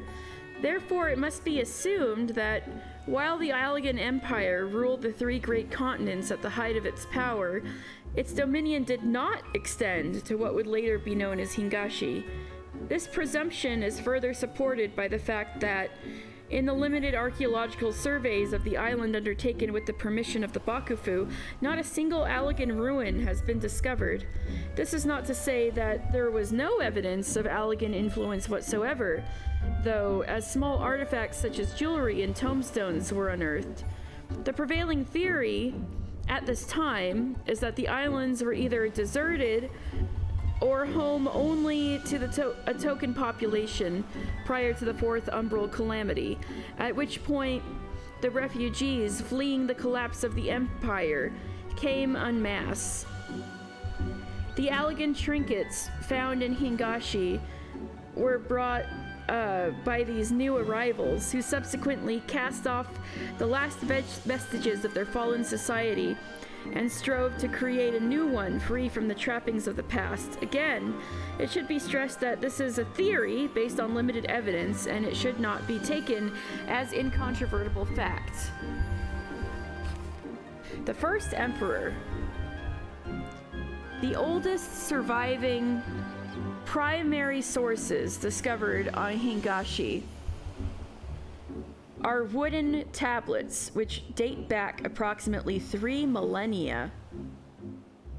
That would be about the Fourth Astral Era. They were found on Koshu, the nation's largest island, and appear to be a record of taxes owed to a wealthy landowner. Koshu is the big island that my pointer is like currently right over.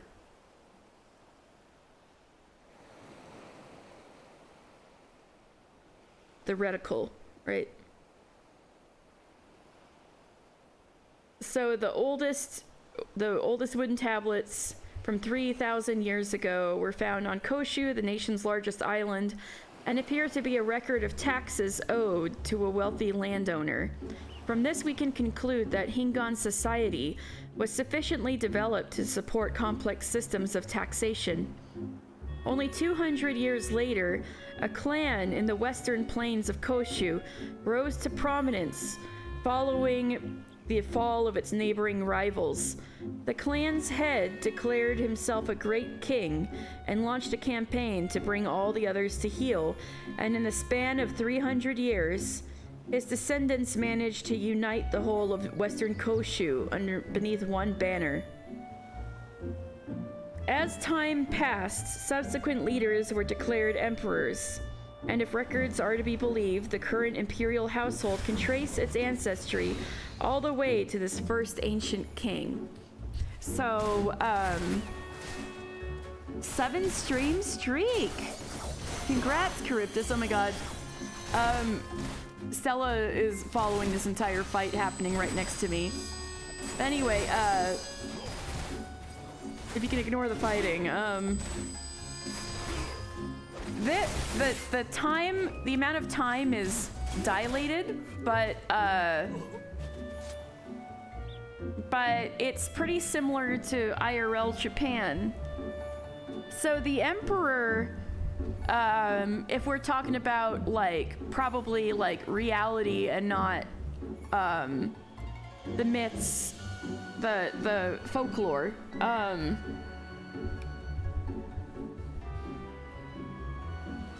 the Yamato clan dominated Western Honshu, and the first emperor descended from them, and pretty much everybody in Japan is Yamato now, since they dominated the archipelago so thoroughly. And but that was more like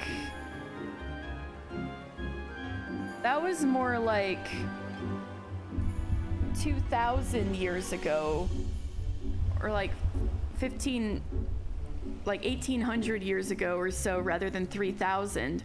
So Hingashi kind of has an even more ancient civilization going on. But not nearly as ancient as the Allegan Empire, I'll say. An age of blood and strife. So this is what Makoto was referring to earlier. For nearly a millennium, an unbroken line of emperors held absolute power. However, 1500 years ago, at the dawn of the Sixth Astral Era, a dispute over succession plunged Hingashi into civil war.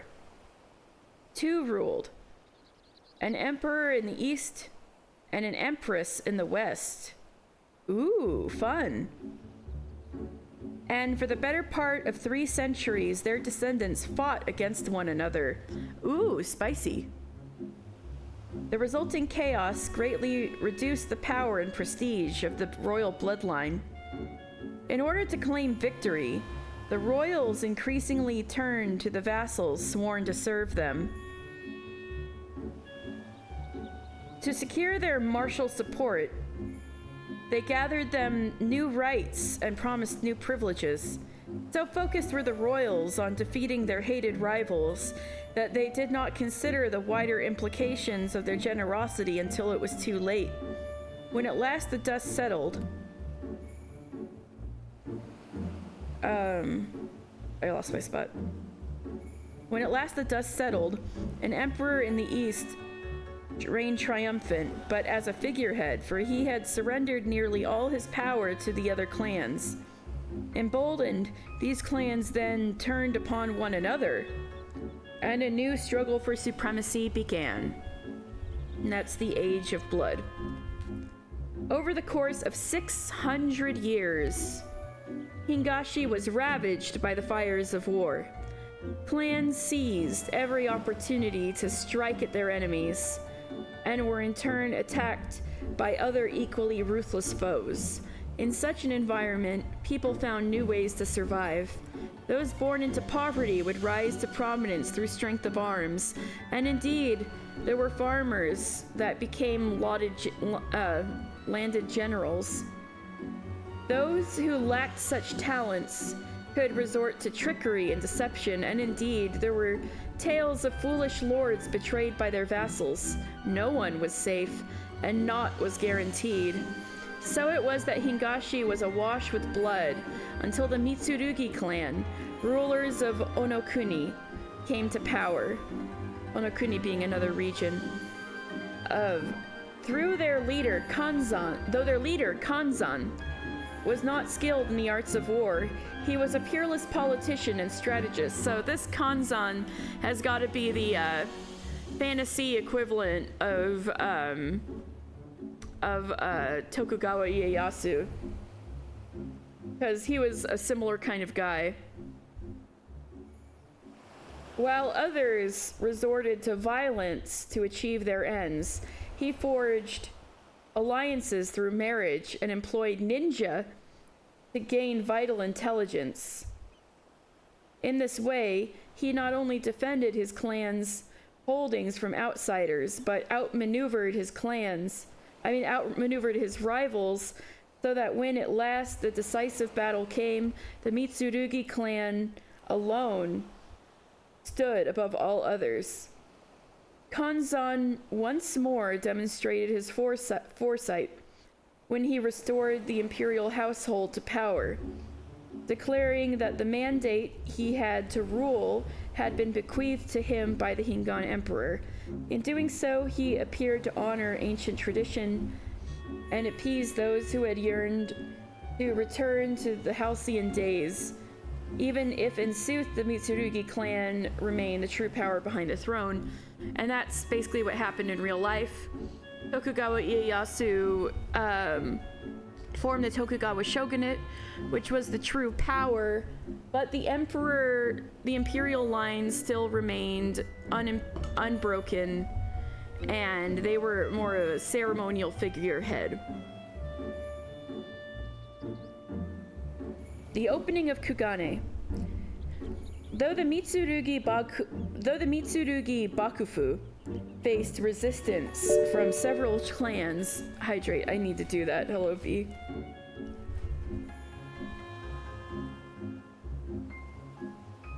Thank you. Though the Mitsurugi Bakufu faced resistance from several clans, it was a far cry from the chaos which had once consumed the island nation. Peace had come to Hingashi, And while the clans were not wont to relinquish their independence, and indeed took many measures to preserve it, they could not deny that there was some benefit in cooperating with the new government. No longer preoccupied with internal strife, the people were, at long last, free to look beyond their borders and see what wonders the world held. And many were quite eager to do so. In recent years, however, the Bakufu has grown wary of foreign interests. The rise of the Garlean Empire and its aggressive expansion with the aid of Magitech has not gone unnoticed, nor has the struggle of the Domans across the Ruby Sea not been a source of some concern. The fall of Dalmasca, which we will go over Dalmasca more in the future. Mitsuruki Bakufu. At long last, Katie, imagine that. Wait, in what way?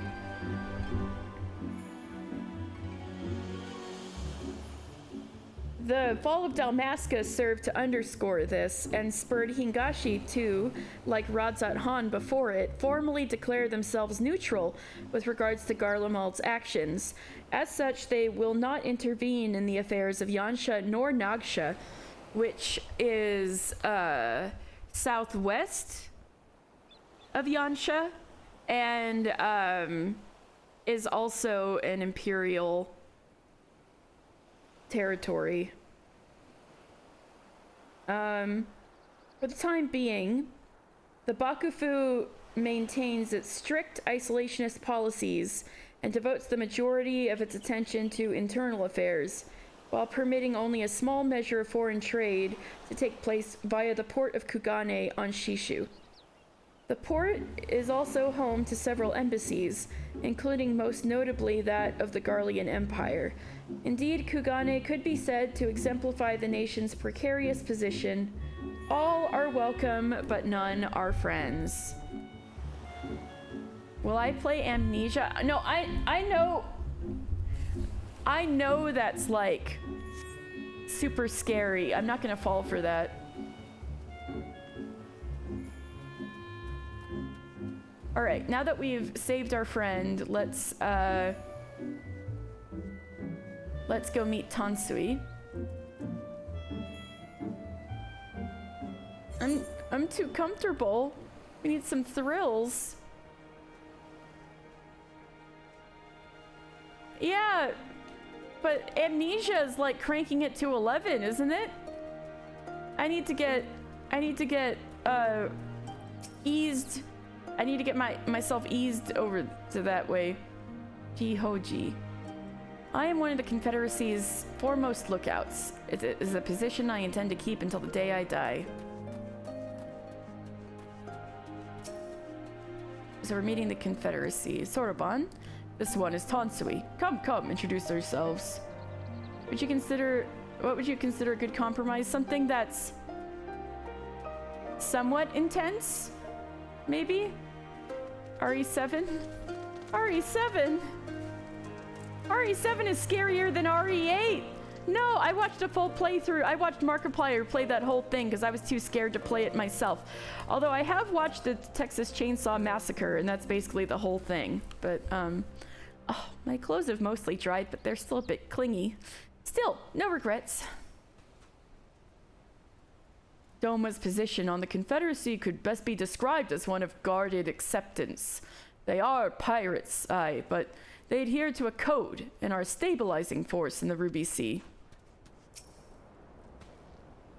I wonder, Lominsan pirates have been known to say things like "arr," but surely pirates on the other side of the world would use different expressions, or perhaps. Alize, sometimes you are 16 and it's hilarious.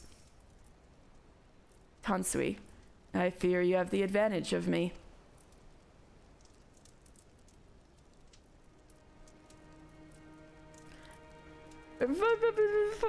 Resident Evil is scarier. Every week.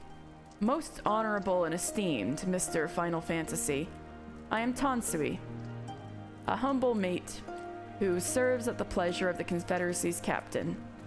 As you are in the company of the Shellback, I presume we have business to discuss.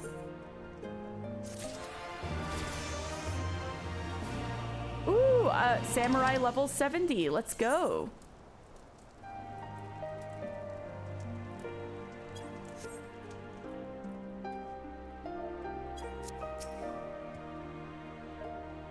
As he says, there is business to be discussed.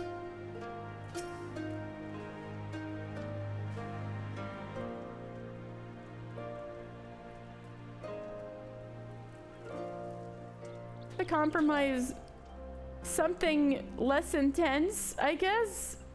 I don't know. Not too many jump scares. I don't know. Tansui's face betrays nothing as he looks you up and down.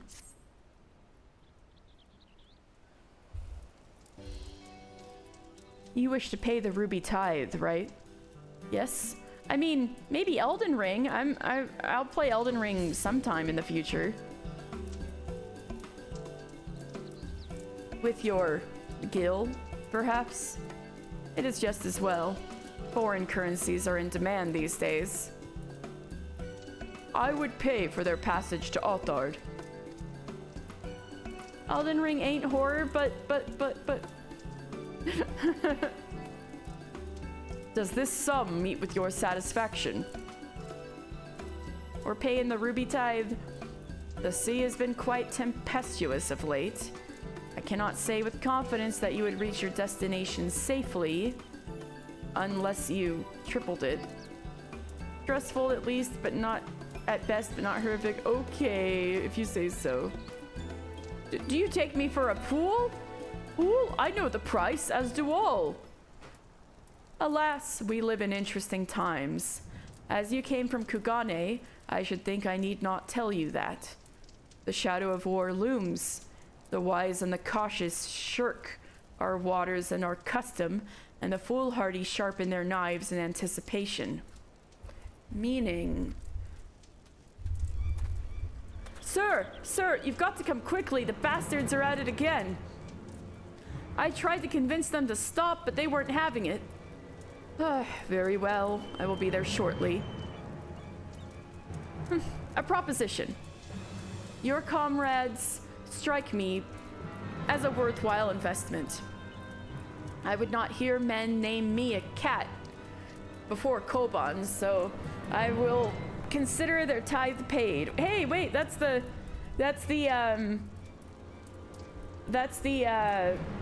metaphor where Meowth comes from. So I will consider their tithe paid. Not for what they have done, but for what I expect they will do.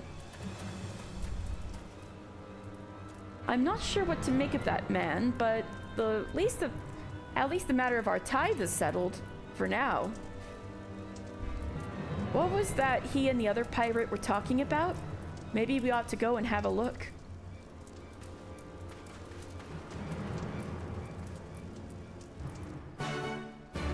Ba-bam.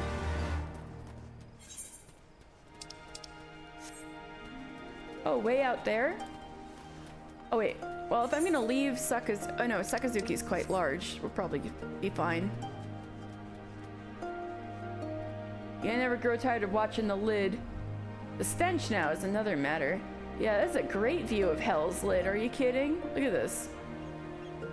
Alright, Hell's Lid. Where is that on this thing?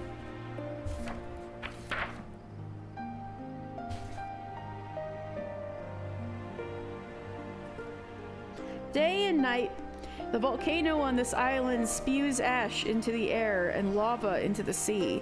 By all accounts, it has always been active, hence its name, and an ancient tale which tells of Oni that once lived beneath its surface until the legendary hero Tenzen and the Four Lords drove them into the sea. Tenzen and the Four Lords, eh? But also, yes, I was like, that looks like Oni Island from Okami, and that's not a coincidence.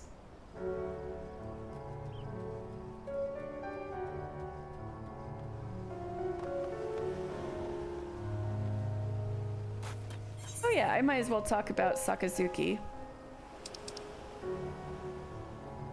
So the island we're on...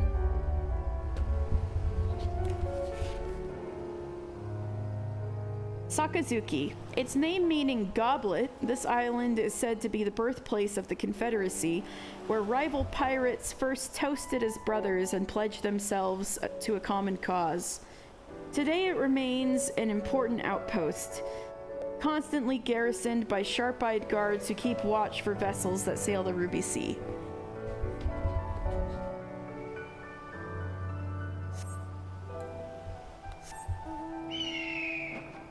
So this is where the Confederacy of Pirates on the Ruby Sea first formed.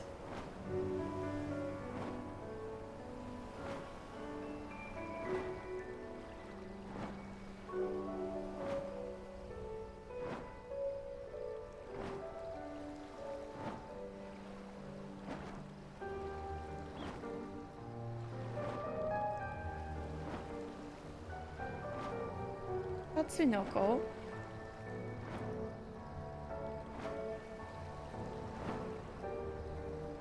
Ooh, look at those lava crabs! Hell yeah! A flying shark! Lots of cool things out here.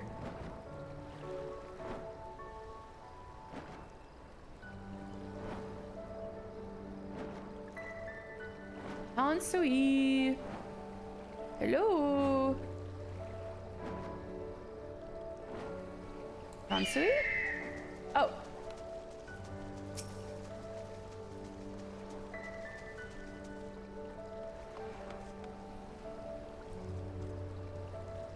Hansui! Look at these cool lava crabs.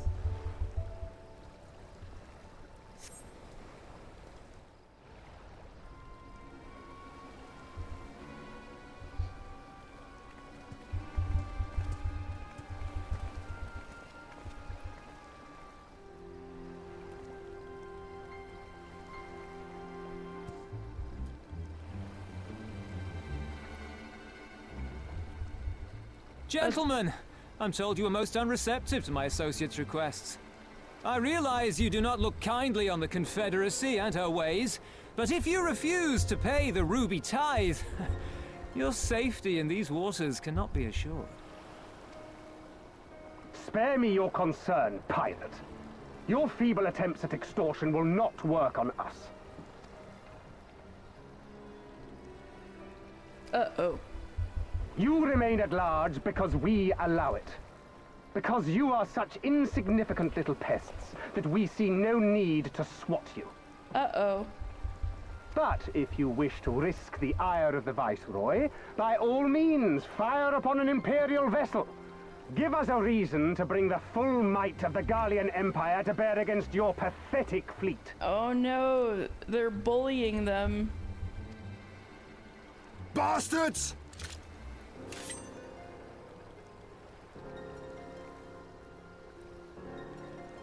Gentlemen, surely the fact that you have such limitless resources at your disposal gives you all the more reason to spare some few coins for the less fortunate. All talk, just as I thought. Come, let us away. I have no time for this rubbish. Damn. So much for the ruby tithe.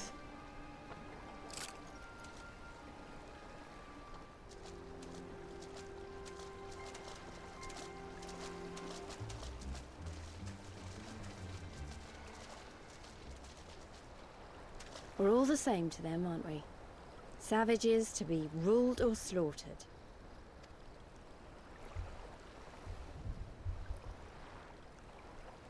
They've always balked at paying the ruby tithe, but they were never so eager to pick a fight.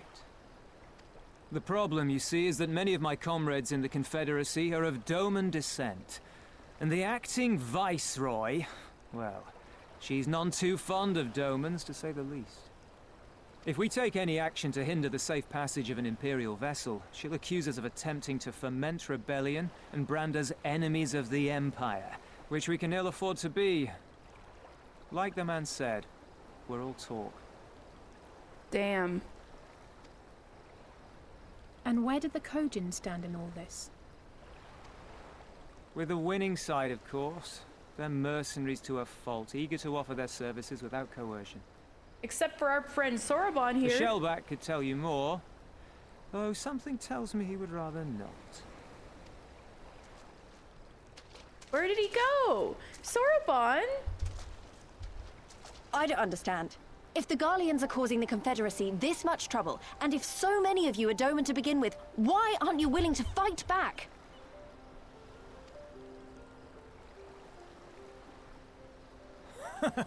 Spoken like a true friend of the Doman Liberation Front. If you're planning to rouse us with noble words and grand promises, don't bother. We all know what the Imperial Army can do. Compared to them, we're boys with boats. Besides, what ties a man may once have held to his home are forsaken upon joining the Confederacy. We look out for none but our own.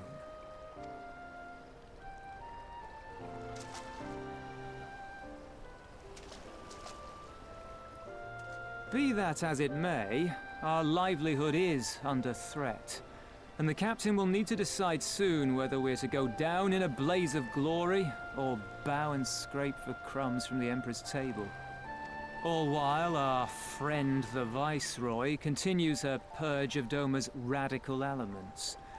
I believe she's holding court in one of the fishing villages even as we speak. Ooh. We may not see her this week, but next week, prepare for a time. That she-devil! Her perfidy knows no bounds! She must be stopped! Come, let us find Soraban and put us here at once! Tell the others that these ones have paid. We all have places to be.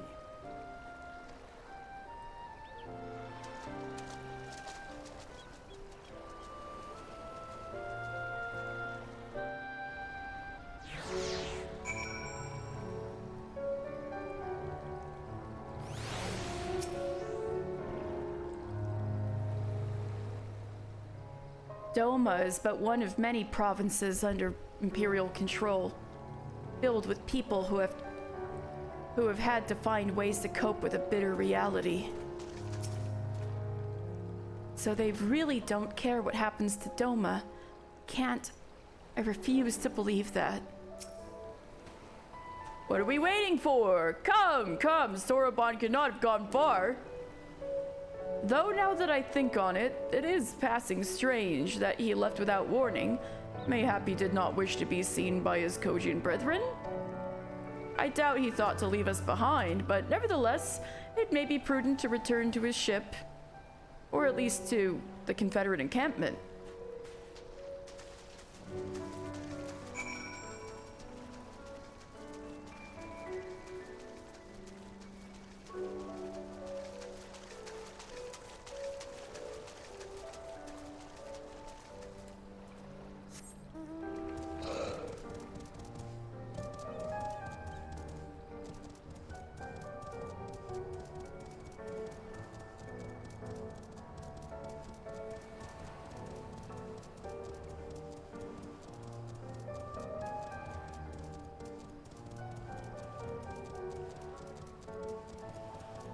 At least the water's shallow.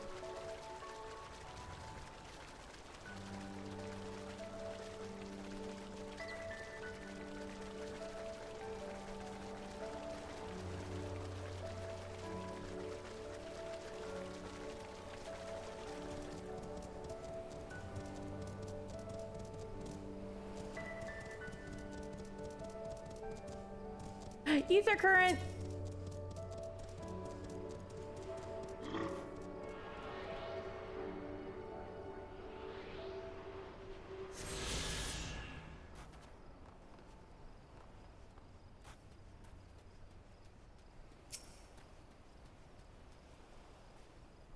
Oh, good, he's still here.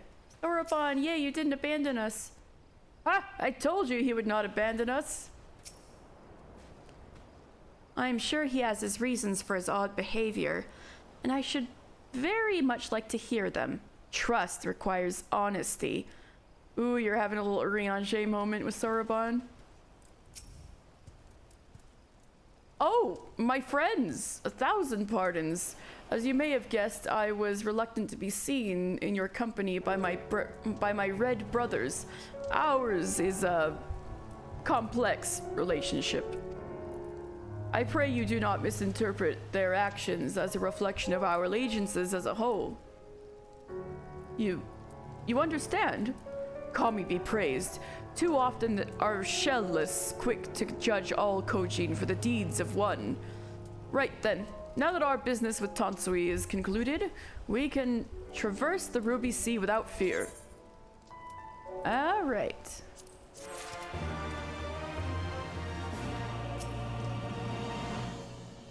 So we can leave for Authord, right? Ah!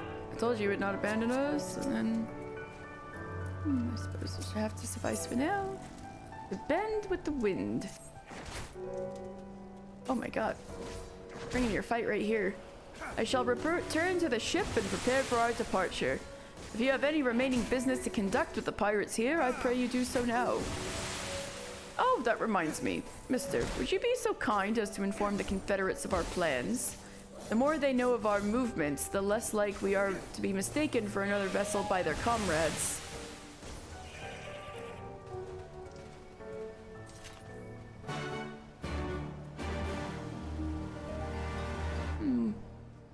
We can have some business with pirates, can't we? Ian.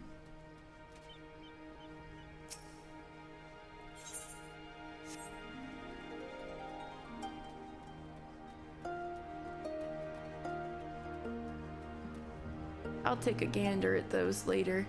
It looks like we should take this from Yusui.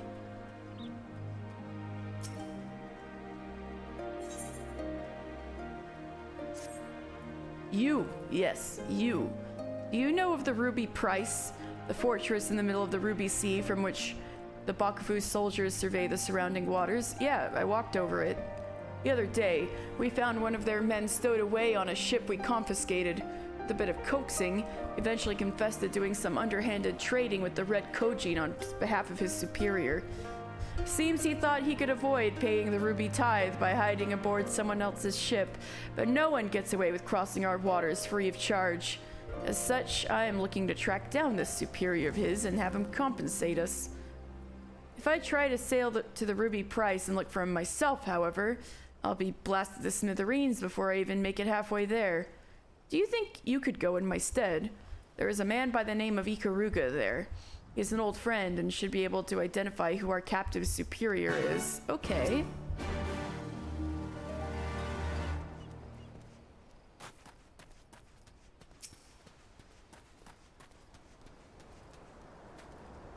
Oh, you're one of the Ijin from the beach, leaving us already. No need to pay the tithe, like Tonsui said. On the other hand, if you were to peruse our wares and find anything to your liking, we should be glad to sell it to you for a fair price.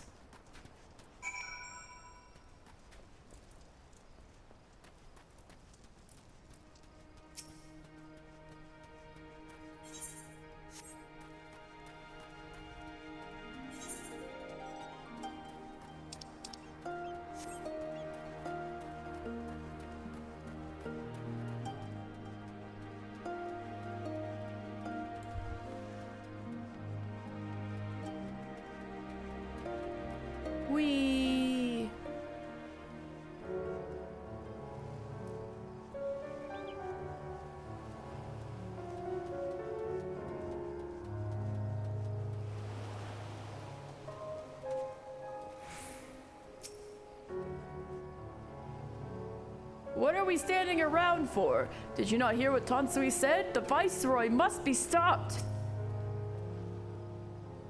Even if we need not fear the Confederacy, there is no telling what manner of Imperial presence we will find waiting for us.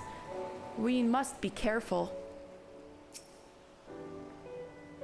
Next stop, Authard. And Doma. We're coming, Yukiri. You have spoken with the Confederates up above, then. Excellent. If you are ready to depart, we may do so at any time. All aboard!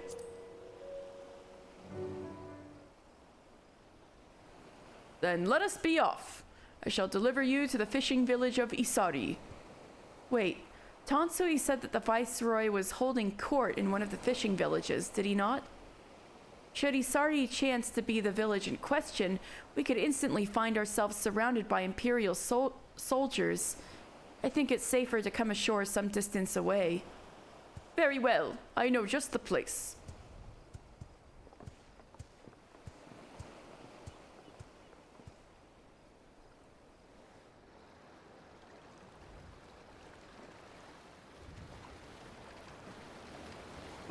Elze's having fun.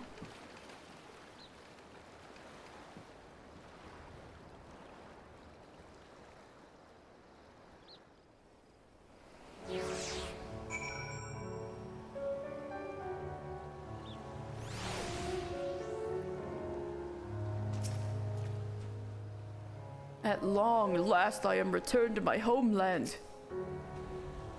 It would have been silly to try to swim all the way here, at least this time. Still have your bearings. I know it can be difficult when you're on the water. There's that tall-ass tower. Here we are. I am reasonably certain none bore witness to our approach. And with this, I believe I have fulfilled the terms of our agreement. Aye, that you have. You have my deepest thanks, Soroban. Truly, we are blessed to have befriended such a clever and industrious merchant. Oh, you are much too kind, good sir. I know not where your path may lead, but I wish you the very best, and hope that we shall meet again.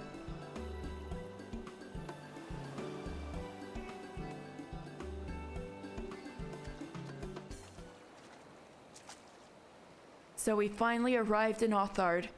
All we need to do now is, liberate Doma. Ah, yes. That. Look, daunting though it is, we do have one thing in our favor. The element of surprise. Unlike in Girabania, the Imperials don't know we're here. Admittedly, that may be our only advantage, considering how few of us there are. Well, I expect the Doman Liberation Front will even up the odds a bit.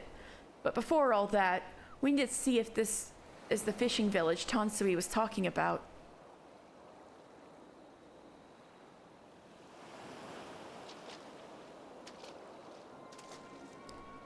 Uh-oh. I think we may meet her today. Everyone, we're gonna meet her. It may well be. I smell ceruleum on the breeze.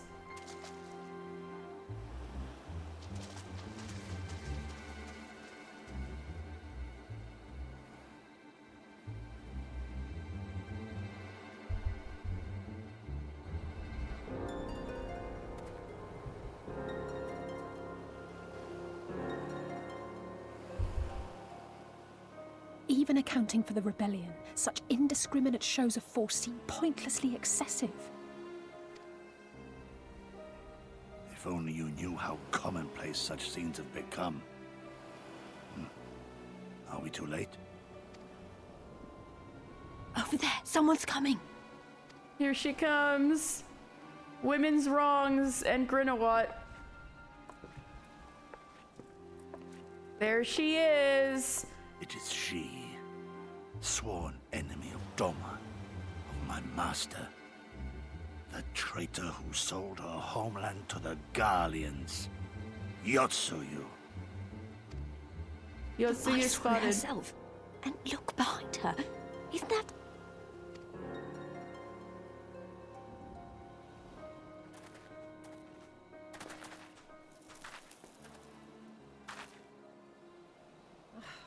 Filth and squalor everywhere I look. How very Doma. What I wouldn't do for a drink.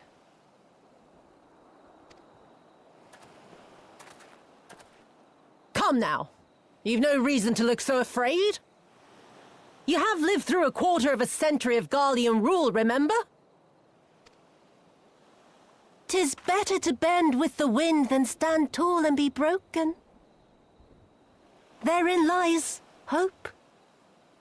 Therein lies freedom. I come before you today seeking affirmation.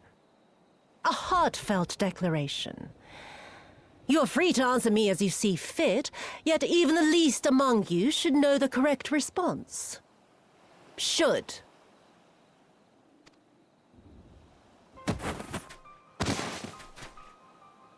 A resident of your village, one of your neighbors, mayhap your friend, was detained by the Kugane this morning. They say he was attempting to flee to Kugane, but we both know that simply isn't true, don't we? Have you anything to say?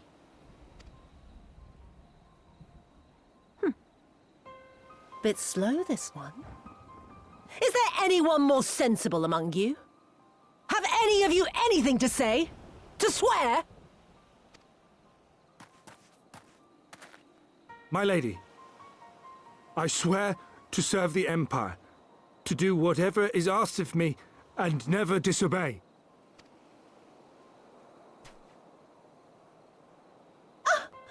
Well said, that man. Of course, it wouldn't do to simply take you at your word.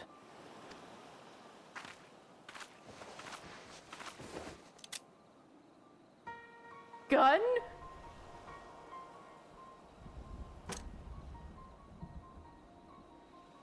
Kill him. Surely you can do that much. He must be guilty of something or other, or he Not wouldn't have those attempted to emotes. flee the Empire.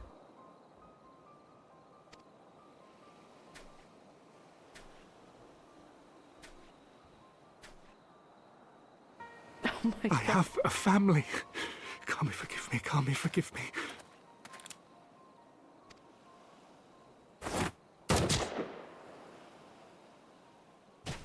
Damn, we just watched that happen.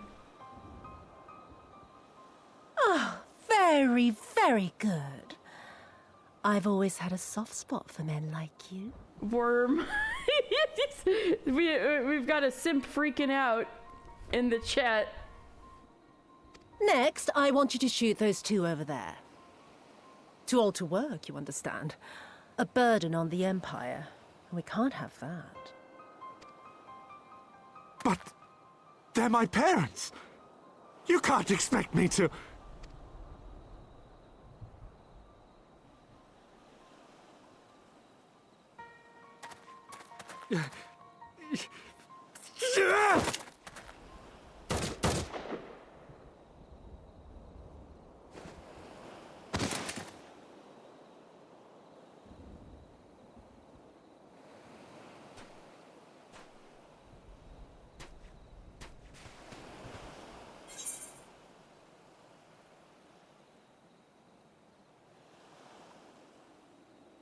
Whew. I think Mr. Final Fantasy would say we will show them no mercy. Alizé's got to be the voice of reason here. We will show them no mercy. Stop and think for a moment. If you go charging in now, every one of those villagers is as good as dead. We must consider the wider picture. If we act recklessly, we risk alerting the Garleans to our presence here, making it that much harder for us to work with the local rebels. To say nothing of the reprisals ordinary civilians would be made to suffer. Open your eyes, girl. They are already suffering. Let me go. I am putting an end to this madness. They are suffering. I will approach the village alone and identify myself. As a former leader of the rebellion and a known fugitive, they will wish to detain me until they are certain they have learned all I know.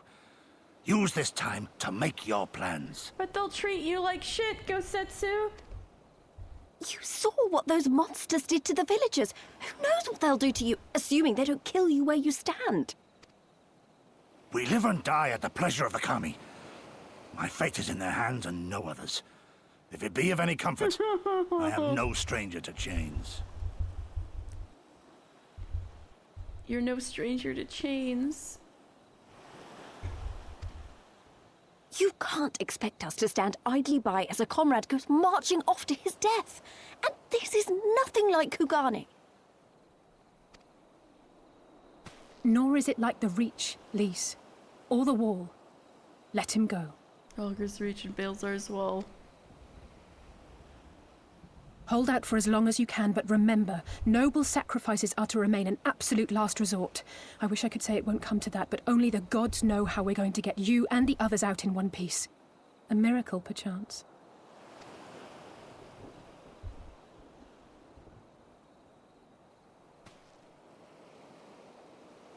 A great tower stands to the north and east. Look to its occupants for aid and succor. Together, you may yet find your miracle. Okay. The ginormous tower that goes into the clouds. Got Now, it. leave this place. I must go. Yosetsu! No, we just reunited with you! Yosetsu!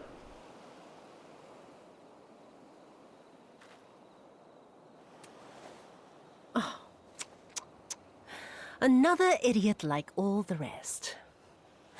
I'm beginning to think it may be something fundamental, something intrinsic, something quintessentially Doman to ignore the simple truth. You can't do a damn thing if you're dead. Enough, Yotsuyu!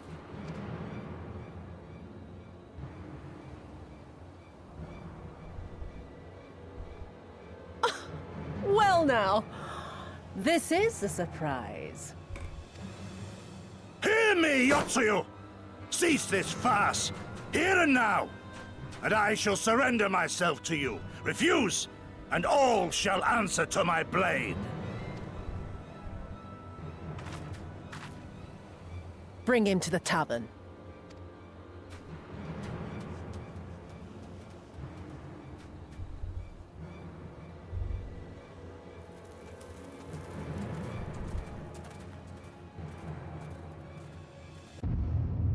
Oh!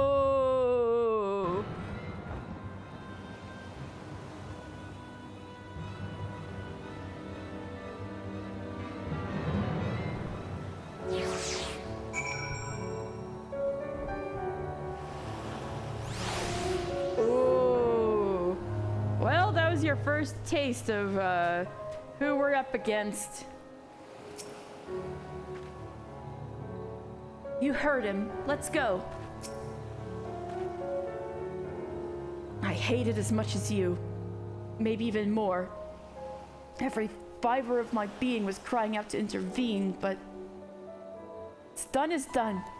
Gosetsu's gamble has gifted us with the time we need to find a solution. He bade us seek aid at the distant tower, yes? For want of a better idea, I say we do just that, while taking care to avoid the Imperials.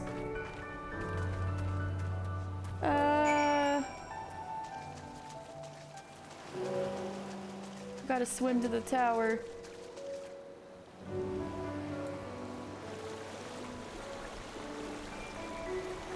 The giant tower.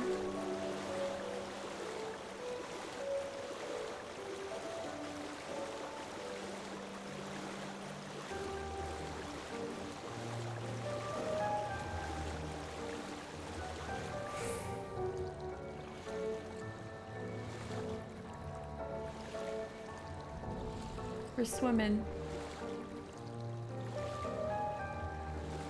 There's Hell's Lid.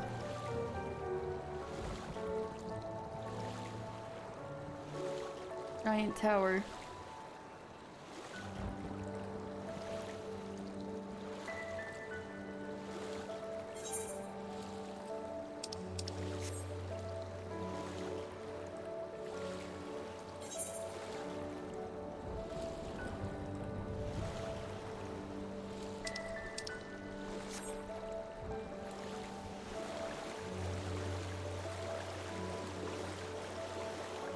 Oh, wait.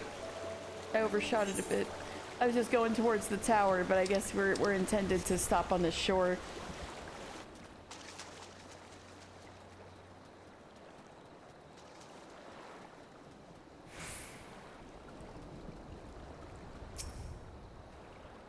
She's right. This is not like the Reach.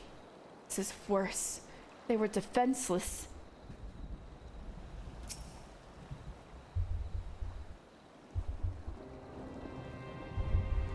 We seem to have evaded their patrols so far. What is that tower, anyway? I've never seen anything like it. According to my map, we are on Onokoro, and the tower is known as Heaven on High. A mysterious structure built long ago by persons unknown. Oh gods, listen to me, I'm starting to sound like Alphino. Next thing you'll know, I'll be saying things like, as you are doubtless already aware. Oh, drag his ass. Over there. Do you see it?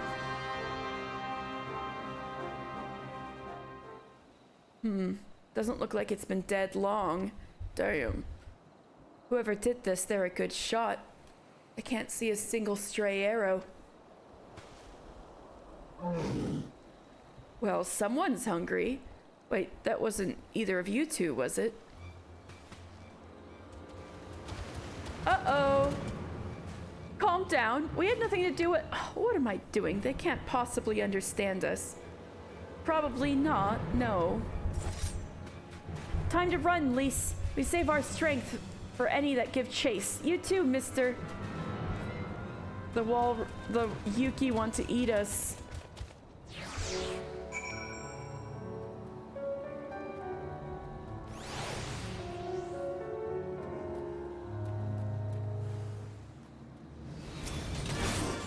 The beasts howl and rage and charge.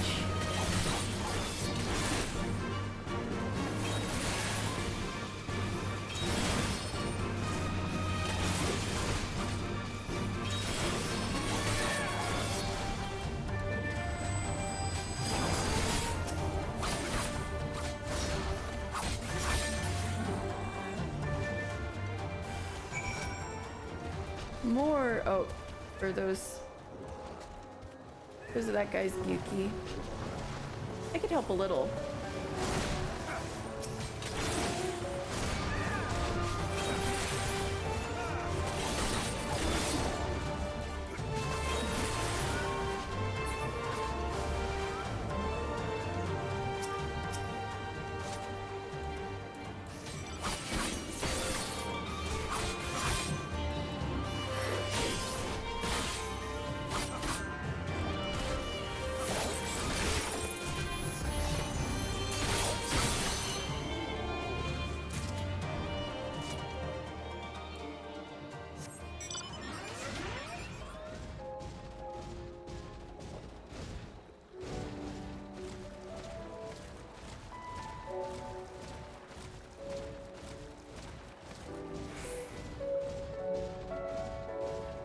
Neo.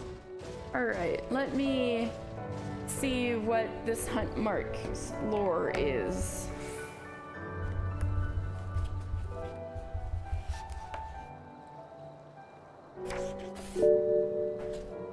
Hydrate. Thank you, B. I will in a moment.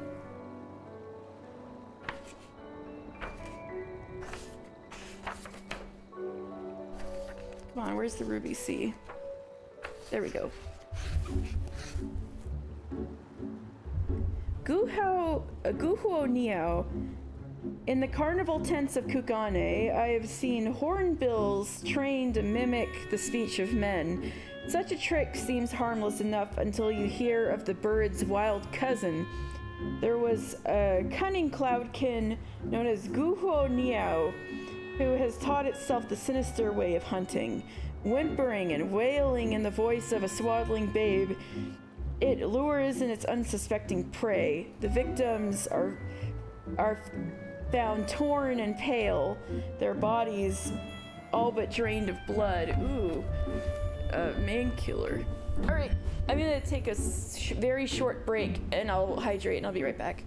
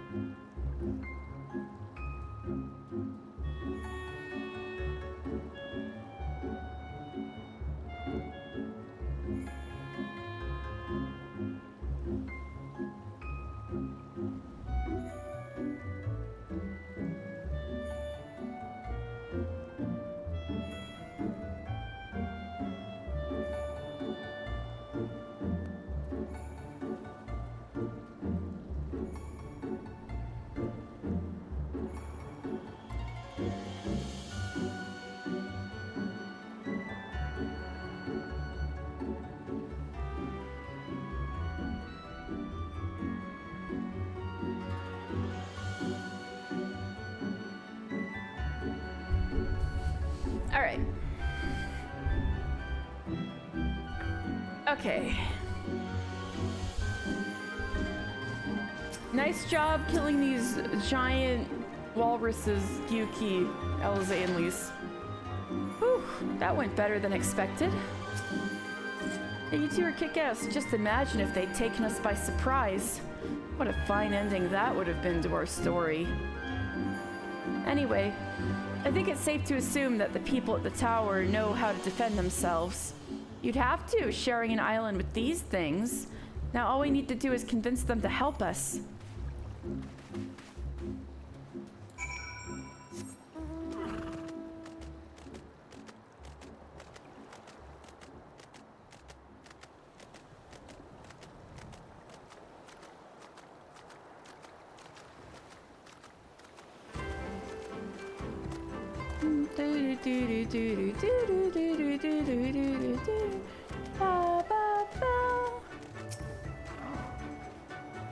So that's the way of it.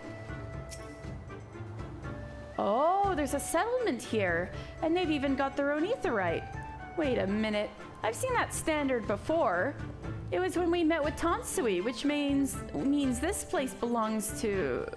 Oh. Yep. Another Confederate area.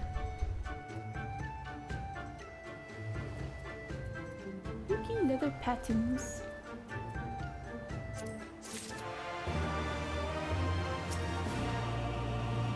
There's no mistaking that design. It has to be them.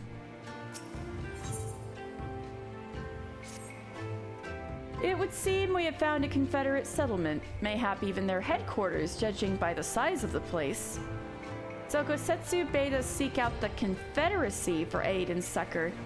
The self-same Confederacy that refuses to openly oppose the Empire. Well, nothing ventured, nothing gained, I suppose. At the very least, they're unlikely to ask us for the tithe.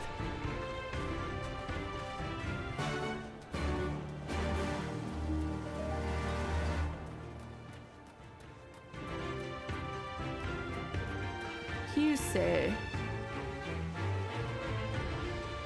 I don't mean to be rude, but I prefer to be left undisturbed while on guard duty. Move along, please.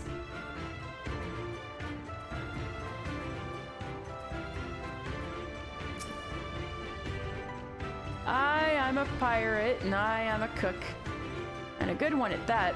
I know the best seasoning for any dish. Plenty to drink to wash it down. We've got Tansui here again.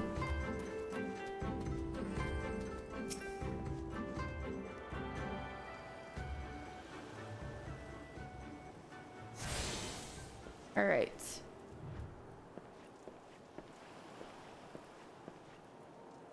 So we are attuned to Onokoro.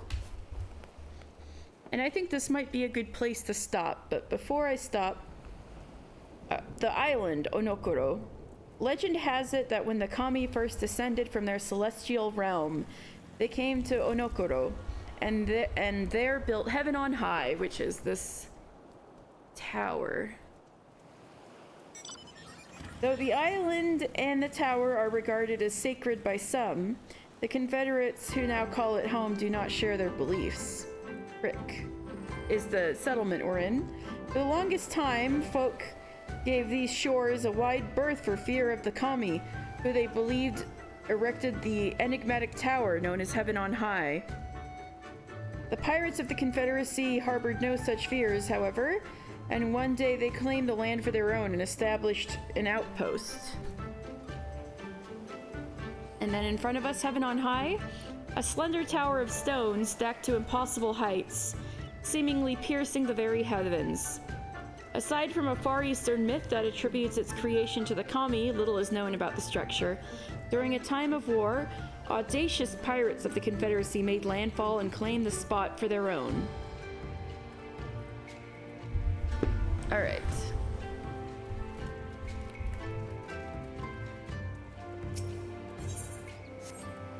All right. And there I will call it a night. Even though it's a gorgeous day in the Ruby Sea. So here we are with, you have seen Mr. Final Fantasy's Glow Up. And next week, I want to focus hard on samurai quests and see if I can finish all the samurai quests as well as I can. Oh, you're scrapping? Ooh, you scrapping? I may scrap. I think I need to eat first. But if you guys are still scrapping, I might late company. But anyway, thank you guys so much. We met Yotsuyu, and we met Hancock and Soroban, and our first Namazu, and we went through Kugane. Like, today was a huge day. And Tansui. And next week we'll meet Tansui's boss. But I am gonna try to prioritize samurai quests next week, since I want to get Mr. his canon outfit. Alright, let's see. Let's raid Dan! Dan's playing Tevi. That's what he left to go do, I knew it.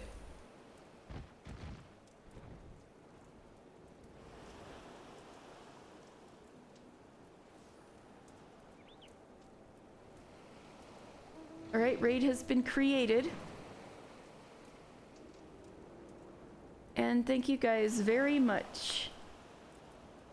And I'll probably see you tomorrow. There's a few things I gotta do. I may cancel tomorrow, but we'll see. Anyway, thank you guys so much, and have a very good night.